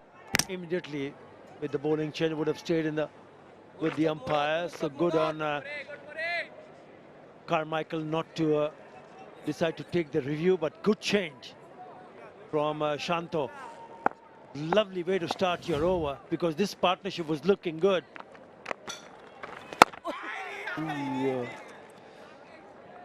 Not a lot of authority to play that particular shot. The first ball that 𝗂𝗪𝗲 plays.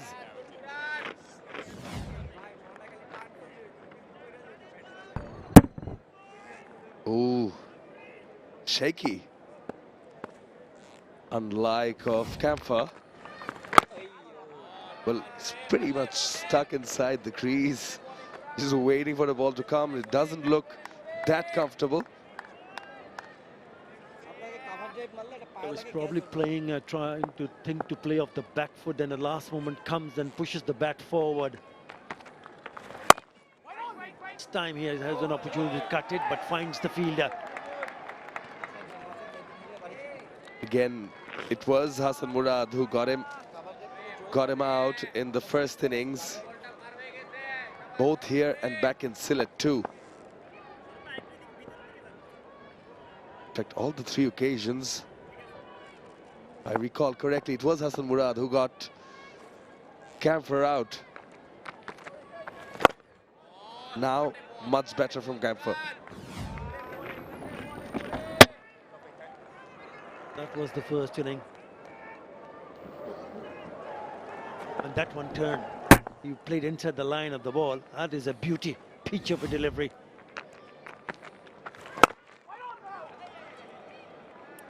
It starts with a wicket maiden, Hassan Murad. 77 for 3.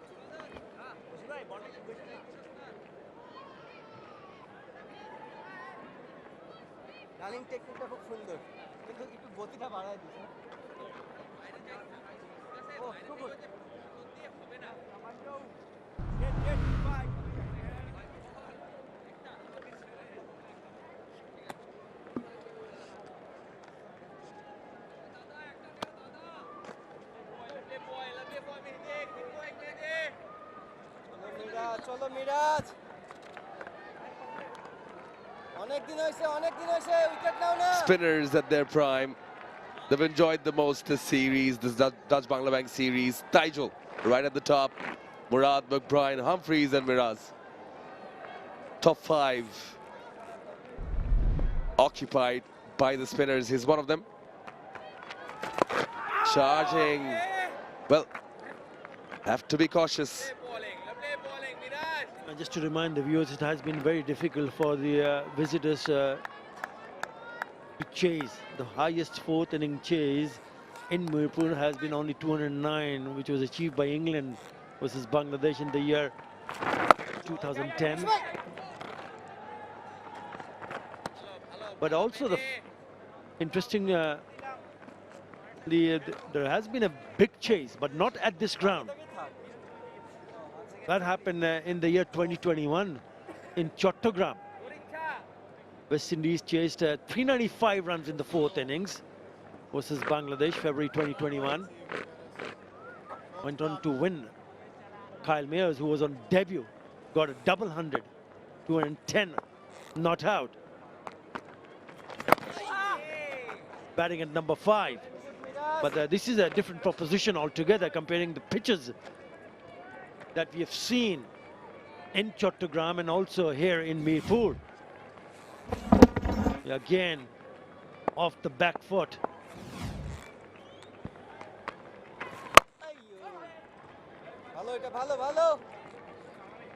Yeah, slightly more air on that one. At the same time, it was quick.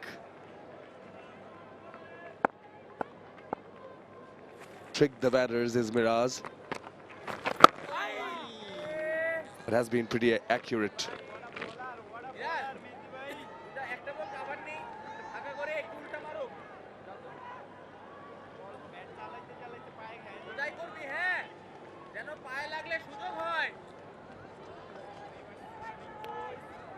Yeah, it's just replaced the field at point to come at cover.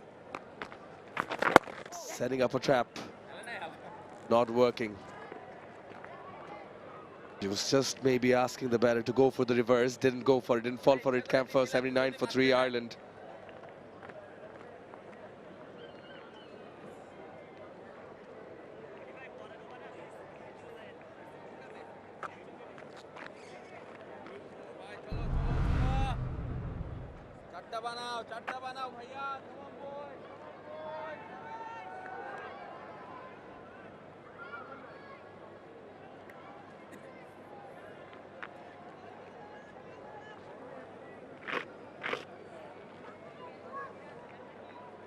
Yeah, it's been Tahini, Tucker and Neil who fired for Ireland, yet to follow.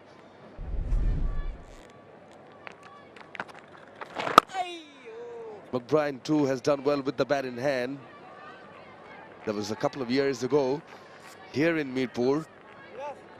New day, different scenario altogether.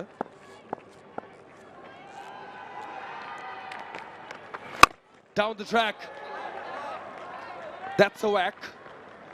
Now does it have enough legs? Trickles over. Gets 4. Camphor counter punch. With so many closing fielders, finally decides to go down the wicket. It's not a bad play as long as you reach to the pitch of the delivery. Because once you're there, then you know that you can put it away over the top of the infield. It's a good shot in the end from 𝗃𝗂𝗃. The problem for Ireland batters have been the partnerships throughout the series. They haven't had a single partnership for more than 100 runs or 100 runs. The best has been so far 96, which happened between Carmichael and Paul Stirling in the first test match, second wicket. 81 runs by Stephen Dhoni and Lockie Tucker for the sixth wicket here in that first innings. Again, 74 runs between Jordan Neal and Lockie Tucker for the eighth wicket. Same innings in that first innings in this test match. That has been the problem, and somehow when even the last partnership, which was worth 51, it was looking good, but then it got broken. So whenever they have shown resilience, but just could not hang on to turn those partnership to a big one. And if you don't, then that's the problem. You're not going to put any sort of pressure to the opposition. He's got something in his eye. So that has been the problem. Looking at Harry Tector, he's got a bit of a start. He's not got now 25 or 46. So his prime objective is to, I can understand, to be able to stay and bat as long as possible, but have to score runs also.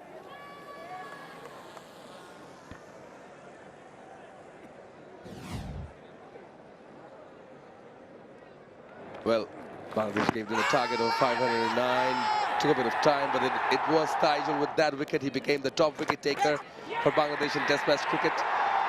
The next to follow was Paul Stirling, the other opener. And then Hassan Murad, the very first delivery when he's brought on. He gets the wicket of Kate Carmichael.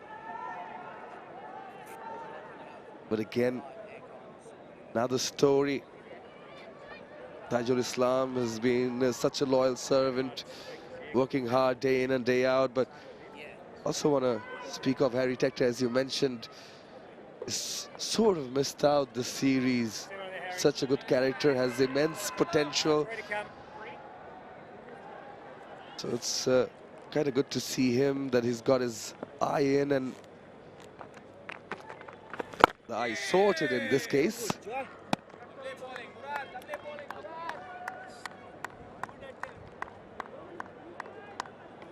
He has to think big here. He has to. You've got to keep fighting, no matter how many runs you're far behind. You've got to put up a fight. And just pass a message across to the opposition. I'm not going to give my wicket away. You've got to work hard to grab my wicket.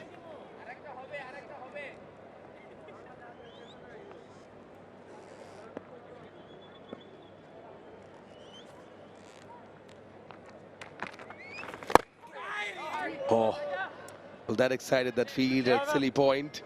5 runs of this Murad over, 84 for 3.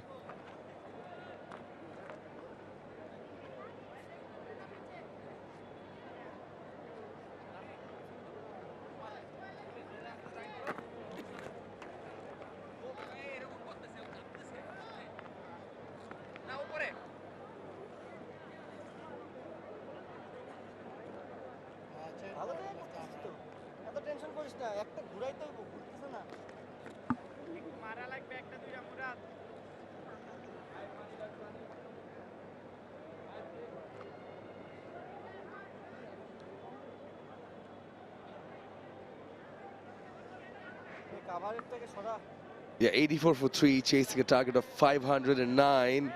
They've come out with a very optimistic approach, have Ireland. You know, even 25 that Harry Tector scored, 4 of them are boundaries. 16 of the 25 have come in boundaries.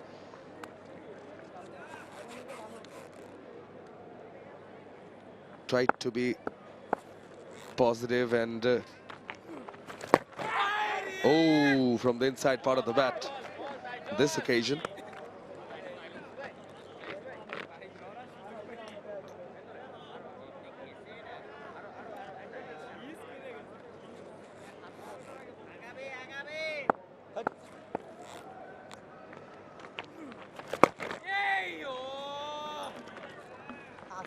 Now Tector at the non-striker's end, who's on 25.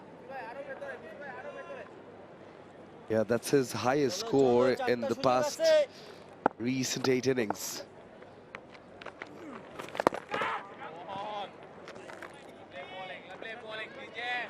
Importantly, he's got the start. Can he convert? Getting back to the over, 𝗍𝗏𝗀 started with 3 dots. They've not allowed a single. 𝗃𝗏𝗃𝗀 looks pretty keen. Now it's a yes. The call's yes. 2 fine. We'll get back for a couple. Interestingly, you mentioned about Tector's exploit with the bat in the last 8 innings or so. This is his highest score in the last 8 innings in Test cricket. But he has got some runs also. His highest been 85 against Sri Lanka at Galle in 2023 on spin-friendly wickets. And against England at Lord's, his score picked up a 50. So he did in the same year, 2023. So he did show early signs that he was one of the batters who are capable of going and doing his job with the bat. But unfortunately, he hasn't been doing that. But he's got a bit of a start here. And he's got to try to convert these starts to go bigger here. 88 for 3.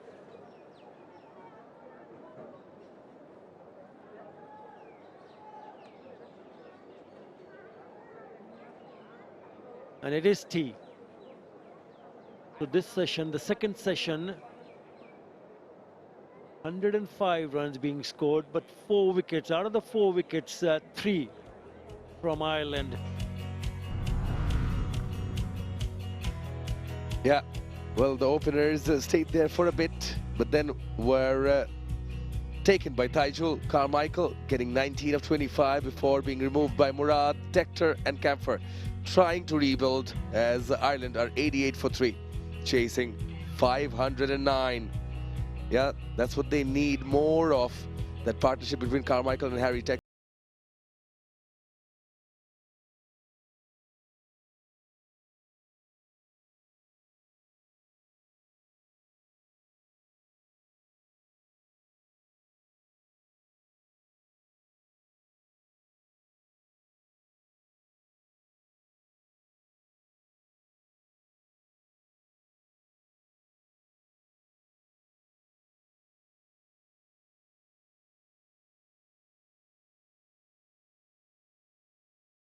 After lunch, with positive intent, looking to score quick runs. Mushfiqur Rahim getting to yet another half century here in Mirpur, becoming the second batter to go past 50 in both innings of his 100 test, and then Mominal on the way to his 100 just gave that catch away to 𝗃𝗏𝗃𝗀 as Hovey got the wicket. They decided, Shanto and company, that it's time to declare. Then Sterling and Balbirnie came. They started positively, but then came 𝗍𝗏𝗃𝗀, who had other ideas. Yeah, he's a difficult customer, especially in these kind of a track. This one, just a soft dismissal, inside edge onto the pad and straight to the fielder, short leg. They were lucky as well because there was a leg slip in place and it went between the keeper and leg slip. A couple of boundaries. Harry Tector picked 4. And then Carmichael getting dismissed of the first delivery from Hassan Murad to break that partnership, the 51 runs partnership. Well, this is how it pans out on day 4, the second test match of the Dutch Bangla Bank series. Target of 509. Ireland still need 421, but they've lost 3 wickets, 7 in hand. Texture still in there, unbeaten in 25. It's time for us to go enjoy a cup of tea or coffee as well. Hope you enjoy it. Then we'll be back with the last and final session of the day.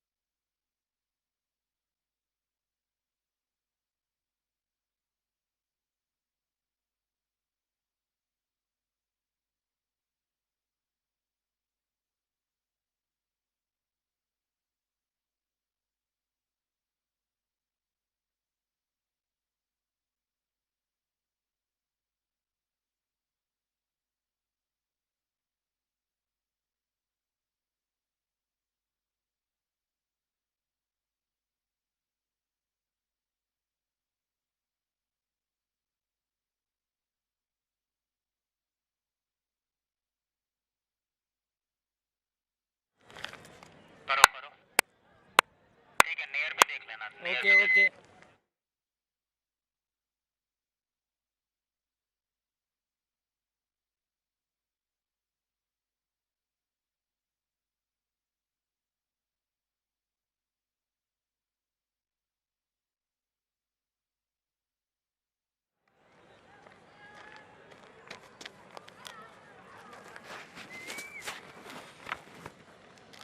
Check near stump.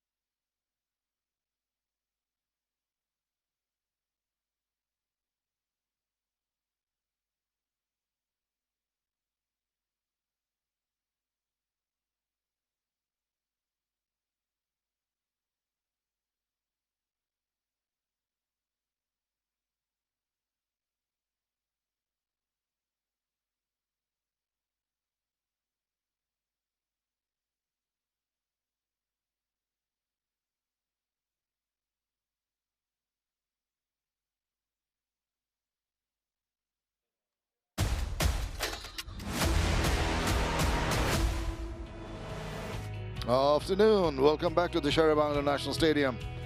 The third and final session of day 4 of the Dutch Bangla Bank series between Bangladesh and Ireland. Have a look at what the Irish have done in the second essay. Balbirnie and Sterling.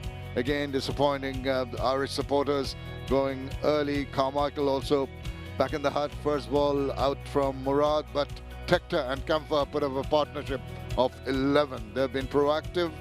The Irish have been proactive. They've lost wickets, but what they did very well is to hit boundaries.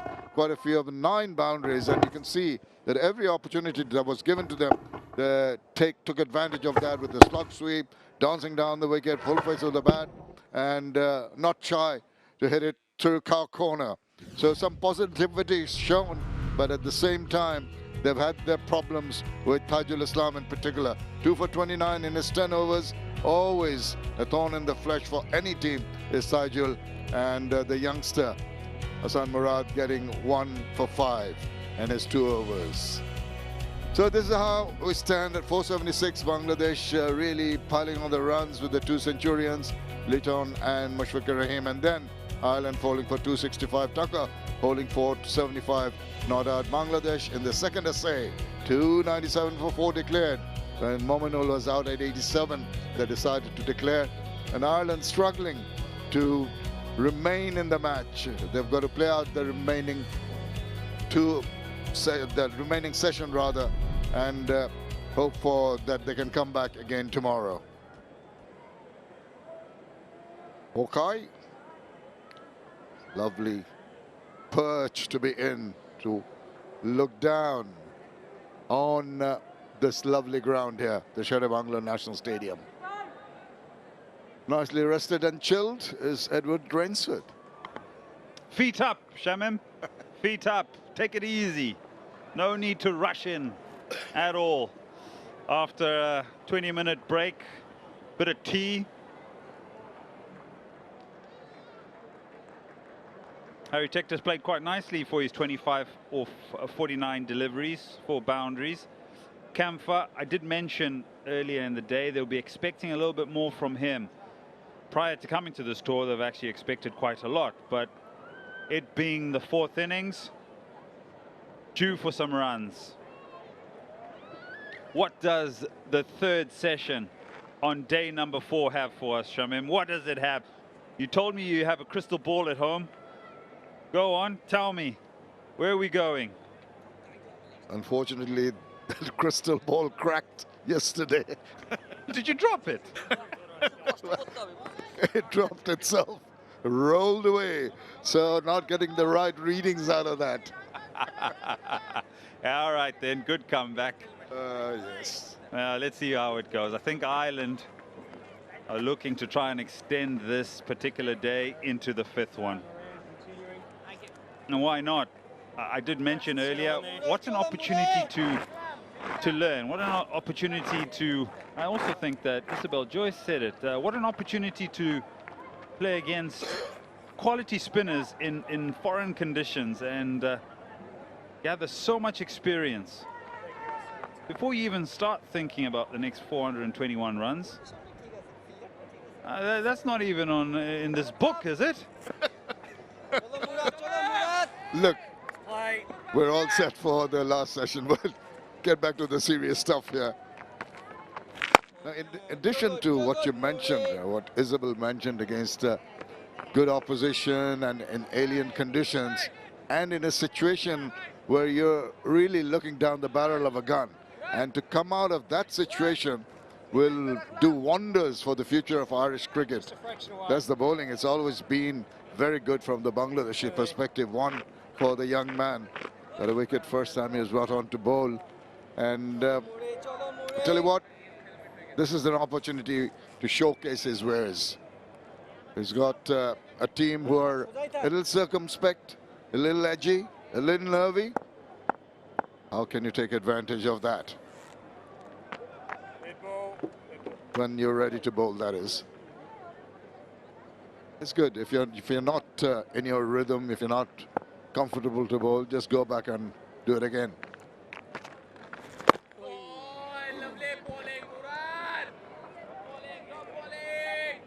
Straight away, they've got the same fielders, slip, a silly point, forward short leg in position. There they are, just within handshaking distance. Anytime they are around, batter can't really feel at ease. Just that apprehension of something like that, getting an inside edge.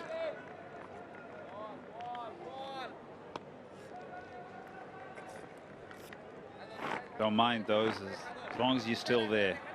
That angle again, looking for a little bit of variation. It's there, it straightens. Takes the runs.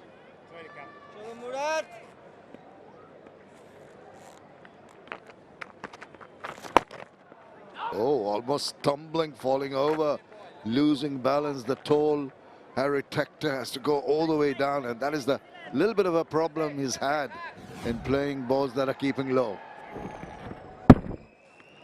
Follows it, doesn't he? Just overcommits. Is there a little bit of an inside edge onto pad there? Fielders think so. Bowler thinks so. Did it carry? Was it an opportunity, or did it evade the fielder? Let's have a look. Yeah, bat. Where is it? In the air. Oh, just evades that fielder. And he uses his feet. That last ball got to him, and he had decided with a bit of premeditation, doesn't matter where the ball was going to land, he's going to go forward and try and smother the spin. So good work from the young man. 91 for 3.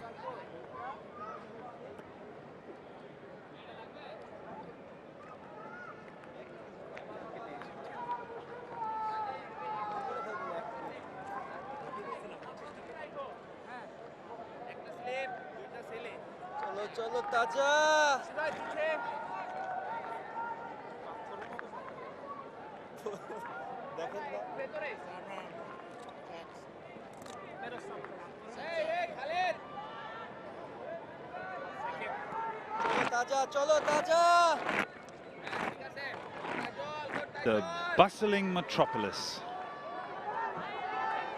Mirpur in Dhaka.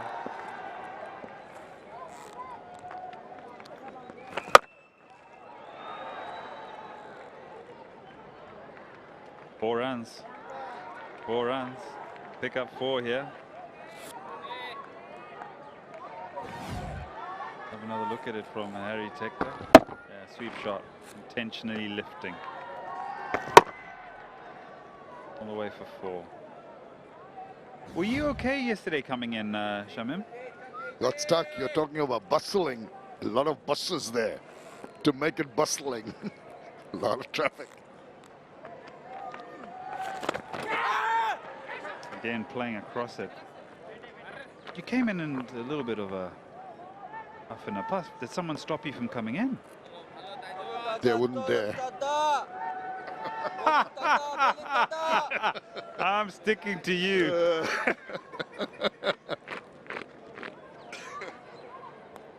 Goodness.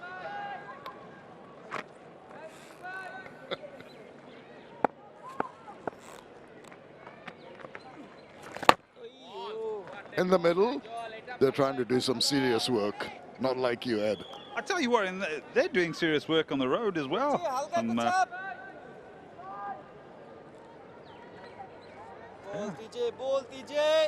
Yeah, serious work out in the middle as well. You're right.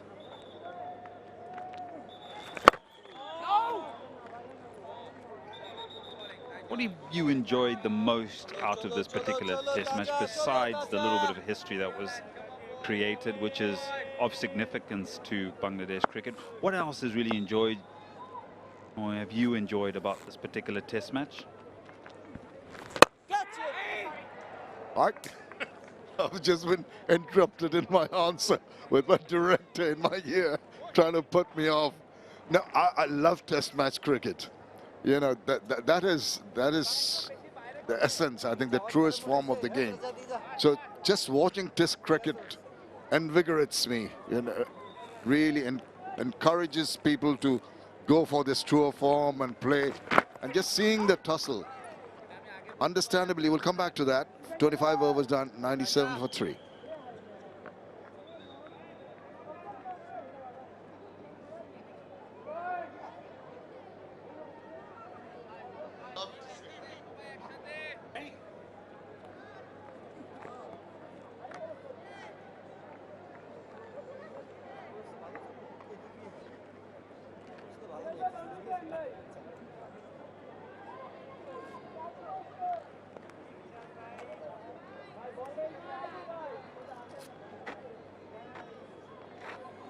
Yeah, you're asking about what I liked about this test match and the one that's gone by. It's knowing the fact the Irish would be underdogs, but the expectation of what they do to negate the higher ranking of the Bangladesh team and the challenges that they're faced with. I think those little things intrigue me when it comes to Test cricket. We always say a test is a test of your temperament, your skill sets, your mental aptitude, your patience.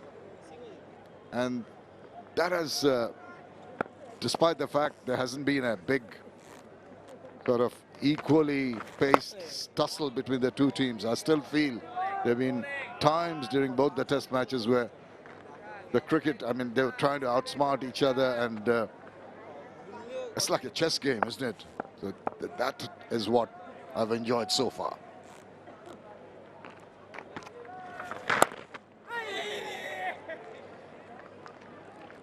Yeah, I totally agree. Did you hear me at all? Yeah, it's a chess game. You The got that? tussle, the expectation of what Ireland could have done against the challenges posed here. Yeah, I agree with you. I quite enjoyed the fact that Test cricket is back in Bangladesh after a bit of a while. I think the last Test match was Zimbabwe, wasn't it? Sylhet and Chottogram. You're right. They're two very different teams, two very different qualities. Probably come back to that in a short while. It's a maiden. It's 97 for 3.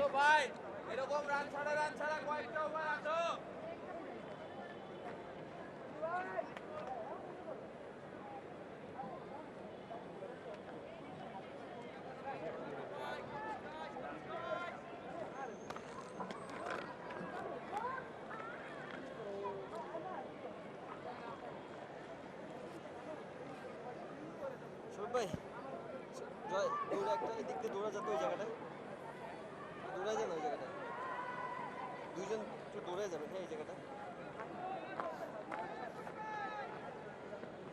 97 for 3. Still fighting, still showing resistance. Our Ireland. Those two early wickets. 23 for 1, 26 for 2. Thought, ooh, could it have been a slight procession here, but keeping the opposition back, our Ireland.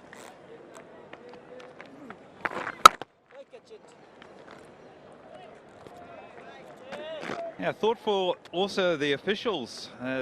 They've had fairly good test matches.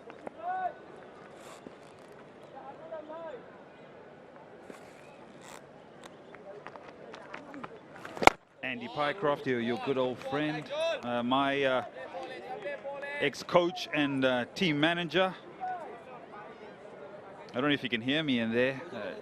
Andy Pycroft probably can. He's probably going to send me a message later and say, stop it. Behave yourself. I got fined a lot when he was always destined, and I gave him a lot of training to become a match referee. You gave him a lot of training. Because I was so naughty. Go down earlier, please. Go down earlier. You'll wait until he's halfway. I'm sure he's keeping an eye on what's going on in the middle. Richard Illingworth is telling Harry Tector not to move away at the last moment. Yeah, Andy Pycroft, good old friend of mine. We commentated together in 2001 in Zimbabwe for the first time when he'd just given up his playing career. Started commentary and eventually moved into being a match referee. Good work. He's ready to come forward and try and smother the spin. It was good to see Pikes, as he's affectionately known.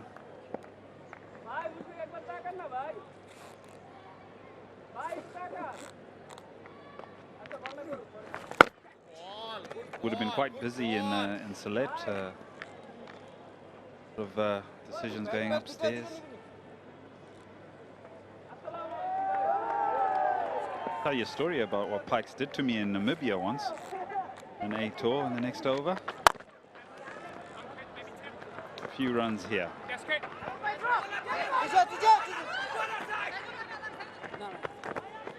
I'll pick up 2. 99 for 3.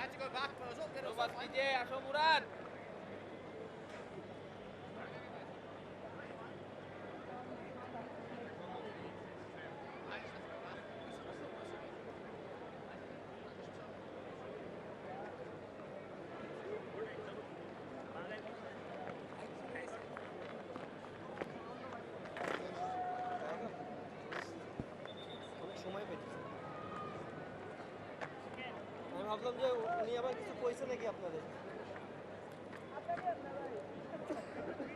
না এটা ঠিক আছে but একটু যদি আরেকটু জোরের উপরে হয় তাহলে ভালো Oh, that's a great view, look at that. Brilliant from the drone. Superb. Yeah, as captain of the Zimbabwe A side, on a tour to Namibia. And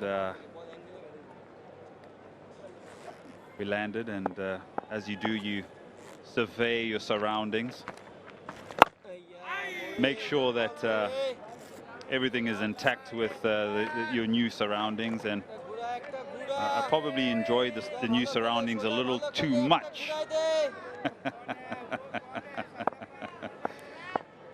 Being a young guy, you think you get away with one.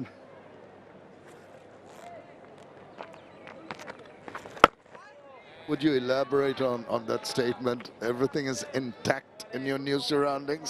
Well, you know, I sampled a few of the places that you sort of sample. On the way to the ground the next morning, sitting in the bus thinking I got away with one, and Mr. Pycroft said to me, well, Ed, you're not captain anymore. Good.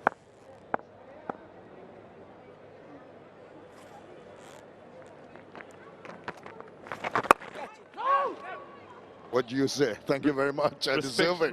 Respectfully, I sort of didn't know where to hide because I knew I'd been a naughty boy. And he's listening to us, and he's still your senior. And I had proceeded to say I'll try and prove him wrong, so I picked up 5 wickets, and I still wasn't made captain again. 99 for 3.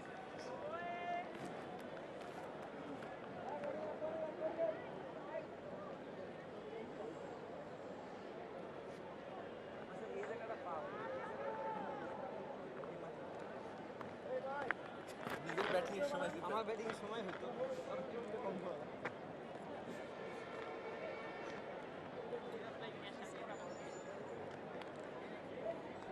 জিনিসটা হচ্ছে কি বাম হাতের জন্য difficult হয়ে গেছে ডান হাতে এরকম জায়গা হলে দেখতে খেলা Match summary tells you that Bangladesh are on top, dominating, dictating terms. Ireland struggling to survive, but there is a good partnership of 22 of 53 balls between Curtis Camphor and Harry Tector. They want to build some blocks like that, some solid inningses to make sure they last out that day. That trickled past, and he immediately reacted, trying to boot it away. And be so deceptive, Tajul Islam. Nicely bowled. Oh, how's that missed? Had a proper dip at that. Missed everything. Cannot understand, after all the hard work, you're trying to have a swipe like that across the line of the ball. What he did the previous over, and that miss hit, or missing the ball completely, brings up the Irish 100. Not in a manner he'd have loved to, but oh, how close was that?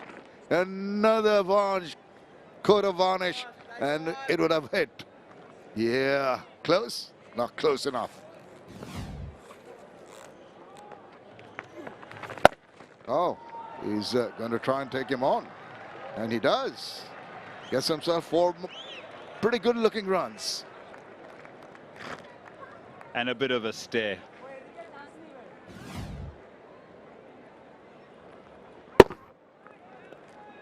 This time he makes the requisite contact.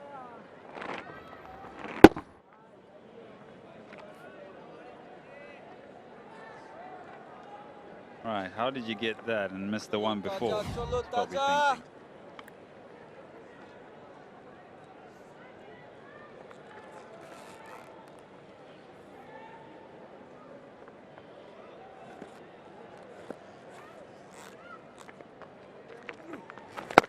That's very good. Good comeback after being hit for 4, and also from the batting perspective, just going across and putting a dead bat to it with an angled bat. The eyes right over the point of impact.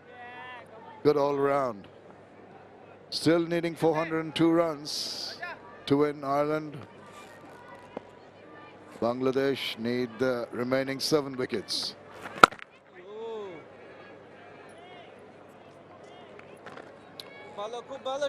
No resistance shown so far. And also in the previous partnership, we noticed that till Carmichael went, the building up to some kind of a consistent resistance. But Murad had the better of Carmichael. And once again, tall guy having trouble to come down very low. 107 for 3.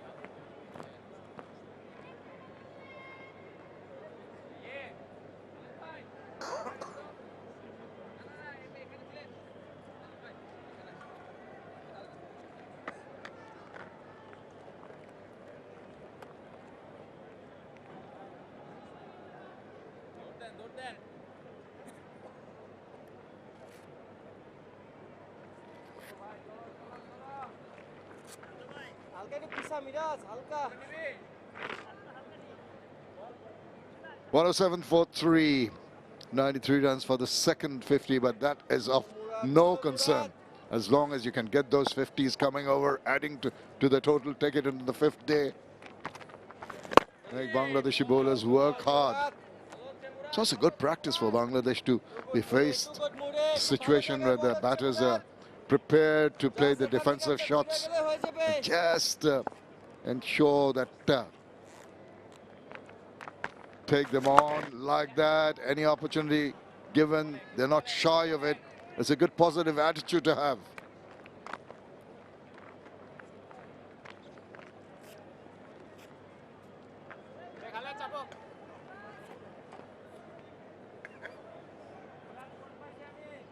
It'll be a tiring day in terms more rather than the physical aspect of it, the mental aspect. You know you're coming to a position where there are about another 27 more overs to go. It might seem a long, long way. As a batter, you've got to tell yourself, all the hard work's been done. Had a bit of luck here and there, ride that luck. Been technically very good.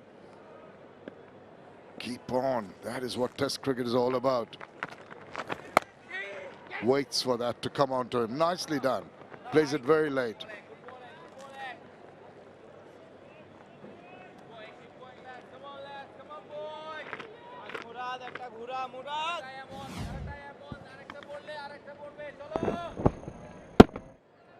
Gosh, he was on that stride quite early, wasn't he? Had to wait and wait until the ball gets there. A little bit of foot movement and footwork with Tygel. Don't want to step on the ball and hurt yourself.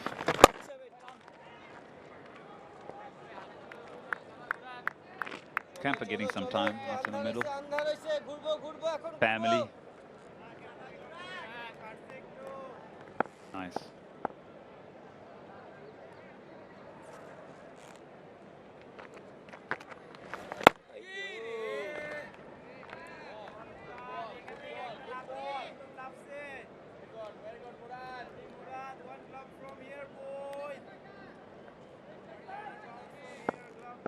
Yeah, nice family affair. It's been excellent.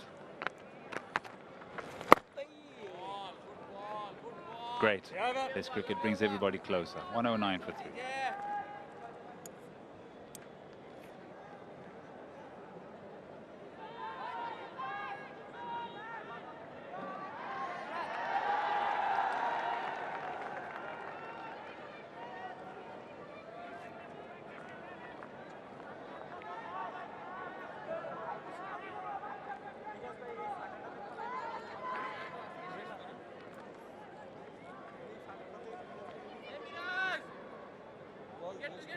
Ireland's requirement for a win has been skittled down to just the 400 runs now.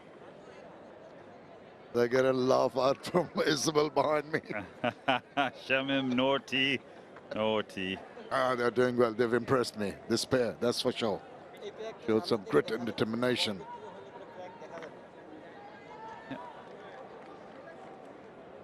I can only get through a mile by taking a step at a time, right? This is more than a mile, but you're right. Fighting. It's always been the mantra of Ireland, whatever they're short of in many respects. Yeah, there's a few ice creams that have been consumed in the last few days. By you? No, by the crowd. You want some? Just send out for it. I'm lactose intolerant. Are you?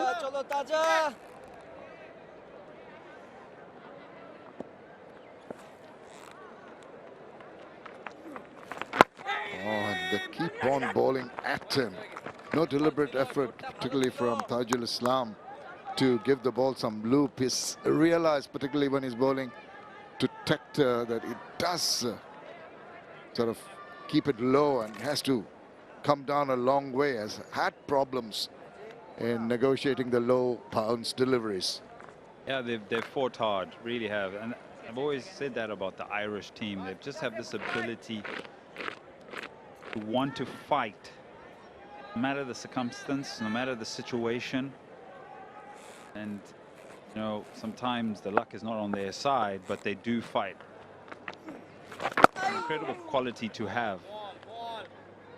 Later today, they'll need to fight even harder when they take on the Springboks. Their football team did well to beat the Portuguese. Yeah, via Mr. Parrott, was it? Become quite a hero in Ireland.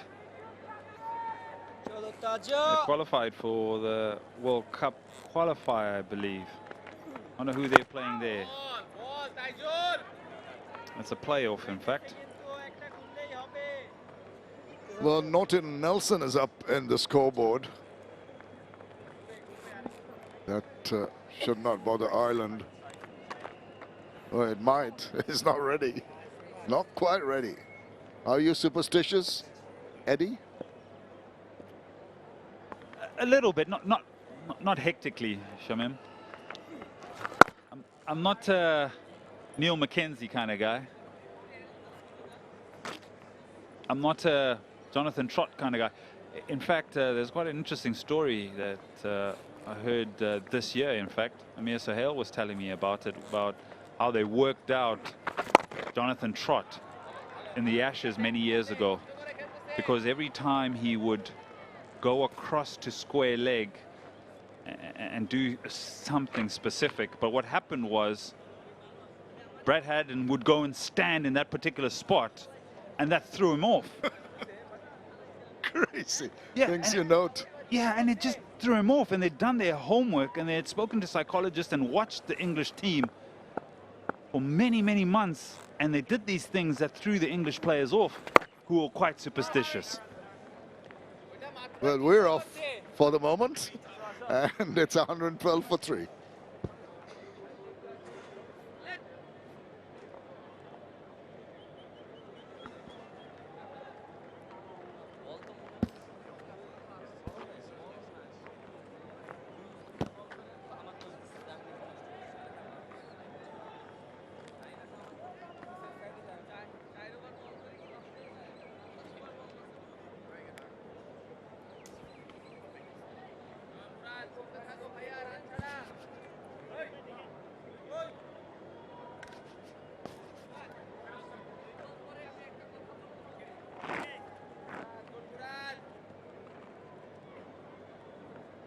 6 wickets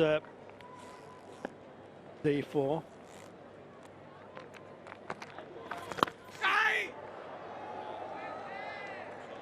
Close. You expect that the first 𝗃𝗧𝗃𝗃 carry to the hand, but it just dropped short of Mahmudullah Sanjoy on that occasion. He's taking a really good stride, and he has been impressive. He's looked very good indeed. Gets into a good balance. Whenever he gets an opportunity, he does pierce the gap one more time. Good running. They come back for the third. Are they going to go for the fourth? No. Again, a bit of a fight back. He's not happy, Nazmul Shanto. He wants his fielders to be on their toes. Hello, Isabel. Hello. Well, 𝗃𝗧𝗃𝗃 ran past the stumps. I still don't think it would have been another one, even if he hadn't done that. So the captain saying, we need to be better than this in the field. Must be difficult to keep moving around and doing all the 1%ers in the field when you feel so on top in a test match. It's late in day 4. You feel like the pitch should be doing a little bit more for you. And these two have negotiated well. 𝗃𝗧𝗃𝗃 finally looks like he's found a rhythm and a way to play in conditions like this. 250s the first time he played in a test match. It was right here in Dhaka back in 2023.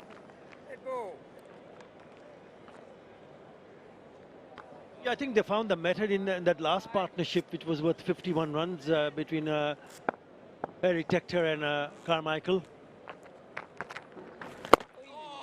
And again, showing the resilience, the fight, which is good to see.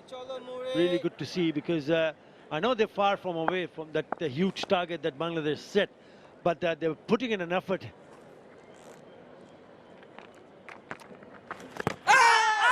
Down the leg side. What they need is a big partnership, and you can accumulate to that. That to happen if you continue to bat the way this pair has batted.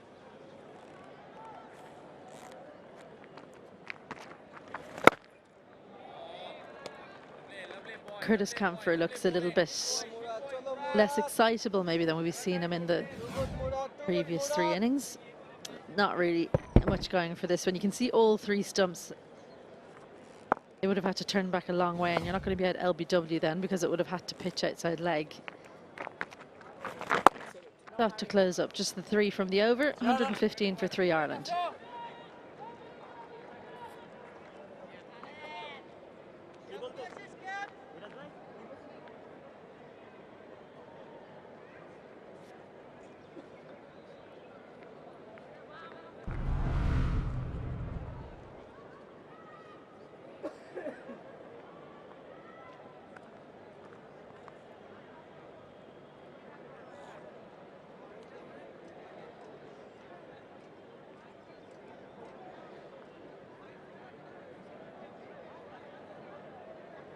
When you speak about partnership, and when Bangladesh ended declaring the innings, it scored of 297 for 4.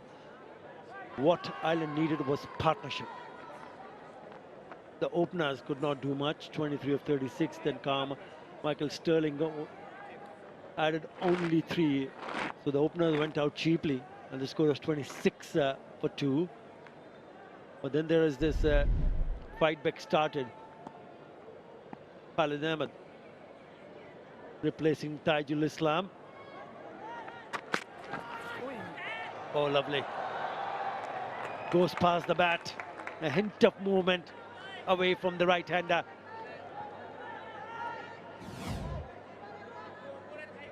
Yeah, a little bit of movement. That's hit the side of a crack, I think, but wasn't going to carry to 𝗃𝗃𝗃𝗃. Had to do well, actually, to take that on the half volley. Never comfortable as a keeper, so himself and the catchers will be thinking, do we need to get closer? Will that be an over adjustment? Yeah, pretty tentative, wasn't he?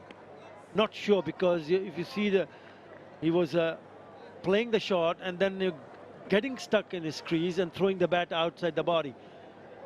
Can be a dangerous ploy. Better, much better. Played with a lot of authority. Good feeling, good cricket all around. Yeah, excellent from 𝗫𝗪𝗪. Just about stopped this from going through. Nice and full. 𝗁𝗍𝗪𝗪 does well, gets it on the inside half of the bat. That's why the contact wasn't great. It didn't get the power to get it through, but to a stronger hand there, 𝗫𝗪𝗪. A good piece of fielding. Oh, we've had one Irish player reach 49 and not make the milestone. 𝗁𝗍𝗪𝗪, of course, much more experienced.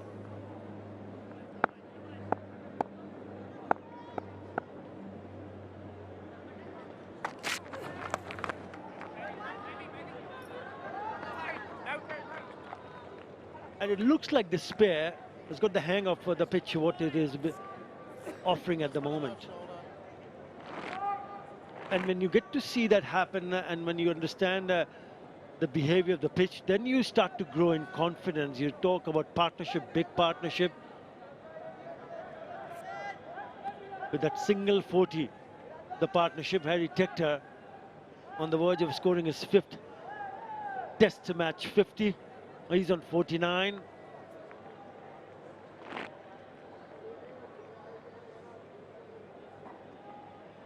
There's still a job on his hand.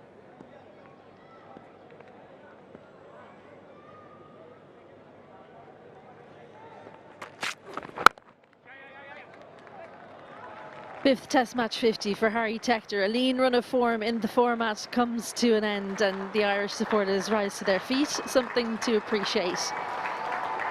One of their premier batters, the future of Irish cricket in batting terms as well, back into form. He's looked assured, he's looked organised, he's gone up and down the gears, and he's made it to his half-century. Yeah, he's batted beautifully, and he joins his teammates Andy Balbirnie, Andy McBride, and Lorcan Tucker to achieve this feat of scoring 5 50s in Test cricket. The most 50-plus scores, the names that I mentioned. Lorcan Tucker has 100.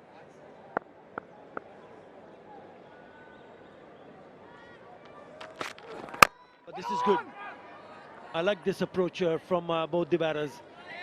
They look to settle a lot.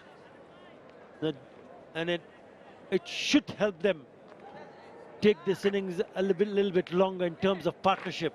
And also a message across in the dressing room that yes, if you can, if you apply yourself better, you can still hang in there and score runs. Yeah, and I like this approach as well from Curtis Camphor. He's very much taken the back seat, playing second fiddle to 𝗁𝗍𝗪𝗪. There you go. And he definitely wants to stay there for a long, long time. 118 for 3.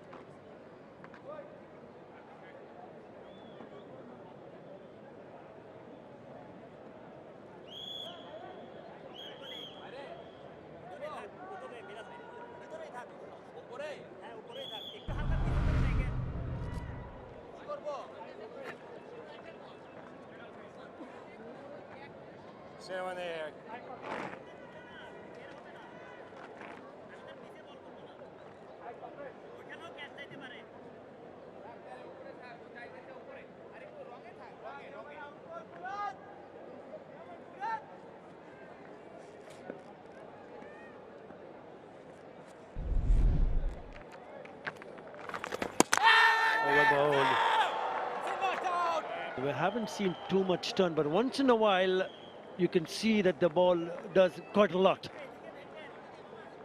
With the angle from Murad, it's all about the drift in for this delivery. He's quite wide, comes in a long way, and then just straightens off past the outside edge of 𝗂𝗧𝗽𝗍, but he's done well again. It's just about, look, you know the ball's going to turn. Set yourself up, cover your stumps. What will be, will be.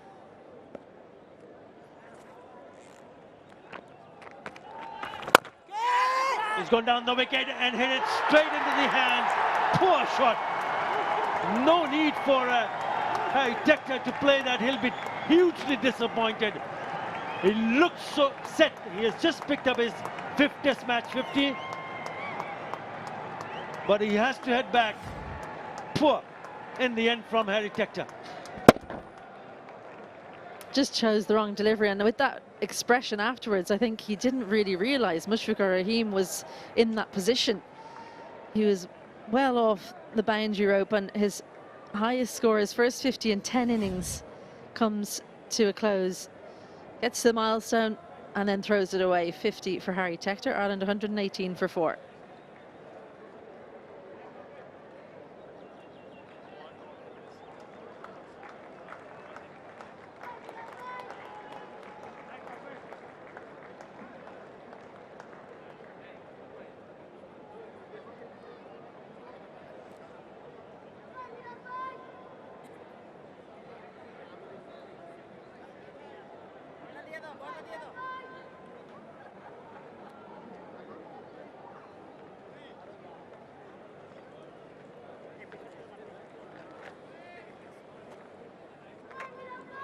Ireland really didn't need that, and it looked like he wanted to play it on the onside. And look at the face of the bat, it's gone there, but it got the bottom part of the bat. It's a good catch in the end because it was dying in front of Mushfiqur Rahim. Yep, disappointment. He went down the track, went to the pitch of the delivery, probably got a little bit too close. He's gifted that away. Lorcan Tucker comes out. I'm sure he will have been exasperated to see what 𝗂𝗧𝗽𝗍 did and how he went about things. He's the man that was left not out on 75 in the first innings.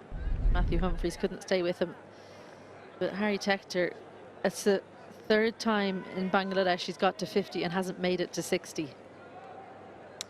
50, 56 and 50, the 3 highest scores he's made here. The other 2 scores were back in 2023. Now, maybe it's just something that he takes from one-day international cricket, that once he hits 50, he tries to go up the gears too quickly. It's not the play here in Bangladesh. Let's see how Lorcan Tucker can back up that first innings. Off the mark straight away.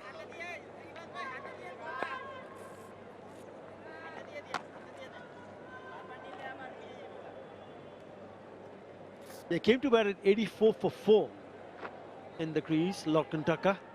And again, he sees himself in the middle at 118 for 4 when he came in. But his camper has been quite patient because he had someone like 𝗂𝗧𝗽𝗍𝗍 who's scoring runs a little bit more freely, which takes the pressure off. What was going through his mind after picking up that 50? Unbelievable to see him trying to attempt to play that particular shot. Well, I think that actually 𝗂𝗧𝗽𝗍 has done well to choose the deliveries to attack before that shot. He's played some beautiful slog sweeps in particular. He's come down and generally played well down the ground. I just wonder from his expression straight after hitting the shot when he looked up, had he spotted Mushfiqur Rahim out there? Because he looked surprised to see the fielder moving in. I thought he was surprised though, because he was not expecting that ball to go in that direction.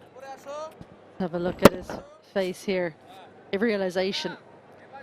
But was it realization there's a fielder there, or I haven't hit it where I meant it to go? Only he will know. He meant it to go over long on for sure. He certainly did, but the premeditation, and it was the wrong delivery. Yeah, credit to Hassan Murad, forced him to play that particular shot. Picks up a wicket in this over, 120 for 4.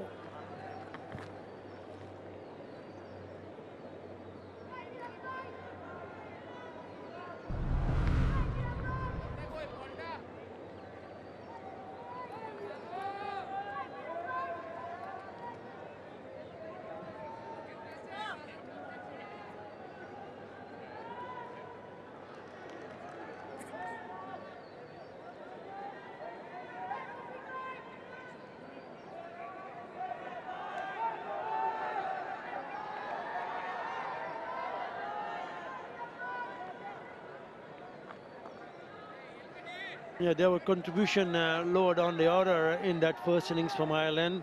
75 unbeaten, 𝗏𝗏𝗃𝗃. Stephen Doheny also made a good contribution of 46. Jordan Neal 49.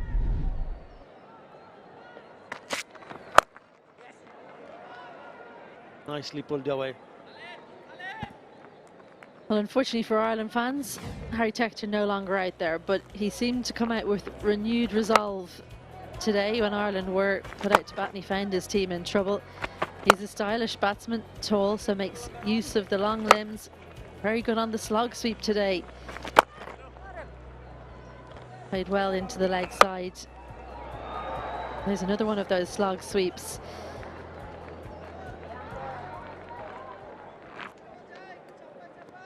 Plenty of boundaries for Harry Tector. A couple behind the wicket, and then those slog sweeps you can see over onto the leg side. Also good down the ground.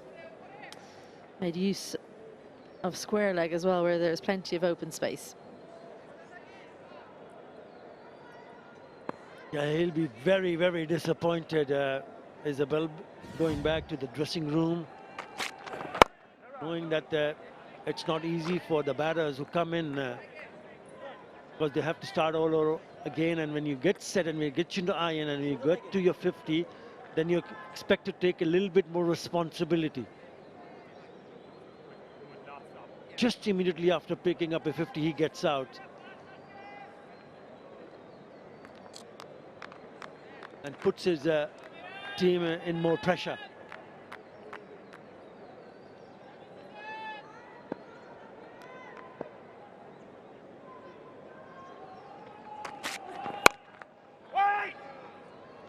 Well, the key for Bangladesh, I think, is Lorcan Tucker. He'll be the man they're eyeing.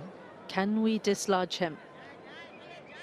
He's been the most successful batter for Ireland against Bangladesh across the 3 test matches that Ireland have played. Has the solitary century for Ireland against that opposition.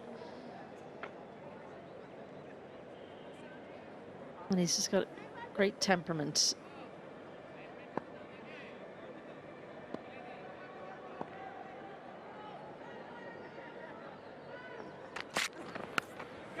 That's a nick. Well, Lorcan Tucker has nicked it straight to the keeper. He's standing his ground. And there's an indication from the keeper. He's not sure. He wants just inform the umpire that he's not 100% sure that he has taken it cleanly. So they'll go upstairs.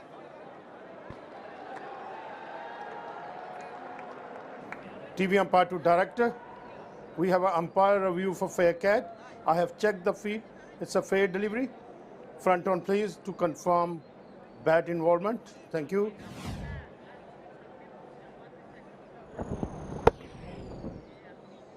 Yeah, appears to be ball. Ultra edge, please. Can I have ultra edge, please? No. Yeah, please.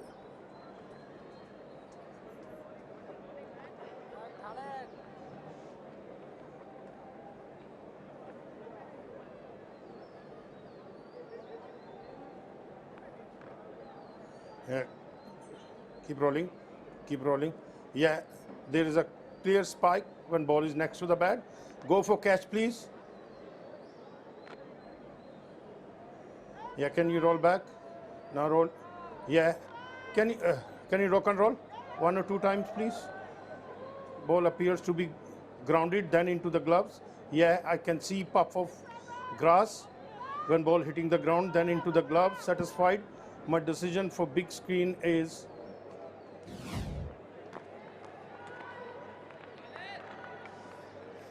it's going to be a Nexus Bay not out because it didn't carry to the keeper, and straight away Litun Kumar Das knew that. He was not 100% sure, and straight away pointed out that I'm not sure. So Tucker survives.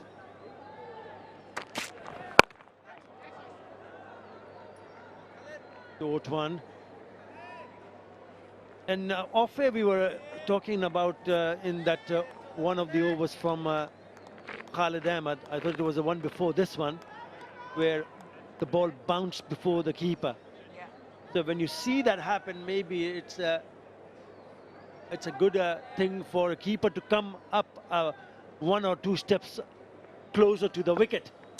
Yeah, just looking now down at the keeper and the 2 catches, it looks to me, to the naked eye, like they've come forward now, but the horse has bolted. The edge has already come.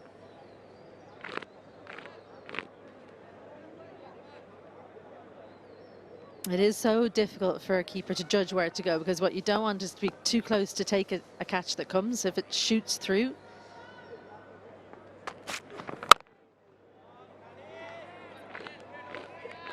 $122 for 4.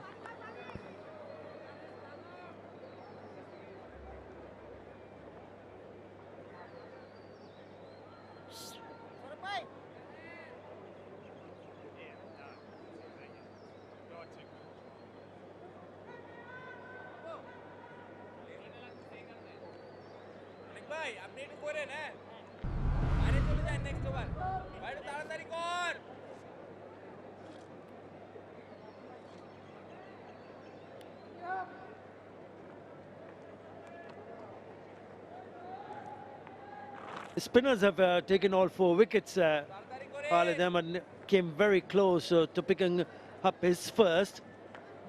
2 wickets each for Hassan Murad and Taijul Islam.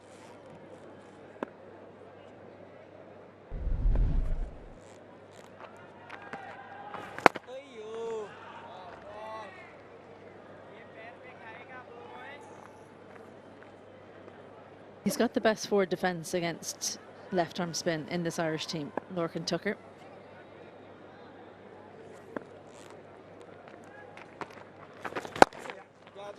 And that forces Murad to just bowl that little bit shorter, and Lorcan Tucker, well, they come back for a second. It's tight, but Camphor gets back.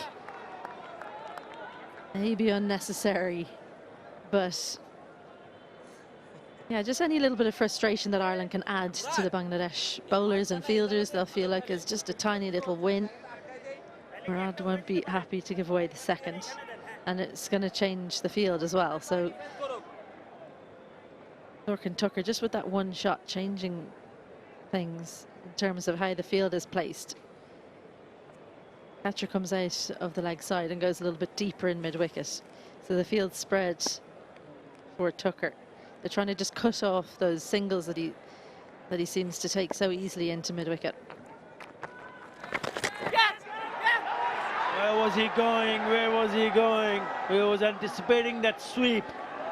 So he ran pretty quickly to his left, Nazmul San Shanto. And the ball goes over the keeper's head. He actually ran across.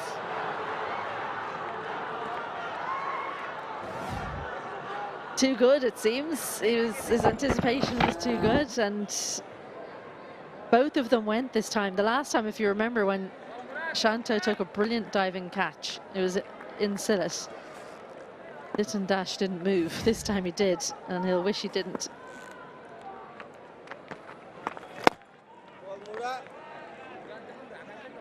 And it was off the top edge. That sweep, and it went straight behind the keeper's head. Had he not moved, Santo might have been an opportunity.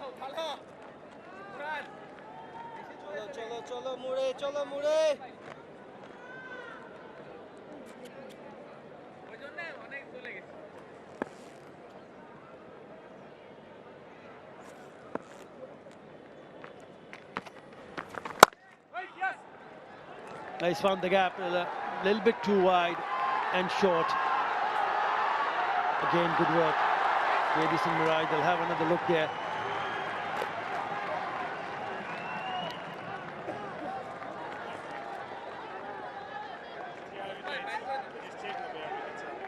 This is one of the first ones that I've thought, I'm not sure if he's done enough here. Didn't let go of the ball for a while. Oh, did his foot just come up above the 𝗃𝗄𝗃𝗃? Oh, I shouldn't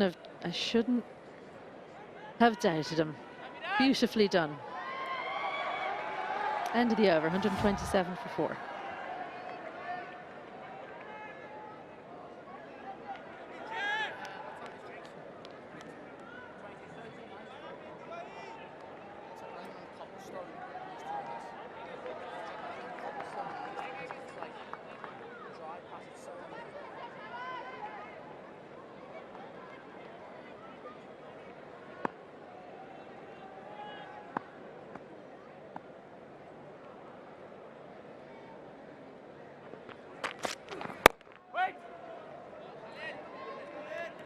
Yeah, Lachlan Tucker has been the leading scorer in Test cricket for Ireland. 703 runs. But the stroke of luck for him because he did nick one. And we saw it earlier, ball just dropping short of the keeper. Way out in front, Lorcan Tucker. Good average as well. Way ahead of Andy McBride, who's next highest. Ireland needs some of their top order to leapfrog. Get closer to the top of that list. It could have been a single there, Lorcan Tucker deciding not to take it.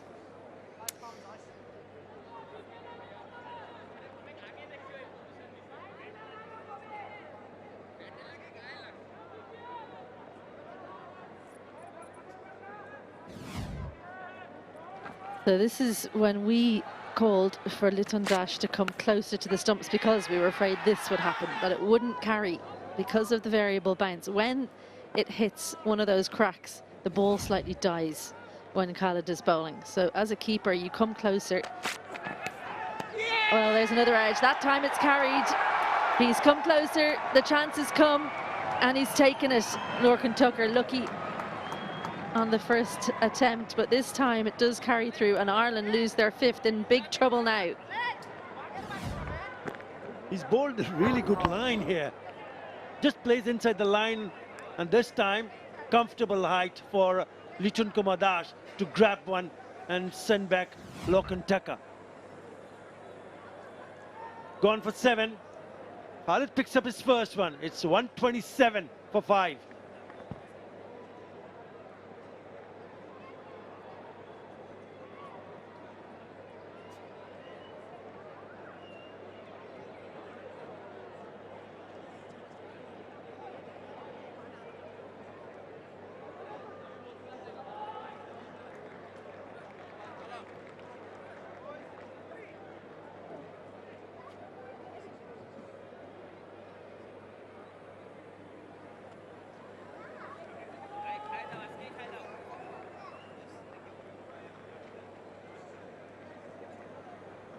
Trouble for Ireland.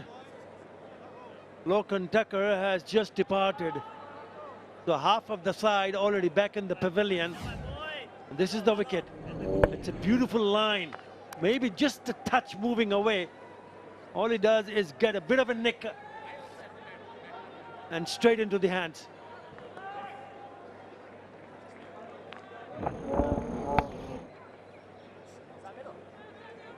Yeah, beautifully bowled. He was the mainstay in the first inning for Ireland. Lorcan Tucker unbeaten on 75. This time around, didn't stay long. Right, Stephen Doheny.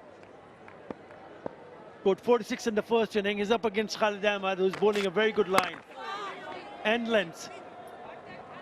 Off the mark, first delivery. Yeah, don't forget, this is Stephen Doheny's Test debut. I did get to speak to him yesterday. He has played a bit more first-class cricket than a lot of the other guys. He's a bit older as well, 27 years old, 250s. Generally a top-order batter. Been around first-class cricket for a while, Stephen Doheny. Got to play in the first-class system in Ireland before COVID hit. That system hasn't returned since cricket began being played again after that.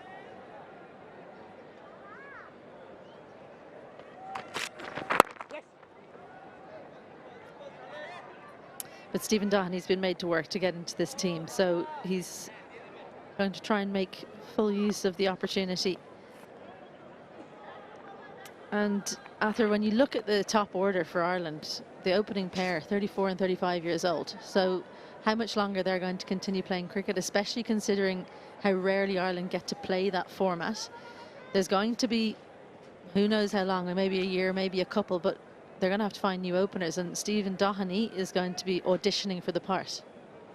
Anyone else that comes to your mind? I know this is the last ball of this over.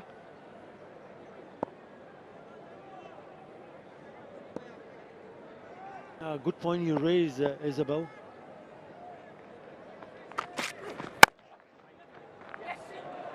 gone past that fielder at Cowers. So one more added to the total. It's a good over. Comes to an end. He's picked up a wicket. 130 for 5.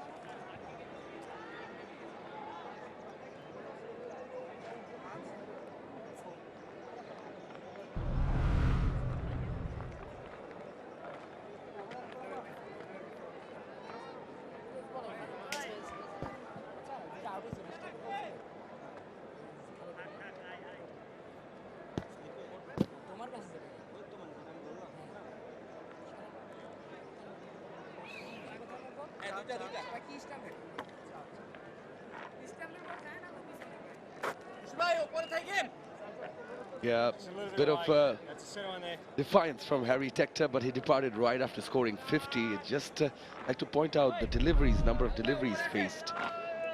80 deliveries. That's the most in terms of deliveries. An Ireland batter stayed in the middle in this fourth innings, the second test match of the Dutch Bangladesh series. Second highest is of 53 deliveries, which is faced by Curtis Camphor. Spoke of playing time out. They couldn't convert. Can this pair stitch a partnership together and provide some more resistance for the visitors here? They have lost 5 wickets. They welcome back Ed Rainsford. Bowling Moody, bowling Moody.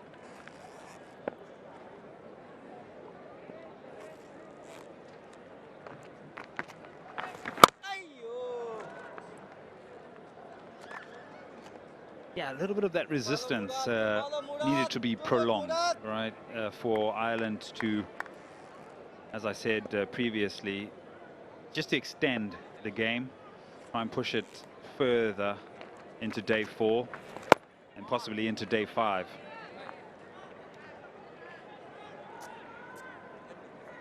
Still have 5 wickets in hand. Camphor's accumulated his 18 or 53. Debutant out there who played nicely for his 46. That was in the first innings along with Logan Tucker, but he's just left.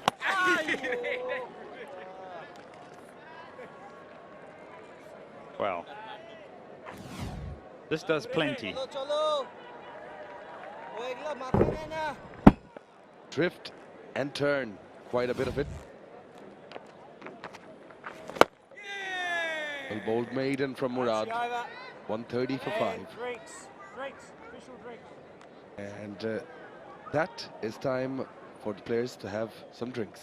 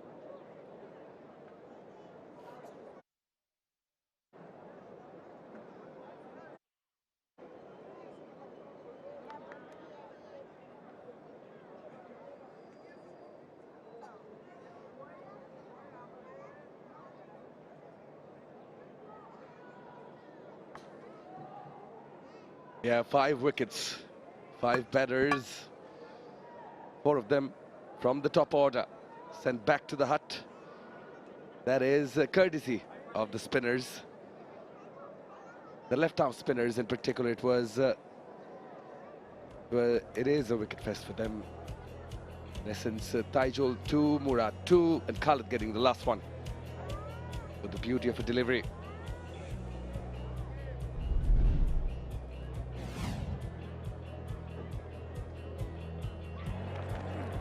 Look at all the wickets to fall.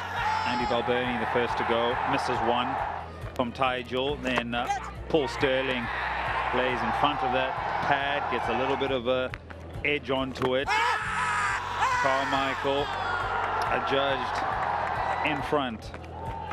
Murad, and then this for me was astonishing that he just got to 50, played so well, and then finds that fielder in Mushfiqah Harry-Tector, and then the outside edge, Logan Tucker, who actually nicked the ball previously.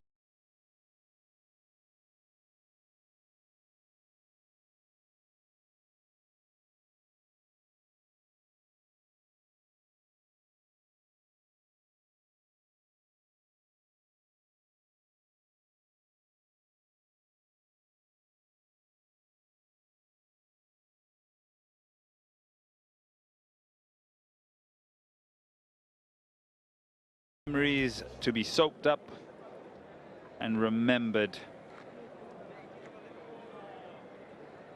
So players are just finishing up on drinks.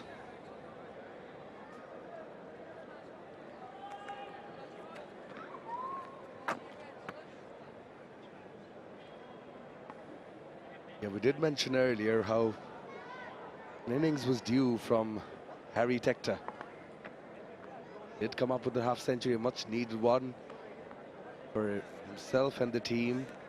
Yes, they would wish that converted and he was still there in the middle. Just in reference to that, Curtis Campher, too, with the bat in hand, hasn't really fired in this Dutch Bangla series. Has adequate experience of playing here in Bangladesh. Been here in 2023, couple of seasons in the Bangladesh Premier League. Been there as the positive point for Ireland. 53 deliveries. Approach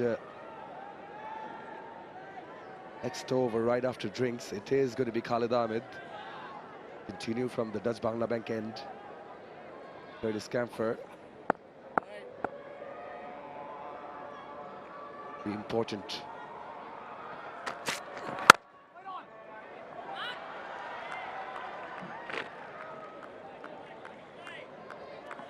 Important for Ireland, and this being Stephen Dahani's debut series.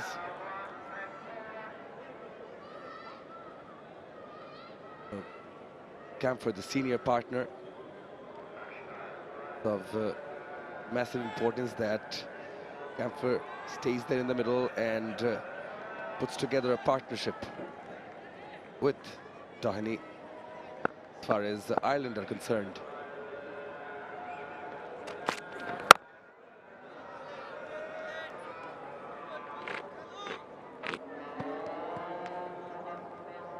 Dockeny coming into the side at the expense of a bowler, as they've added more to their batting, and he was pretty good in that first innings, as I spoke about. It did take him a little bit of time to assess and then work his way through the innings, but found confidence along with his partner at the other end, Logan Tucker, but he can do that now along with Curtis Campher.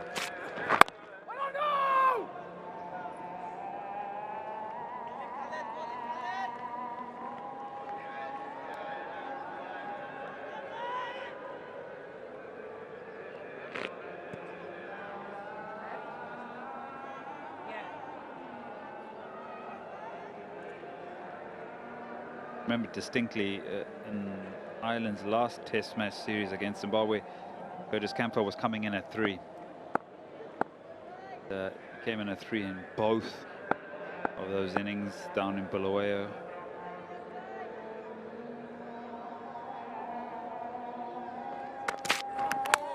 closer to the stumps on that occasion. Change of angle there by 𝗂𝗏𝗏. And it produces a no ball.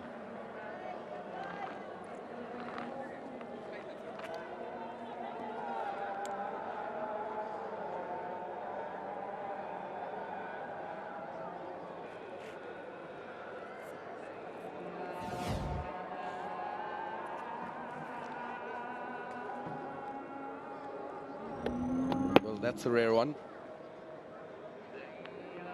But just disturbing stumps at the non-striker's end. Speaking of the series you're referring to, against Zim, his highest was 39. 49 first innings versus Afghanistan. That was back in 2024.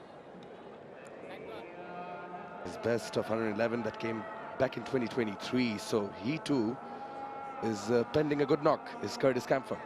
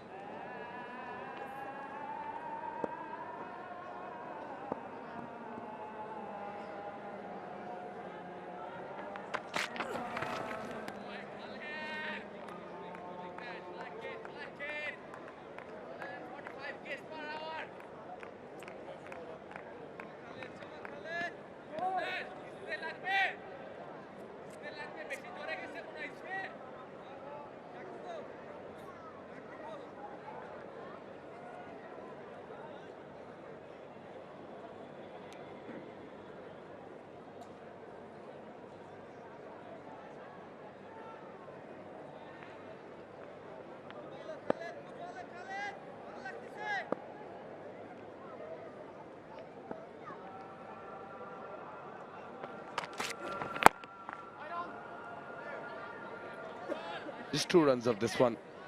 1-3, 2 for 5.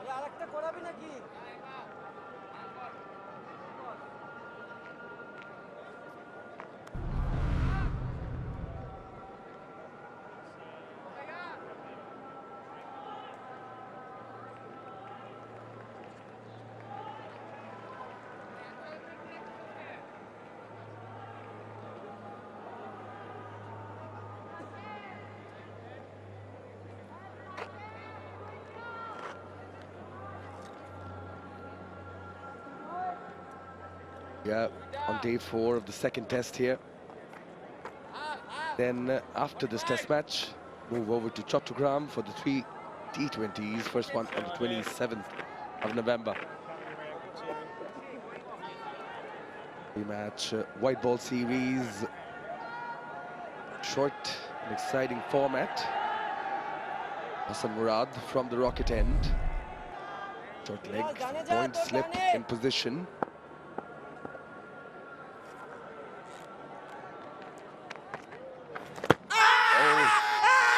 Appeal.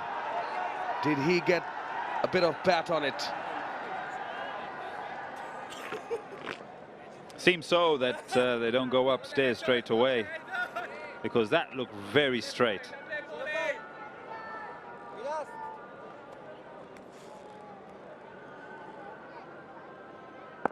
The time it runs down, have a look at that particular ball and what transpired.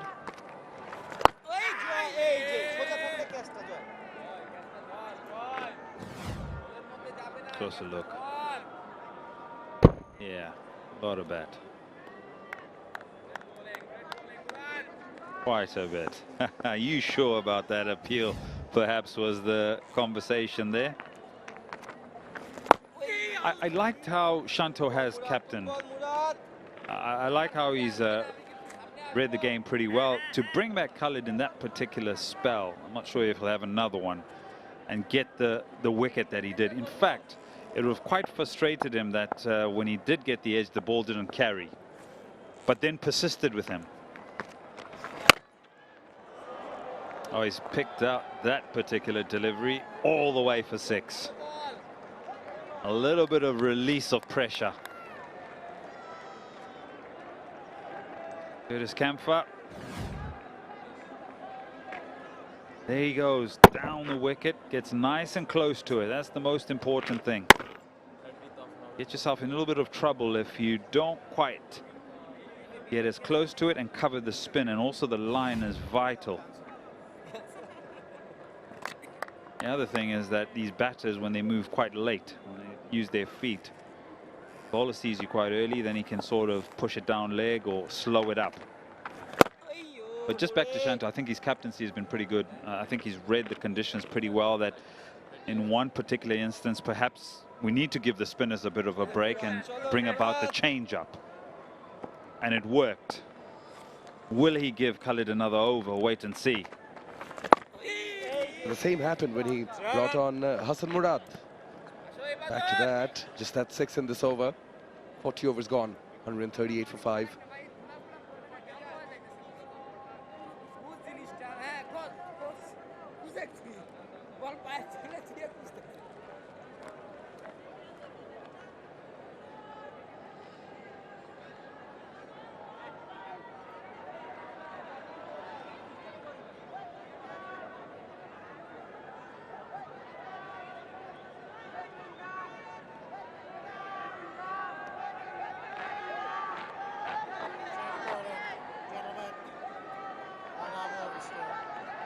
Flowing.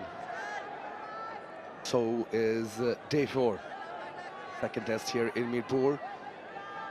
Proactive leader is 𝗏𝗏 𝗏𝗏, and changes things up again. It is 𝗏𝗏 𝗏𝗏 coming now from the Dutch Bangla Bank end.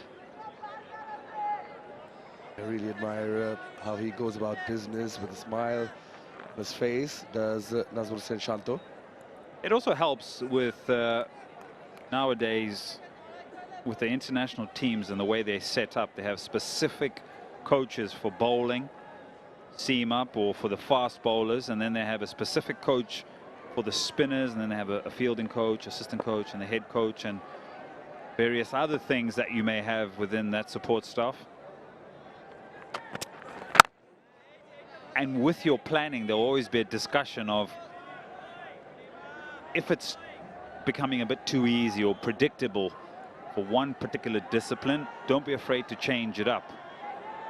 And I think that's the relationship that Shanto will probably start to have with the likes of Shaun Tait and Mushtaq Ahmed, in terms of how he uses his bowlers the best he can. Because Khalid's spell comes to an end, so then he brings on Eberhard, as you've just mentioned, when his first 3 overs went for 17. And that's a bit uppish on that occasion. So they've picked up something perhaps from the Dutch Bangla Bank end that the seamers can pick up late in the day with a slightly older ball, maybe the ball holding up. We saw a little bit of movement for Khalid, but on this occasion, nearly brings mid-wicket into the game.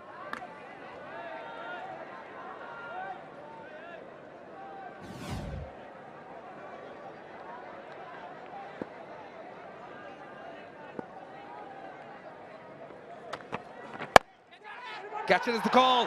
Almost. Almost touching gold again. 𝗏𝗏 𝗏𝗏, not to be.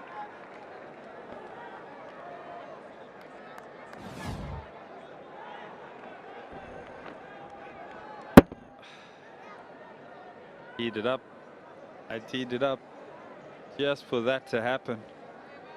And that's an easy catch. That should be taken. Not traveling, just needs to be able to skid across to his right. Not a long distance either.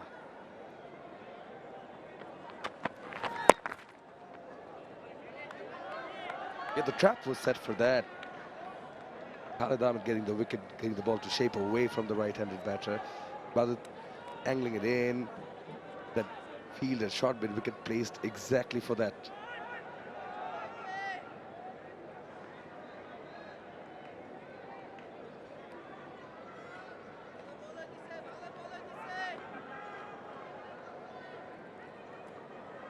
Final delivery of this over, carry this point into the next, is that's one area perhaps Bangladesh will look back at and say, well, we'll need to improve vastly on that. a chance goes a begging in this over. 139 for 5.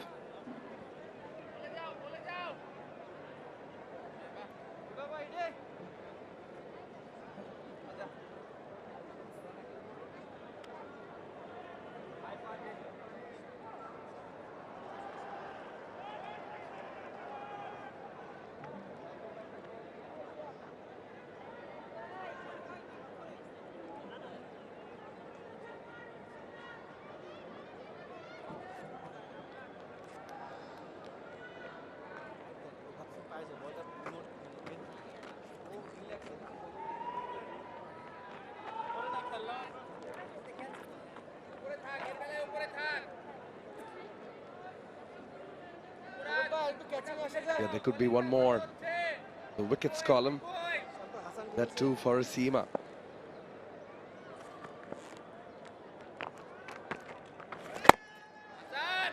Yeah, that's another area they'll look back at and think they need to improve. Bangladesh as they're catching. They dropped 5 in Sylhet. And that last opportunity was quite a simple one to the bowler, Murad, who has ball in hand right now. So if they wanted to look at it holistically in the Test series, yes, their batters got hundreds, big partnerships. Bowlers were also pretty good, but catching wasn't at its best. Work for the fast bowler.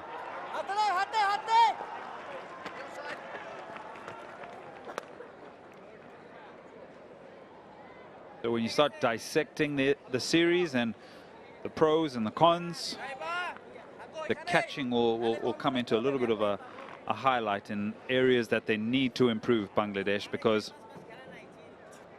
on other occasions when you have set batters in and a busy Test year coming up in 2026, the catches are going to be vital.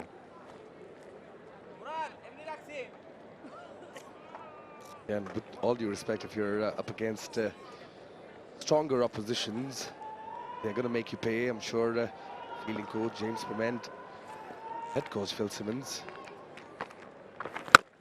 I'm sure observed also, but that's picked up nicely. Sounded really good off the bat. Goes all the way for a maximum. Second one in this innings.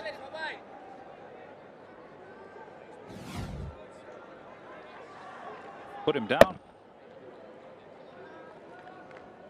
And the batter that he puts down plays a quite powerful, quite effective slog sweep over the leg side. Darkany now taking full toll of that opportunity that he was presented. Oh, just an inside edge. As that also then looks quite straight.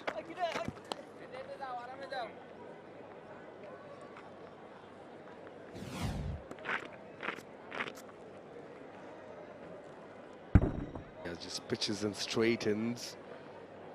Slightly lower side too. Good over in terms of runs for Ireland. 9 of it already.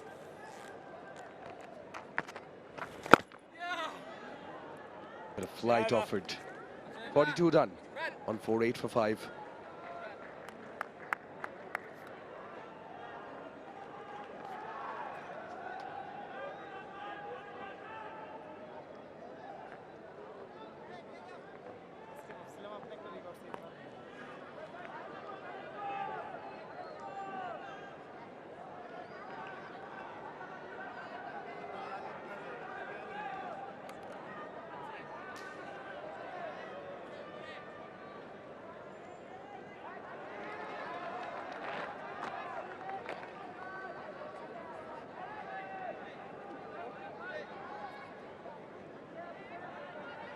Dutch Bangla Bank is the first European joint venture bank in Bangladesh and a pioneer in the banking sector of Bangladesh in terms of customer trust and confidence through transparent and pure banking.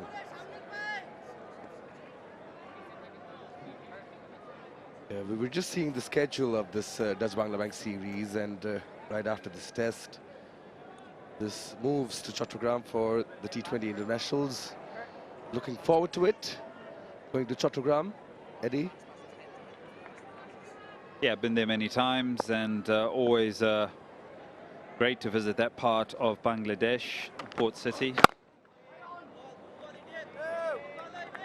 And it's also a time where these two teams will start figuring out methods, partnerships, plans, as they prepare for the men's T20 World Cup ICC event that will be next year in India and Sri Lanka. So that'll be quite an interesting, quite a competitive three-match T20 series. That for Ireland, it'll be an opportunity to have a taste of T20 cricket in the subcontinent.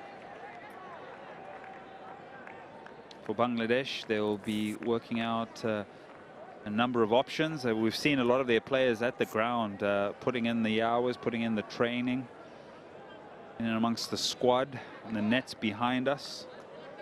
We also saw earlier today some of the Irish players that have just flown in that'll be added to the squad, and some from the test squad will be heading back home.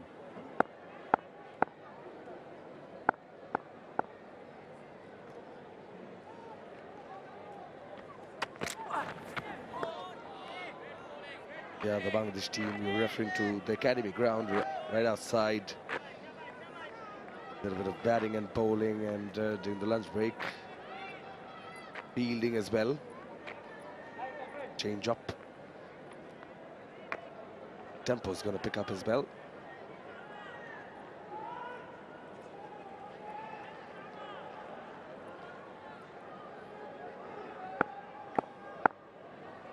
Thirteen more overs remain in the day after this. Catch, it was the call, but he's found the gap. Put away nicely in the end by Camphor. 4 runs.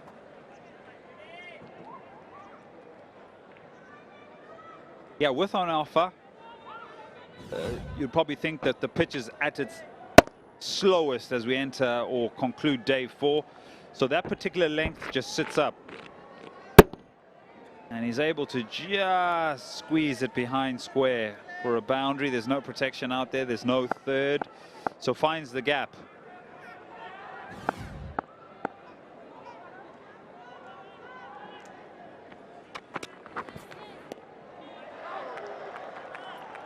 That boundary brought up the 150 for Ireland in this innings.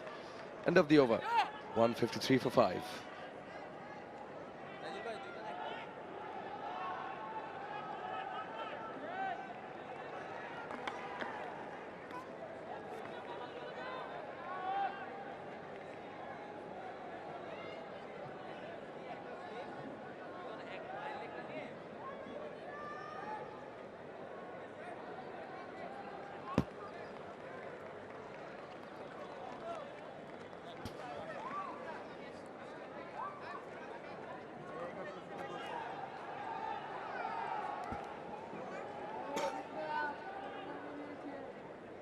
Overs left. Day 4.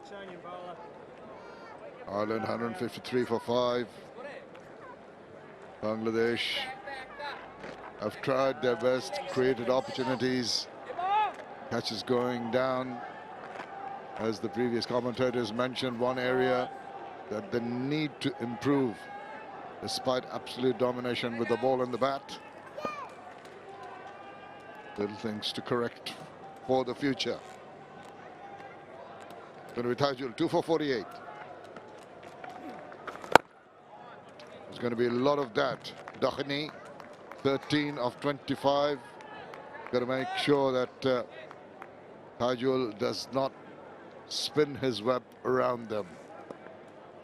Tough ask for the remaining 12 and a half overs after this.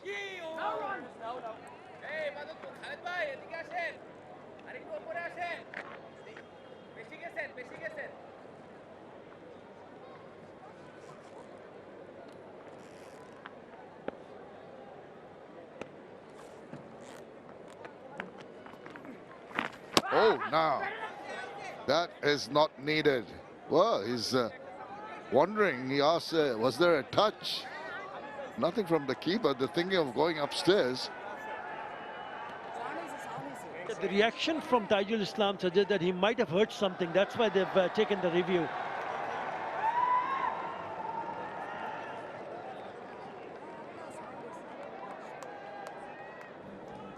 TV umpire to director. We have a player review for caught behind. Original decision is not out. I have checked the feet. It's a fair delivery. Front on, please.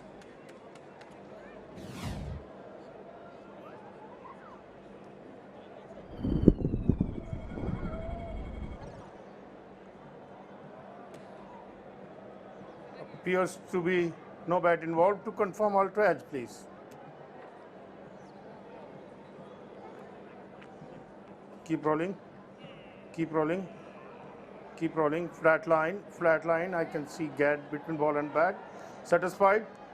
Sam, stay with your original not out decision. You're on screen. Make a signal, please. The right decision taken. Got a little overexcited. Taijul Islam. Even the keeper behind was the closest to the batter. Didn't get to hear anything, and he was coerced.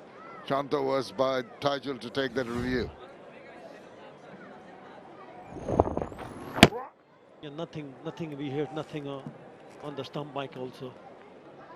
He was unmoved. He was not. Yeah, he straight away said no. There's nothing. Bowlers always thinking that they're right. Well, Taijul can smile about it now. Rather a wasted review. But that shot was uncalled for, unnecessary. And a play across the line as we see the fielder from deep mid-wicket, not in about 10 yards from the boundary.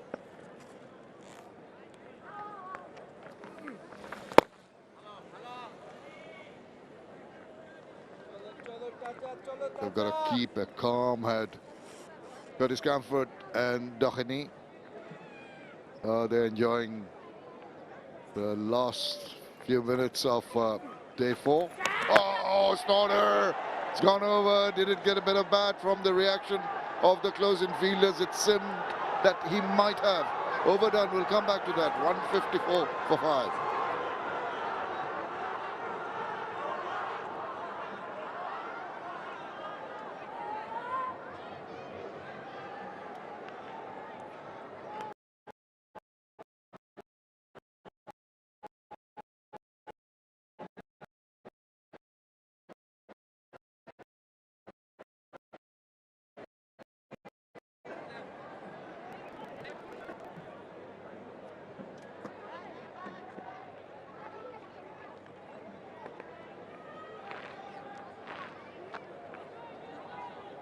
They're going at 3.14 because the bowling has been tight. They've taken 2 wickets.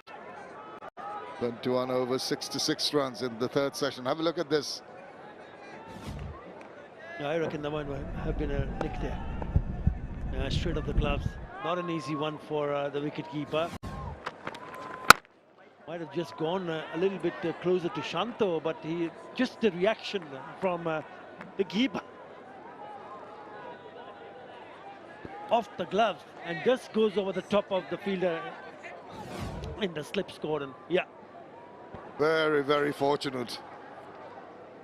We had a review for no edge, and this time around Liton realizes that maybe if he didn't go into line and make an attempt to stop that catch could have gone to hand. But that's what cricket is all about. Take your chances. Talk about the luck of the Irish, where you saw an example of that there. Got to ride your luck. Doheny and Camphor, 27 of 48. Yeah, he's been lucky because he's now been dropped twice. Stephen Doheny. First one was the easier one. Hassan Murad at the short mid wicket couldn't latch onto it. A pretty easy catch of the bowling of Ibadat Hussain. And in the previous over, a difficult one. The ball extra bounce, getting outside part of the bat, and then actually it was the gloves. It was difficult for Liton Kumar Das, who was rising up to that delivery. He's been lucky not once but twice.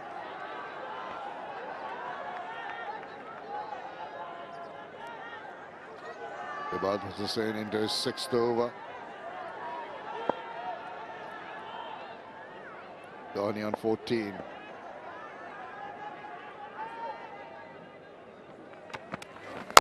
Oh, once again, he just seemed to throw his bat at that one inside part.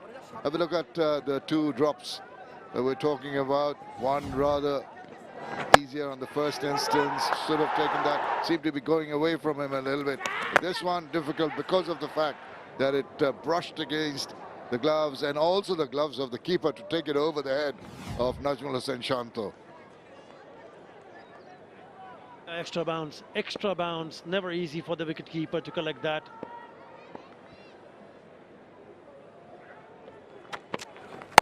𝗵𝗺 Hussain still keeping a tight line and length going, hoping maybe to get his first wicket in the second innings. Here at the Shirabangla National Stadium, we're coming to the last 11 overs of the 4th day. Ireland will be happy to take this into the 5th day. Need all the experience of playing out 5 days and playing against a stronger opposition with their backs to the wall, showing some grit and determination.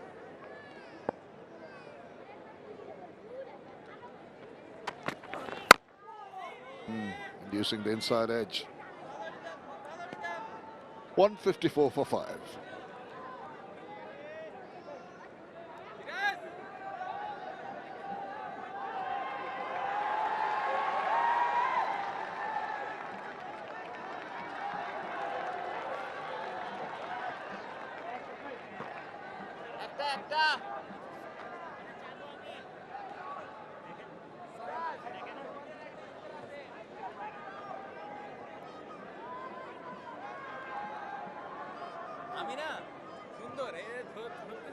It's been similar kind of overs bowled right through the 4 days. Another 11 to add to that, 77 on day 4. Takes it to 88, just about the 90 over mark that's desired.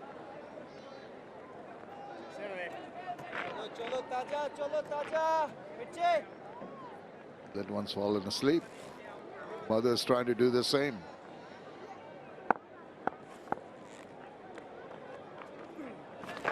Oh, that kept low. And he's watching it very closely. And eventually played it soft enough for them to just go quickly through for a single. Yeah, there was just a bit of a hiccup in the middle because the non-striker really didn't want it to go for the singles. He decided a little bit late. There you go. Stops and start. But in the end, it was in the gap. So it was okay.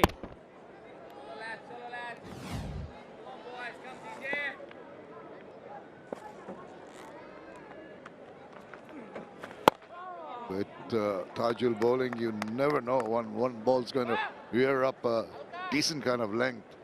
Thus, there are a couple of fielders at silly point and just behind at short extra cover for the check shot. There you see, right in front of his face and one right behind. Yeah, he's closing in another milestone of taking 250 wickets in Test cricket.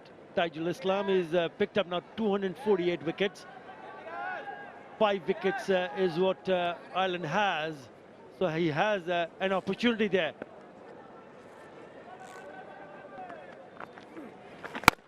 Wow, that's up in there. There's a chance here. And 𝗵𝗺 Hussain, I think, has dropped it. That should have been taken.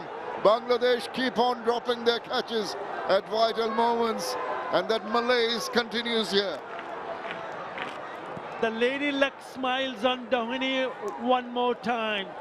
It's the 3rd time that he has been dropped here. That is an easy one. Going against the spin, he knew he was in trouble. And about that, did he even touch that? Unbelievable. Well, what can you say? We mentioned the fact of lapses in the field, not on the ground fielding, but mostly whilst taking catches. But I still can't understand that shot attempted. Why on earth would you try to take on someone who's bowling with a lot of guile and being so deceptive against the turn. Shanta pondering, yeah. One area we've got to improve very soon.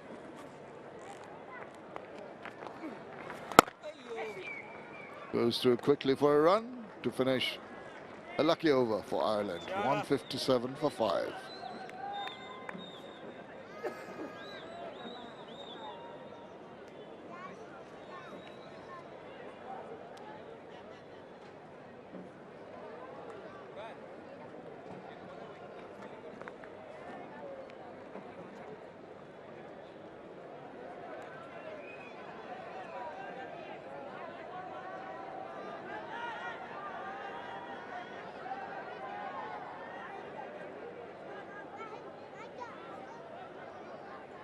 Well, Ireland surviving and hoping that they can play out the remaining 10 overs of the day. Long way to win. It's a question of how deep they can take this innings, how much problem they can create for the fielders in taking advantage of those dropped catches. There he goes, toe-ended it. Sky couldn't really gauge the way the ball was coming to him. Tajul annoyed, captain disappointed.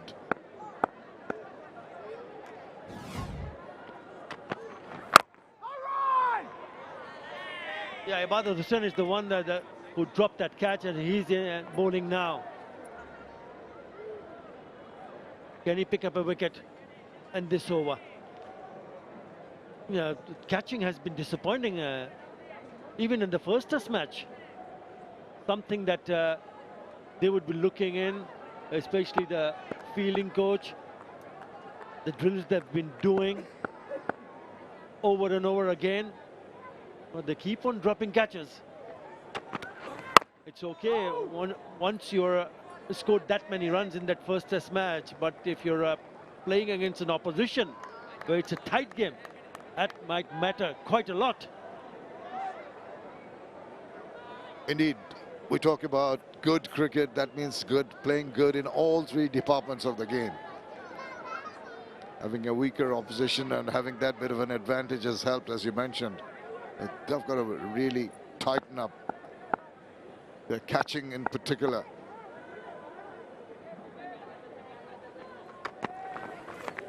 Once again, he's not shy to take on the short pitch deliveries. Camphor, 31 of 74, but I just feel they can avoid trying these kind of shots. Could have had a brush with the gloves there.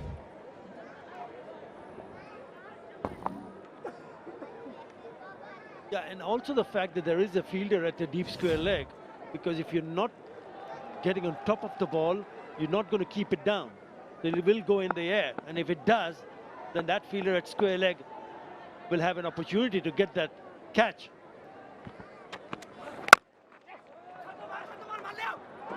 It's just wide of the fielder. I think that was Shanta. Picked it up quite quickly and threw it, but they're calling for the run. Good response, and even late in the day, the running between the wickets is imperative. You don't want to be caught short.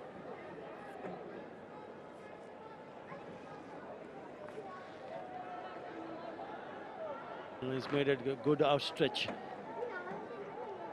See that backing up.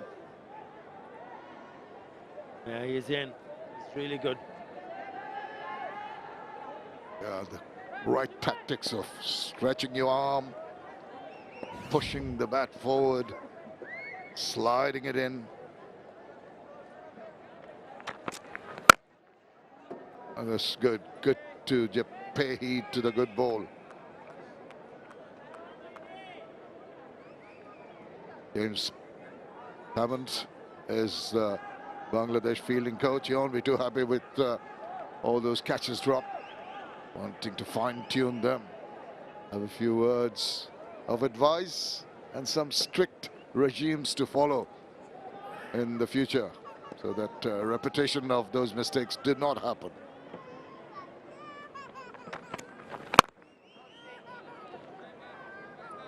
$158 for 5.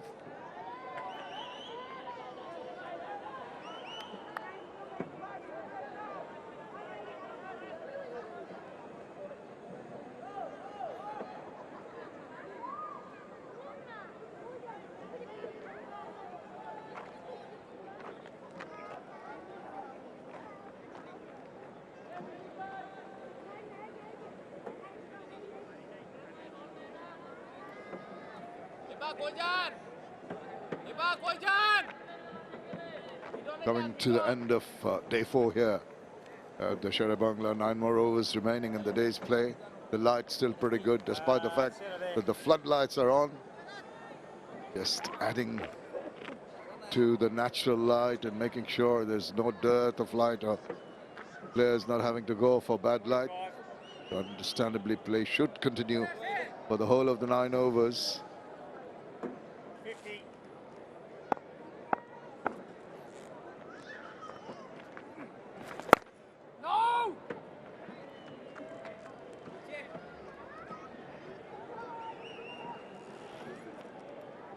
Tigel into his 17th over, 2 for 52.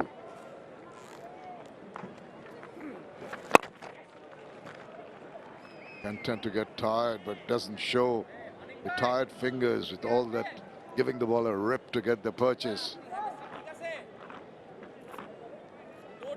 Partnership now 32, and now they need to realize that it'll be important to hang on there. They've taken a few chances. Remember, they've been dropped, especially Dhoni, who's been dropped thrice. Important that they just keep defending. Yes, if there is an opportunity for a run, fine, but you don't have to force yourself to look to score runs at this stage of the game. You would want to stay unbeaten, both of them, and come back with 5 wickets in hand on the 5th morning. That's what they need to do. And another ripper.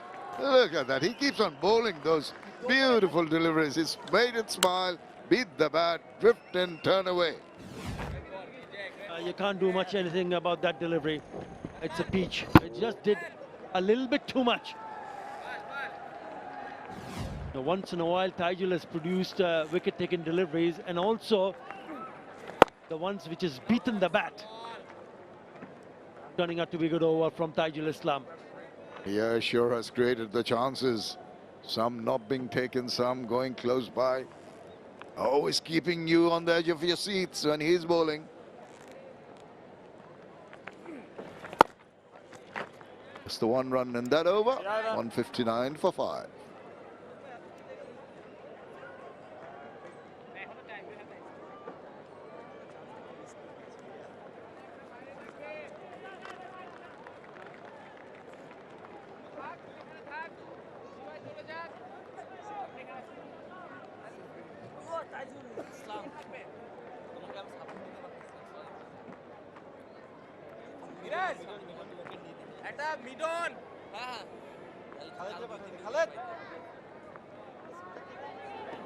Counting down the overs till the end of the day's play.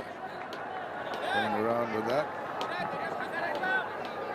𝗵𝗺 very relaxed in the back there. 𝗵𝗺 coming in to bowl his 6th over, only giving away 11 runs. Shanto still persisting with the slip and a forward short leg, just pushing the leg gully more to a fine, short fine leg position.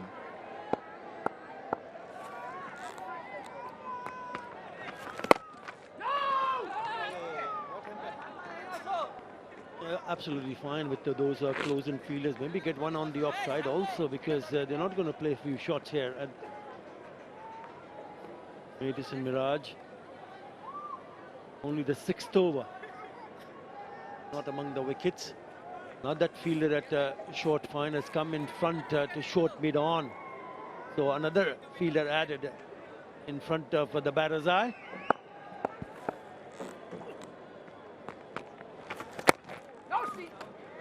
That's the way to go at the moment for the Irish batters. Just got to keep their cool. Don't have a rush of blood. The manner in which they're doing now is good enough. The bowlers also tiring at the end of the day.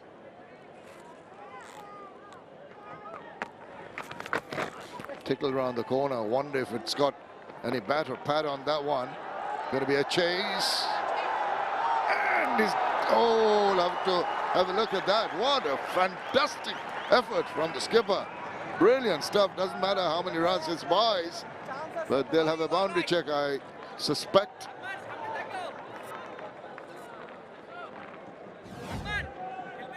I think he's done exceedingly well here. He's managed to flick it back before the body goes on. That is brilliant piece of fielding from the skipper.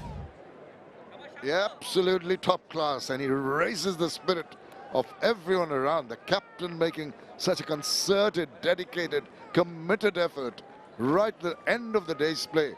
And the bodies are tiring. Oh, take a lot of credit for that.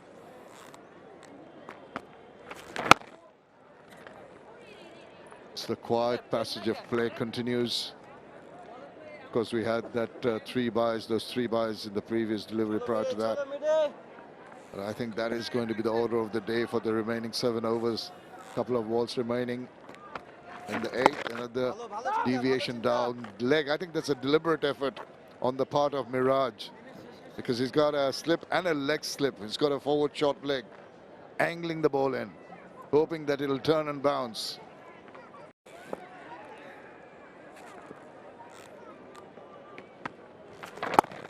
Gets behind the line and plays it out. 7 overs left in the day's play, 162 for 5.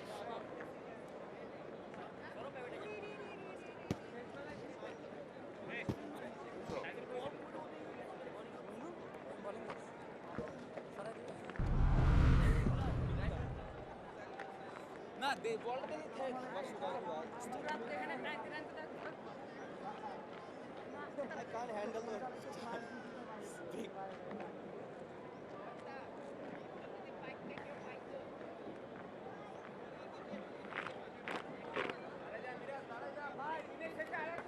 Ireland 162 for 5. Still require 347. Nigel working away. A partnership now. Yes, 35 runs, but they've been in the middle for 77 deliveries. It is a Saturday, so they've come in with some excitement. But there were opportunities to be taken, which weren't. Sure, Isabel Joyce would be quite content with that. Well, look, Stephen Doheny has given 3 opportunities and he's still out there. And for Bangladesh, I reckon one of them I'm not sure I even counted as a chance, to be honest. That one to Liton Dash. He's got to almost decide he's not going for that somehow and leave it go to Shanto, because you're never catching that. But the other 2 catches should have been taken. Ireland dropped a catch and it was Mushfiqur Rahim. He was dropped on 16 and he went on to make an unbeaten 50. So if you drop catches in Test match cricket, you can be punished. Doheny hasn't punished yet, but he's still out there, which is frustrating Bangladesh. Appeal finger, the dreaded finger goes up from Sam Mugatsky. On this occasion, it's Doheny again. We'll have a chat with Camphor. But guess who? It's off Nigel's bowling. They do have 2 reviews remaining. Going upstairs.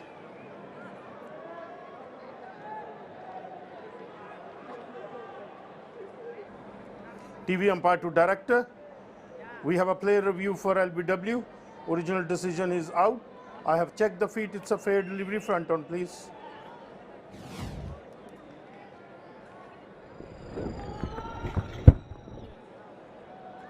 Appears to be no bat involved. To confirm ultra-edge, please. Keep rolling, nice and slow. Roll through. I can see gap between ball and bat. Roll up to the pad, please. Flat line. Satisfied, no bat involved. Go for ball tracking when ready, please.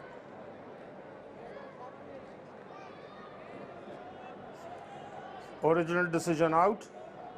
Pitching in line. Impact in line. Wickets hitting. Sam, stay with your original out decision. You're on screen. Make a signal, please. Confirmation. Decision being upheld. All in red. 𝗍𝗏𝗀 gets the breakthrough. Don't worry about the catches. Struck him leg before wicket. Dahani goes for 15. Ireland lose their 6th on 163.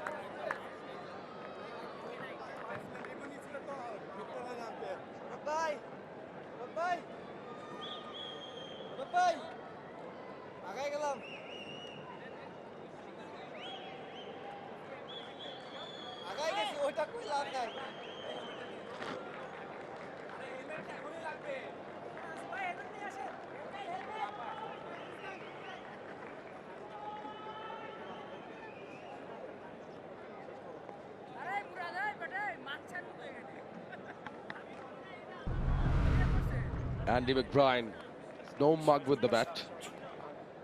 One of the top scorers for Ireland with the bat in hand, 5 50s.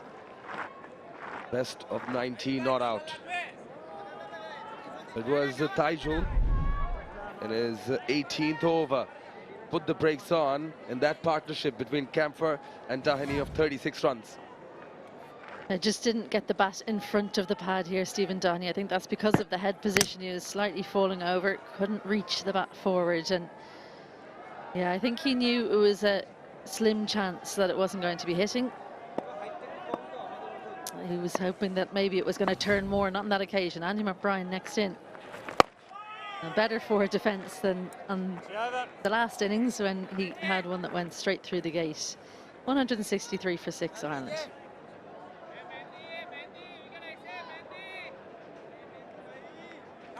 It's your turn, bro.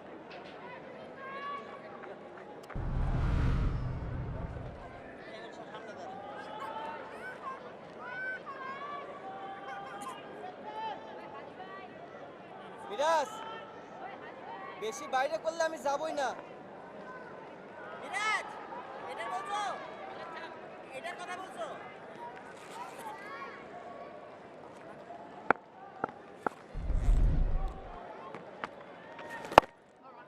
We were just looking at the celebrations or the reactions, if I may say, of the wicket. Now, Ibadat looked like a relieved man.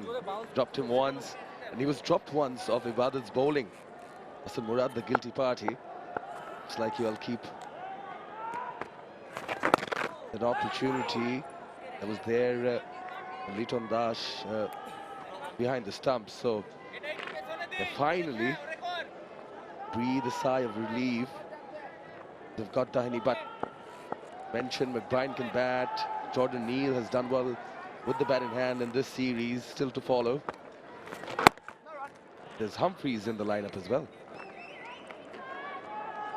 Gavin Hoey rounds it out. Probably seen as more of a batter than Matthew Humphreys.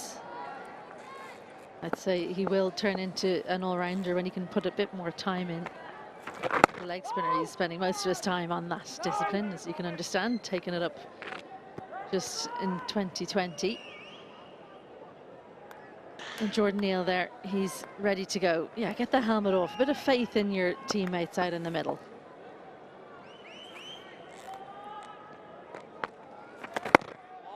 Interesting to see Curtis Camphor hasn't changed tack since the loss of Stephen Dahani. Still playing defensively.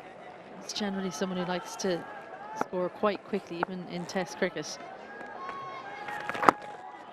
Maiden over, 163 for 6.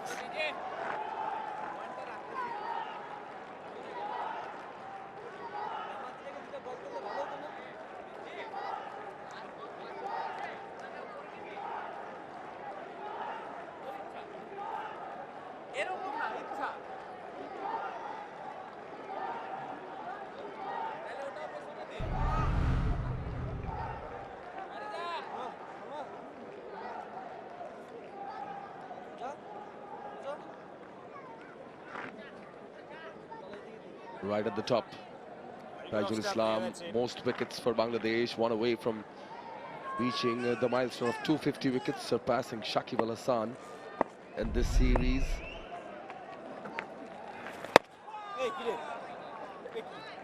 We're just watching Jordan Neal heading back into the dressing room. If I recall correctly, in one of the day's first test in Sylhet. the reverse. Shout from 𝗪𝗪, but yeah, it was Jordan Neal who got out in the very last delivery of the day. Makes me wonder if that's one of the reasons that prompted the think tanks to send in the experienced McBride. Let's take a look at this first. I reckon that hit the glove, but it's gone straight down. Yeah, look, Andy McBride is obviously, in terms of Irish Test cricket anyway, he's got the experience, but he's played plenty of one-day international and T20 international cricket as well. Jordan Neal, well, he has had 2 brain explosions in this series, which is the dismissal and the final delivery, as you say, of the day. That's a little tickle down leg side. I think it's come off the pad, actually, McBride. We'll have to wait and see what Łukasz signals. It's a tough day to be a keeper, but the other brain explosion was on 49, if you remember, just yesterday. Threw his wicket away. Jordan Neal looking for his first international half century, and he just seemed to, I don't know what was going through his mind, but anyway, look, he'll live and learn. He's only young, 20 years old. Ireland preferring McBride, though. Yeah, ample time ahead of him in his career. Jordan Neal now getting his setup right is Nazmul Shanto. Got left and right in combination in the middle.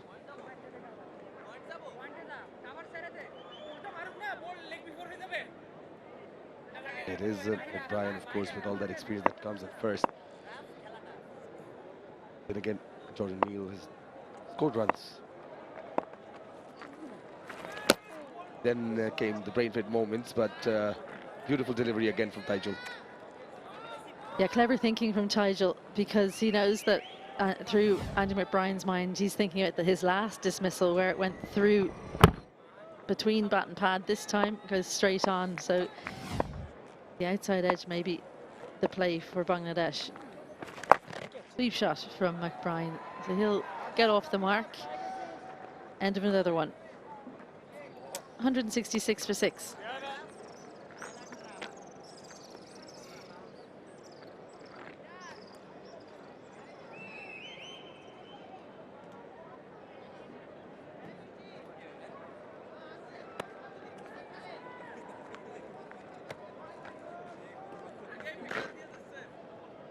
দাদা গো, দুটা slip নিও, এখান থেকে কিন্তু বড় ঘুরে। এই দুটা স্লিপ। এটা লাগবে তোর? ভাই এটা বাইরে। 4 more overs to go. Day 4. Miraz will continue from the Dutch Bangla Bank end. Slip in a gully. Short leg, silly point. Coming around the wicket.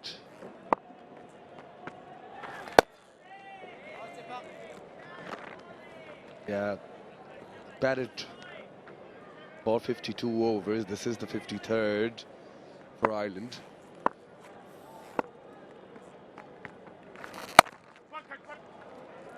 Finds the gap. That's nicely played. 2 fielders chasing. Mushfiqur Rahim passes it on to Murad, and as he throws that back, yeah, they're frustrated Bangladesh fielders, and hasn't been any cakewalk to work for it.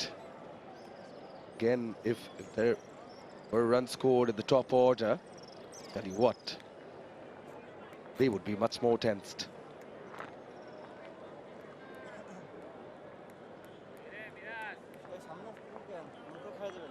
McBride, nothing really phases him. Thick edge, he's thrown the bat at that. It's turned away. Thick outside edge, but it'll have the desired result for Andy McBride. Living dangerously, but he gets a boundary.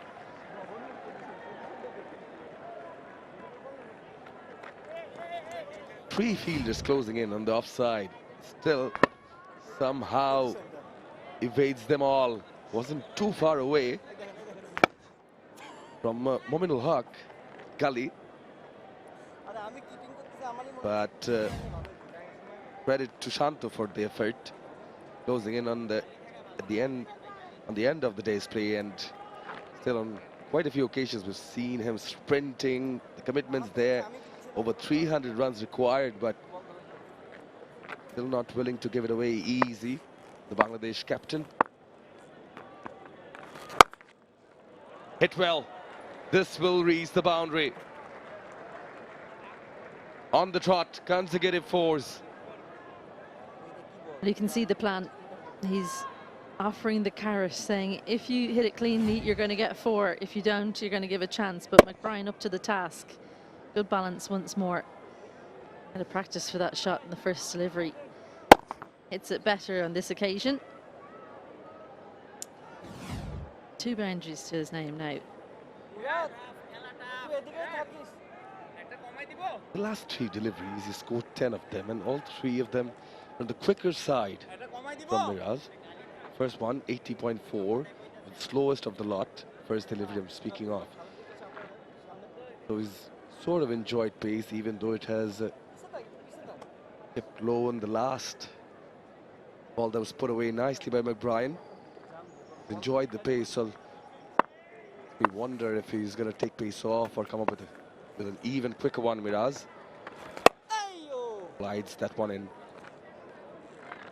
Yeah, more a change of length than anything, than a change of pace. I think on this surface, now that it's the cracks are opening up, actually the quicker balls have tended to turn more. Fielder and cover just moves a little bit squarer now. Good over for Ireland, 10 from it. 176 for 6.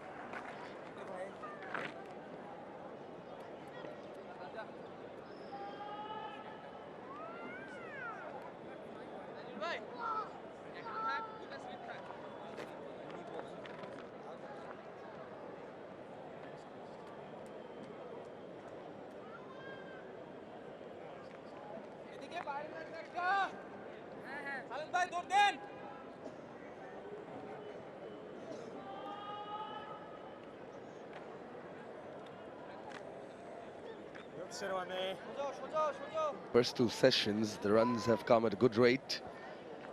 Over 4. Last one not so much, and one of the major reasons being that Ireland have lost 6 wickets.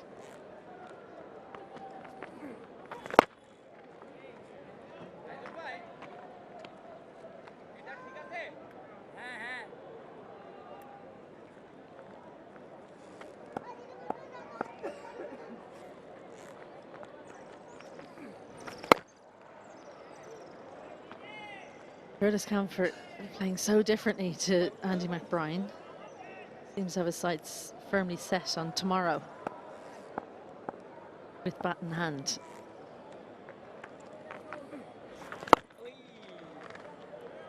That was the tempter, much slower from 𝗍𝗏.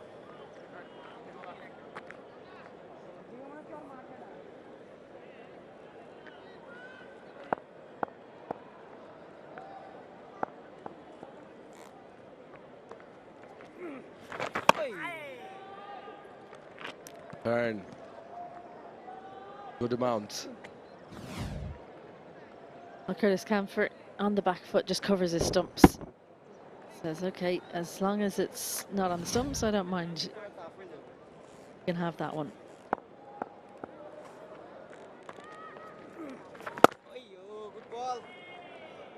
A good temperament shown by Camphor.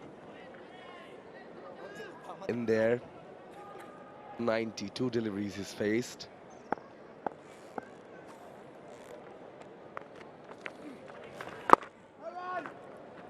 Well dealt with. It's a maiden from 𝗍𝗏 though. 176 for 6 Ireland.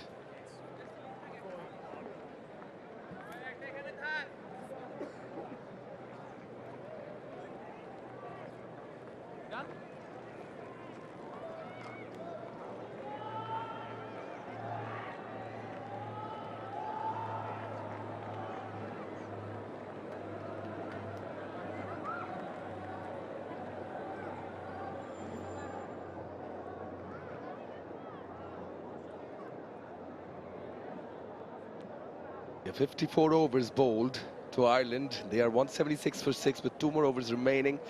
The umpires have decided to call it stumps on day 4 of the second test of this Dutch Bangla Bank series as the teams go off.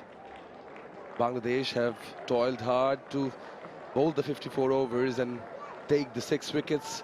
But credit to 𝗂𝗪 for showing some temperament and sticking it out there, accompanied by McBride. Still need 333 to get, but they get to enjoy another day of Test cricket. Oh, tough wicket taker in Test cricket.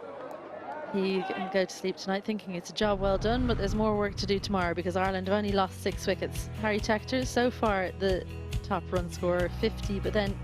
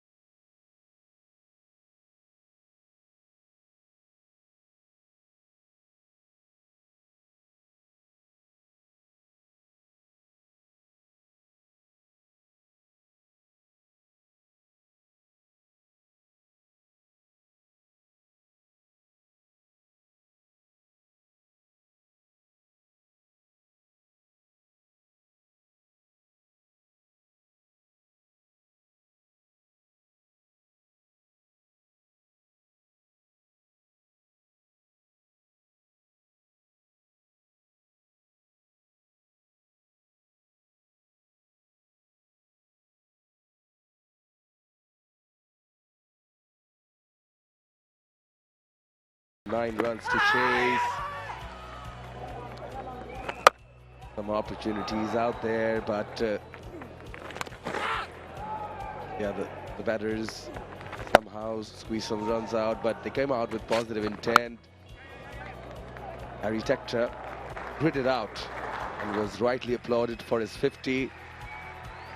And right after the 50 came a moment that he charged the bowler on the toe end of the bat. Good catch taken by Mushfiqur Rahim. That's a gem of a delivery, but fell tied in front of Liton Das. But this was another opportunity. Trying to be proactive, both Liton Das and Shanto missed out. Beauty from Khalid got the better of the batter on that occasion. 𝗂𝗪, the lusty blow, first 6 of the innings. Then there was that opportunity, streak of opportunities of Tahani. Well, he took the bowlers on, and on occasion it came off, but he struggled somewhat. Curtis 𝗂𝗪, he's been controlled. But Stephen Doherty, he's toiled away. There was another chance. Badot just looked like his foot got stuck in the ground, and Shanto tearing his hair out. But in the end, take the field is out of the equation, says Tigel. But he gets the LBW.